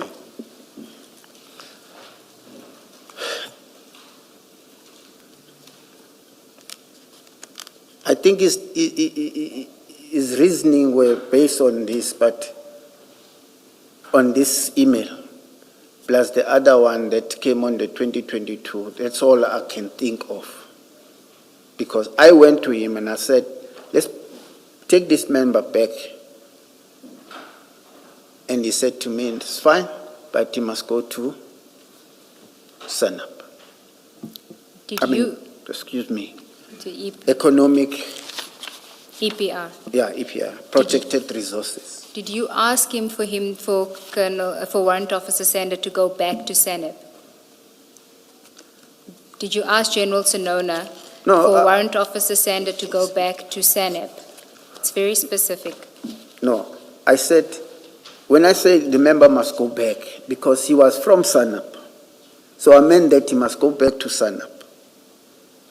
And then he said to me, no, he must go to EPR. And then I communicated that with Sander. Did he give you did General Sonona give you a reason as to why he can go to EPR but not to Senate? No, And you I didn't, didn't ask him to. Okay. I complied. Now, you know that Warrant Officer Sanders says it's because he was stepping on toes, because he was making all those drug busts. Do you have a comment on that? I heard him saying that. I have no comment on that. You must also have heard him say that he laid complaints against certain officers about loss of exhibits. And he placed a document before us and he said you were aware, those were addressed to you. Yes. And as far as he's aware, only action was taken against only the one person and nothing was done about the other officers, who included Colonel Jacob and other names that I don't remember. And he gave that as part of the reasons why he had been treated the way that he was, following this complaint that didn't go anywhere. Do you care to comment about that? You received the complaint. What did you do about it? Why did you not do anything about it if you did not? Maybe if I look at the complaint, because I know there were a lot of DRs that were open there in that office. DR is what? It's a disciplinary regulation. We call it, when we discipline a member, it's called a DR. Yes. Yes. And you're saying based on his reports or his complaint, because I'm asking specific to his complaint in the context of this discussion you are having with the evidence leader, that he says he stepped on people's toes but he thinks it's because he was making these busts and therefore stepping on people's toes. And then I'm adding that in addition to that, he laid complaints against certain officers, and those were delivered to you. To me? Yes. I think he was asked a specific question. Was Brigadier Nyuso aware of this? And he said, yes, he would have been aware of these complaints. And if you say you never became aware... No, I know, sorry to come interject you. There were complaints that were brought to my office, and there were investigations that were done, and there were people that were charged. Remember, the investigation, it would be assigned to the disciplinary investigator, and he will say, this so and so and so and so must be charged. And I remember that warrant officer, the female warrant officer, there was also warrant officer, he's now a captain retired, I think Freeze was also charged to those complaints. So are you saying the complaints that Warrant Officer Sander testified to as having been fired, that you acted on all of those? Is it your evidence? Yes. Did he send them to me, or it came through the channels? Because I would receive something from Colonel Jacob and then also report to the provincial head, and then the functionaries would be appointed to investigate. Yes. I think he was asked a specific question. Did Brigadier Nyuso become aware of these complaints? And his answer was yes, he did become aware of them. I don't remember receiving anything direct from him. Okay. Thank you. It would have been, he submitted it to Sabia, I think he was a captain at the time, or Sabia, and then from there he said that you became aware of the complaints. Yeah. But there is no complaint that came to my office and we did not act on it. Okay. Now you say you joined as the acting provincial commander in April 2020. That's correct. When you joined, were you aware of the allegations against Lieutenant Colonel Jacob that were similar to the allegations that were later made against Warrant Officer Sander, that he was colluding with a drug cartel? Were you aware of that? And that there was an IPID investigation against Lieutenant Colonel Jacob? No. Okay. Were you aware that he had been moved from SANAP during that investigation until the investigation was finalized? I know that he was once placed at commercial crime, serious commercial crime. Yes, and it was pending the outcome of that investigation. And when that investigation was finalized, he was moved back to SANAP. Were you aware of that?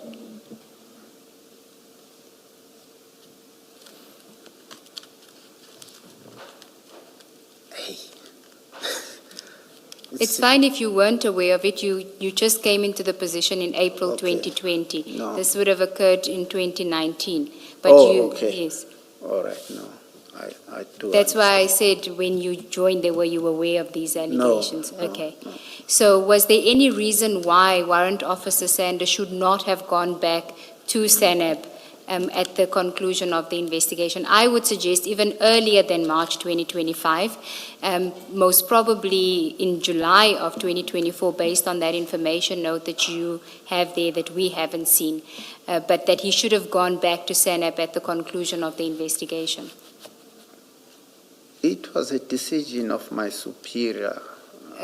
I Brigadier, my apologies. I'm not asking you about the decision of your superior. I'm asking for your opinion. Do you agree that there was no reason why he should not have gone back to SANAP in March 2025, based on what you knew, because you were involved in that process? No, I don't see a reason. Sorry? I said I don't see a reason why you should have not been placed back to SANAP. But you did nothing to ensure that he goes back? Because I was following orders. Okay.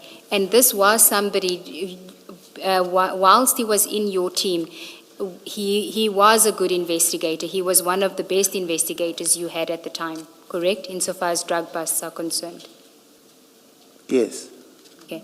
And when General Sonona says he's not going back to SANAP, you know that there's no justifiable reason why he shouldn't go back to SANAP.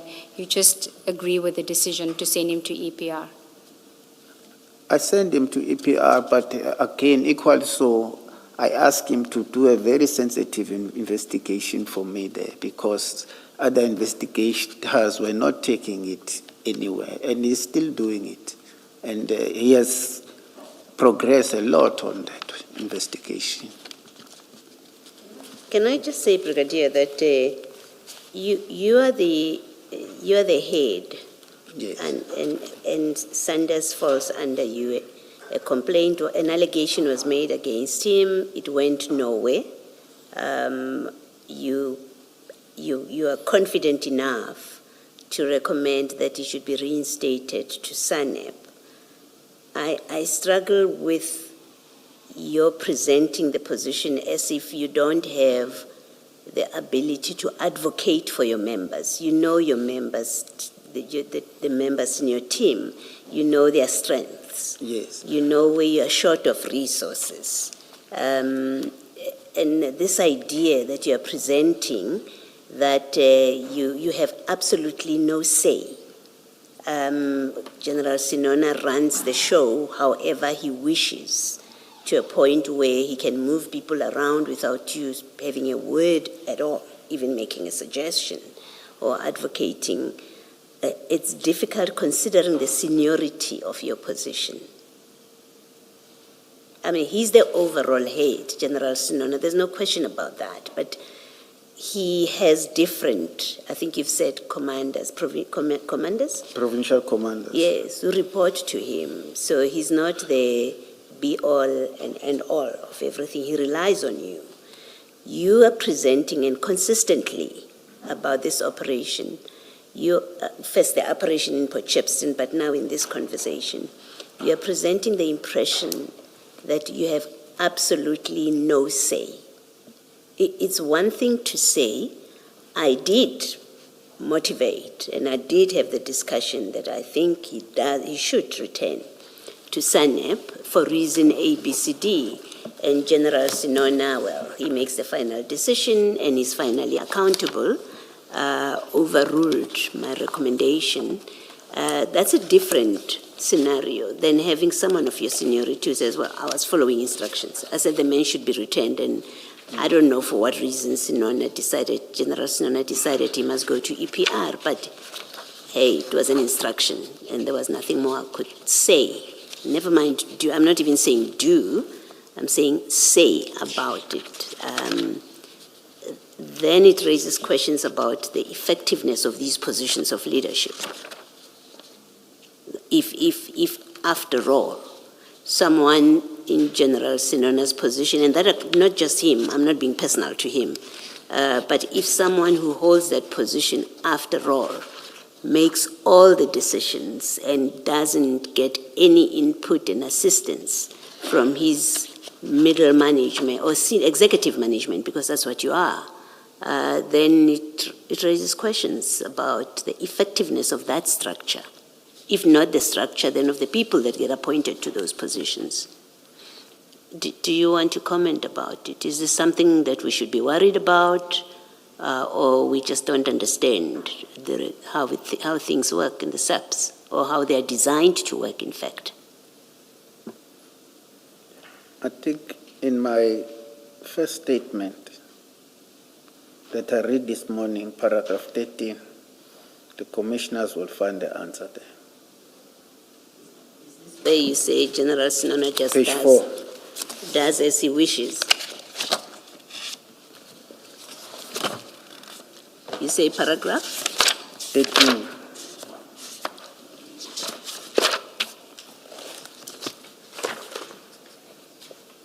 Okay. He was not someone who consulted when he made decisions. Is that what you're referring to? Yes. So it's really the person, not necessarily the organization and the structure that is problematic. It is that you have that kind of person in the position. Yes, and I think other colleagues from my province in the DPCI can concur with me. Thank you. Brigadier, my concern is about you. You did not even ask for a reason. I understand that General Sinona makes his own decisions. He does not consult. But sender comes to you and says, I want to go back. You communicate his request to General Sinona. General Sinona says, no, he must go to the economic crime section. You don't ask why, because he's more effective at SANEP. So this is on you, because you were asked, do you know why? And sitting here today, you don't know, you don't have a reason, which means you did not even inquire for yourself so that you are informed and you are aware what the reasons are. You just accepted that a decision was made and you left it there. Commissioner, as I have stated in paragraph 13 of page 4 of my statement, it's very difficult to engage with someone whom you know you're not going to win. No, but you did not even try. See, that's my concern. A request was made to you. Yes. You passed it on to General Sinona. He makes a decision which is contrary to the request. Now, if you had to give feedback to sender, and he asked you, what is the reason? You would have nothing to say to him because you did not make the inquiry. And that's really my concern. I hear. And Commissioner Baloy's point, people in your leadership, without being insubordinate, just to understand the reason for the decision, making those inquiries is important. Okay. And even motivating for members of your team. I had understood, and I could be wrong, I had understood from Sander's evidence that in some instances when he applied for a promotion, you actually supported it. And ultimately he was unsuccessful, but you did motivate that he should be promoted to a particular role. So even here, it makes me wonder whether you simply made a request to General Sinona or you actually motivated for his return to SANEP. Because those are two different things. Simply making a request and strongly supporting and motivating something are two completely different things. I hear you, Commissioners. You take the point, or do you want to disagree with me? Nothing I say is gospel, so if you disagree, you can say, I don't agree with you. Commissioner Kumar, I hear you. And Brigadier, just to say that if we go to page 668 of the exhibit bundle, that is not Warrant Officer Sanders' version as to why he actually did eventually return to your section. According to him, it was because he challenged the cancellation of his scarce skills allowance, page 668 of the exhibit bundle. I think it would be, and it is CJC 249.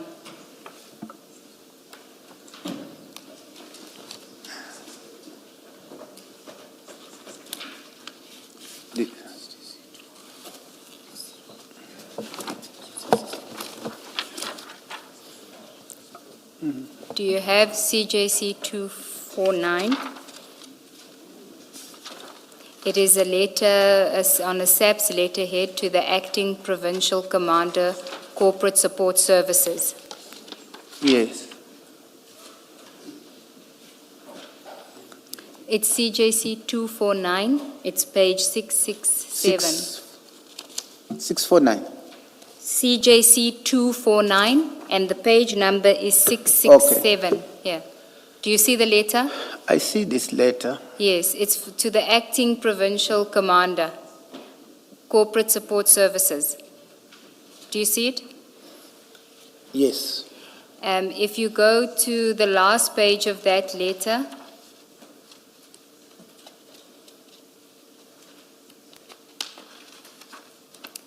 it's signed by Warrant Officer Sander on the 15th of July 2025. Do you have it? Yes. Okay. Now go back to the letter, to the first page. Cancellation of scarce skills allowance and service allowance. That was his complaint. He says, on 14 July, I received a written notice of cancellation of my scarce skills allowance and service allowance with immediate effect. The reason given being that I'm currently placed at supply chain management in the provincial office and not performing any operational duties. A copy of the notice is attached. And then on the last paragraph, the last page, paragraph 10, he says, I believe that I should be placed back in my position at Durban Serious Organized Crime to perform my usual operational duties as soon as possible with the immediate reinstatement of my scarce skills allowance and service allowance. And he says that is why he was placed in EPR, because he was complaining about his scarce skills allowance and his service allowance, not that they were going to terminate it. There was a notice of intention to terminate it because he was now no longer in operational position, and it was on the basis of that that he was ultimately moved not to SANEP but to EPR, notwithstanding his request to be moved back to his usual operational duties.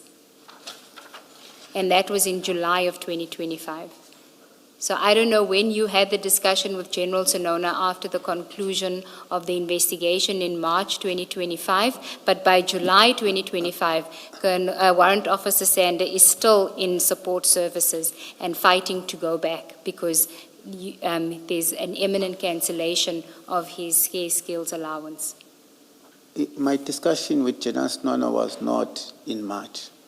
When was it? I think it was around this time. In July, because Sander started working back in organized in EPR on the 1st of August, if I'm not mistaken, 2025. So then it could be that, as he says, it's because he was complaining about this, that it was as a compromise that he was moved to EPR, not necessarily your request to General Sonona that he be moved back to your unit. But I went to General Sonona Because these letters are written to support. Yes. You are no longer his provincial commander here. Yes. He's now under somebody else because he's in support services. But him too, he must be fair that we did, me and him, have a discussion about these things. Okay, he didn't give that evidence, but he was never probed about it. His evidence was that he got the notice of an intention to suspend his care skills allowance. He kicked up a fuss about it, and he saw this as a compromise to send him back to EPR, not to SANAP, so that he wouldn't lose his allowance. Do you want to comment on that? Like I said, that I did have a conversation with Sandra. Thank you. Chair, those are the questions from the evidence leaders for the witness. Meaning you are done? We're done with.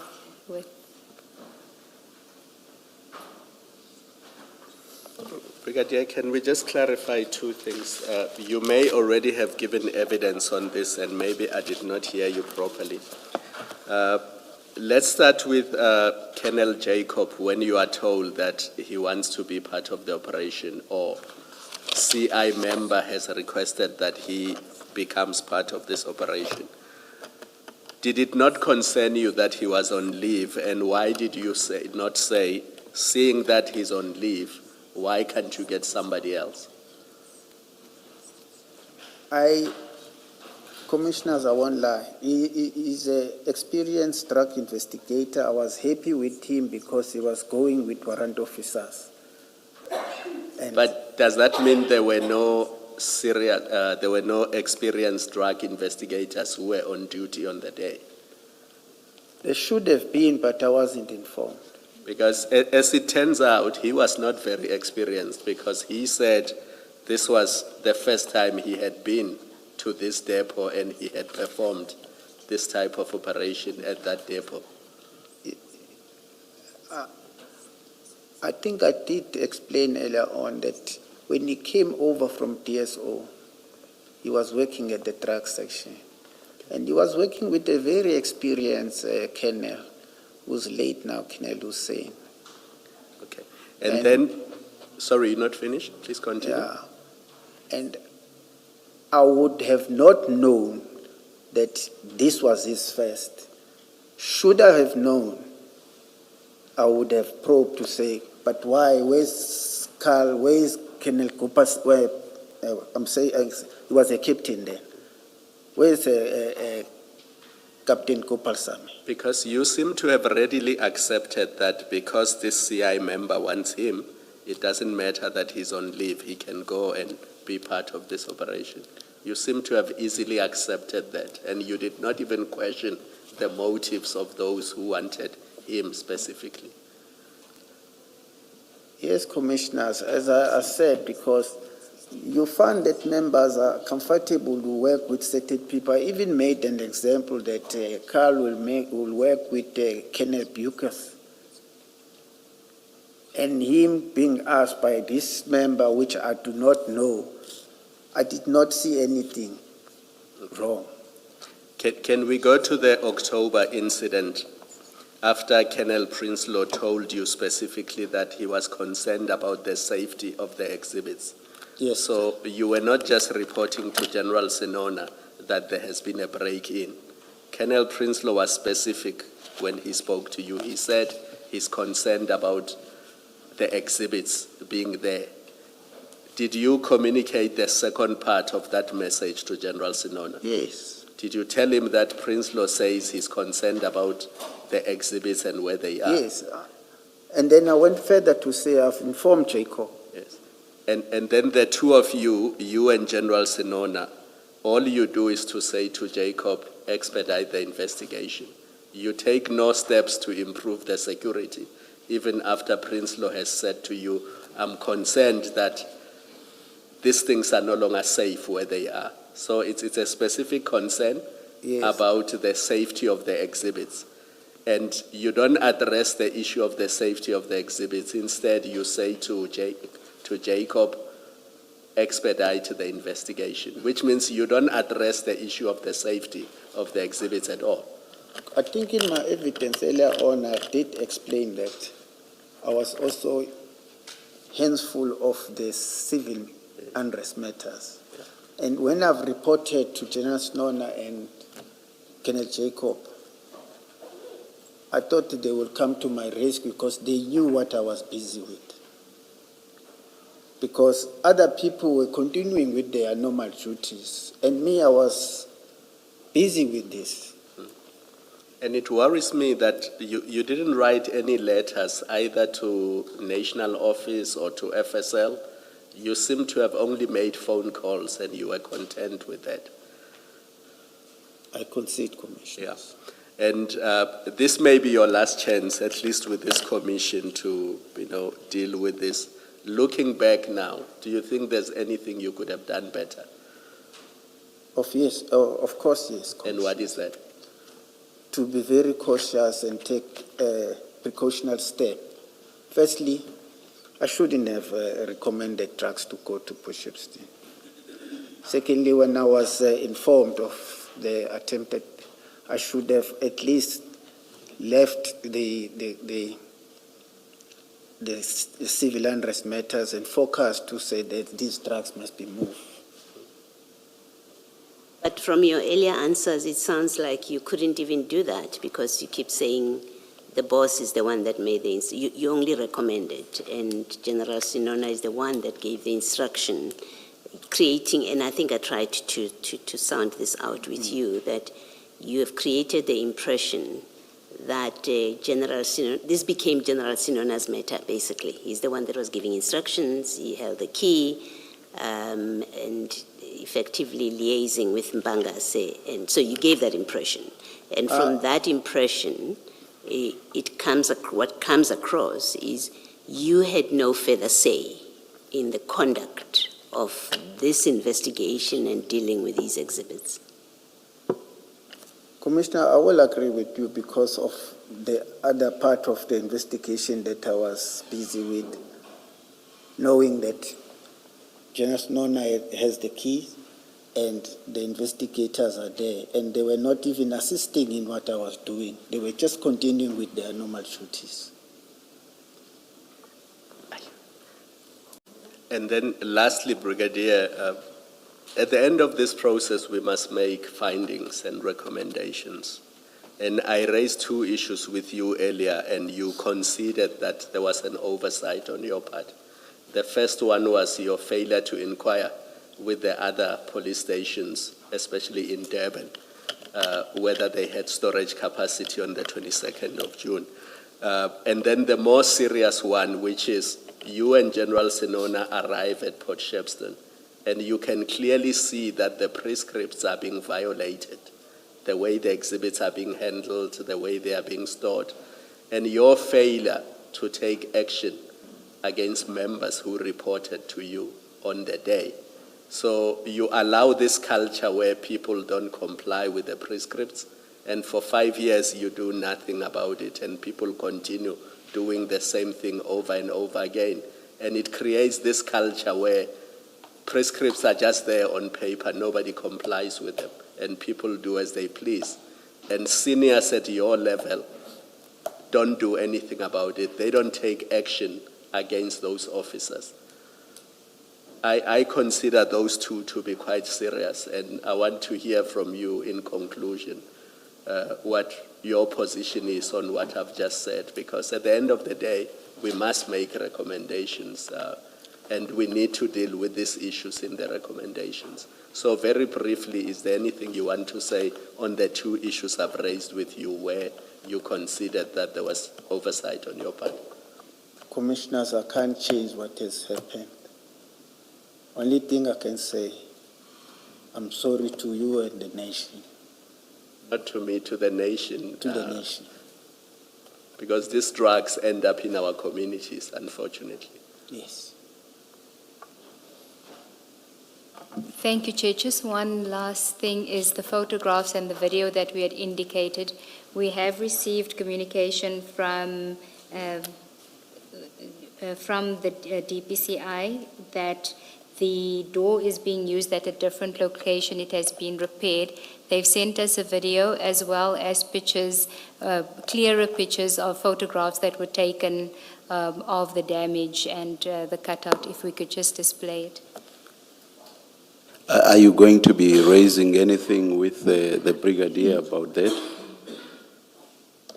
It was just from Commissioner Baloy to ask where the door is now and that. So it is being used at a different location and it's been repaired. The cutouts have been All right. repaired, as you can see from the photograph there.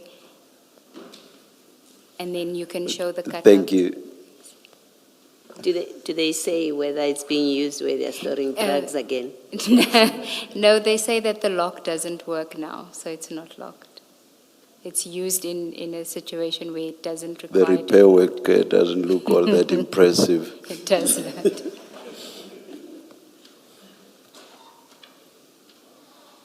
Maybe just to avoid any confusion, it's not suggested this was the mechanism. We don't know that yet, the inside locking mechanism. No. Okay. I just want to see the outside again, please. The first one, the weld.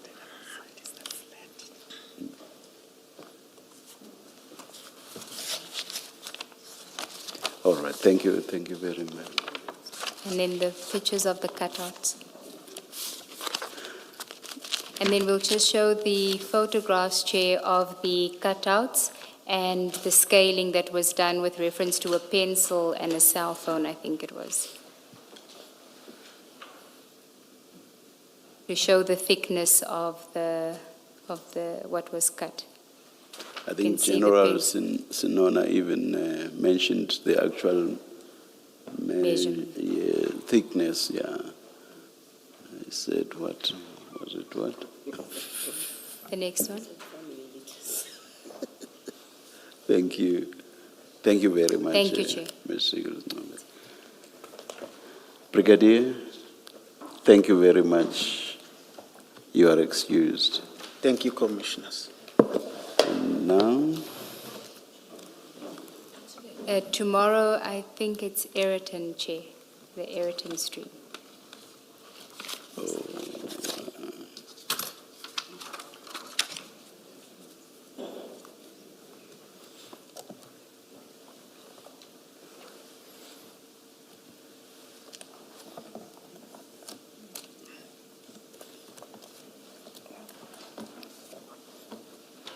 let's adjourn and resume at 9:30 tomorrow morning.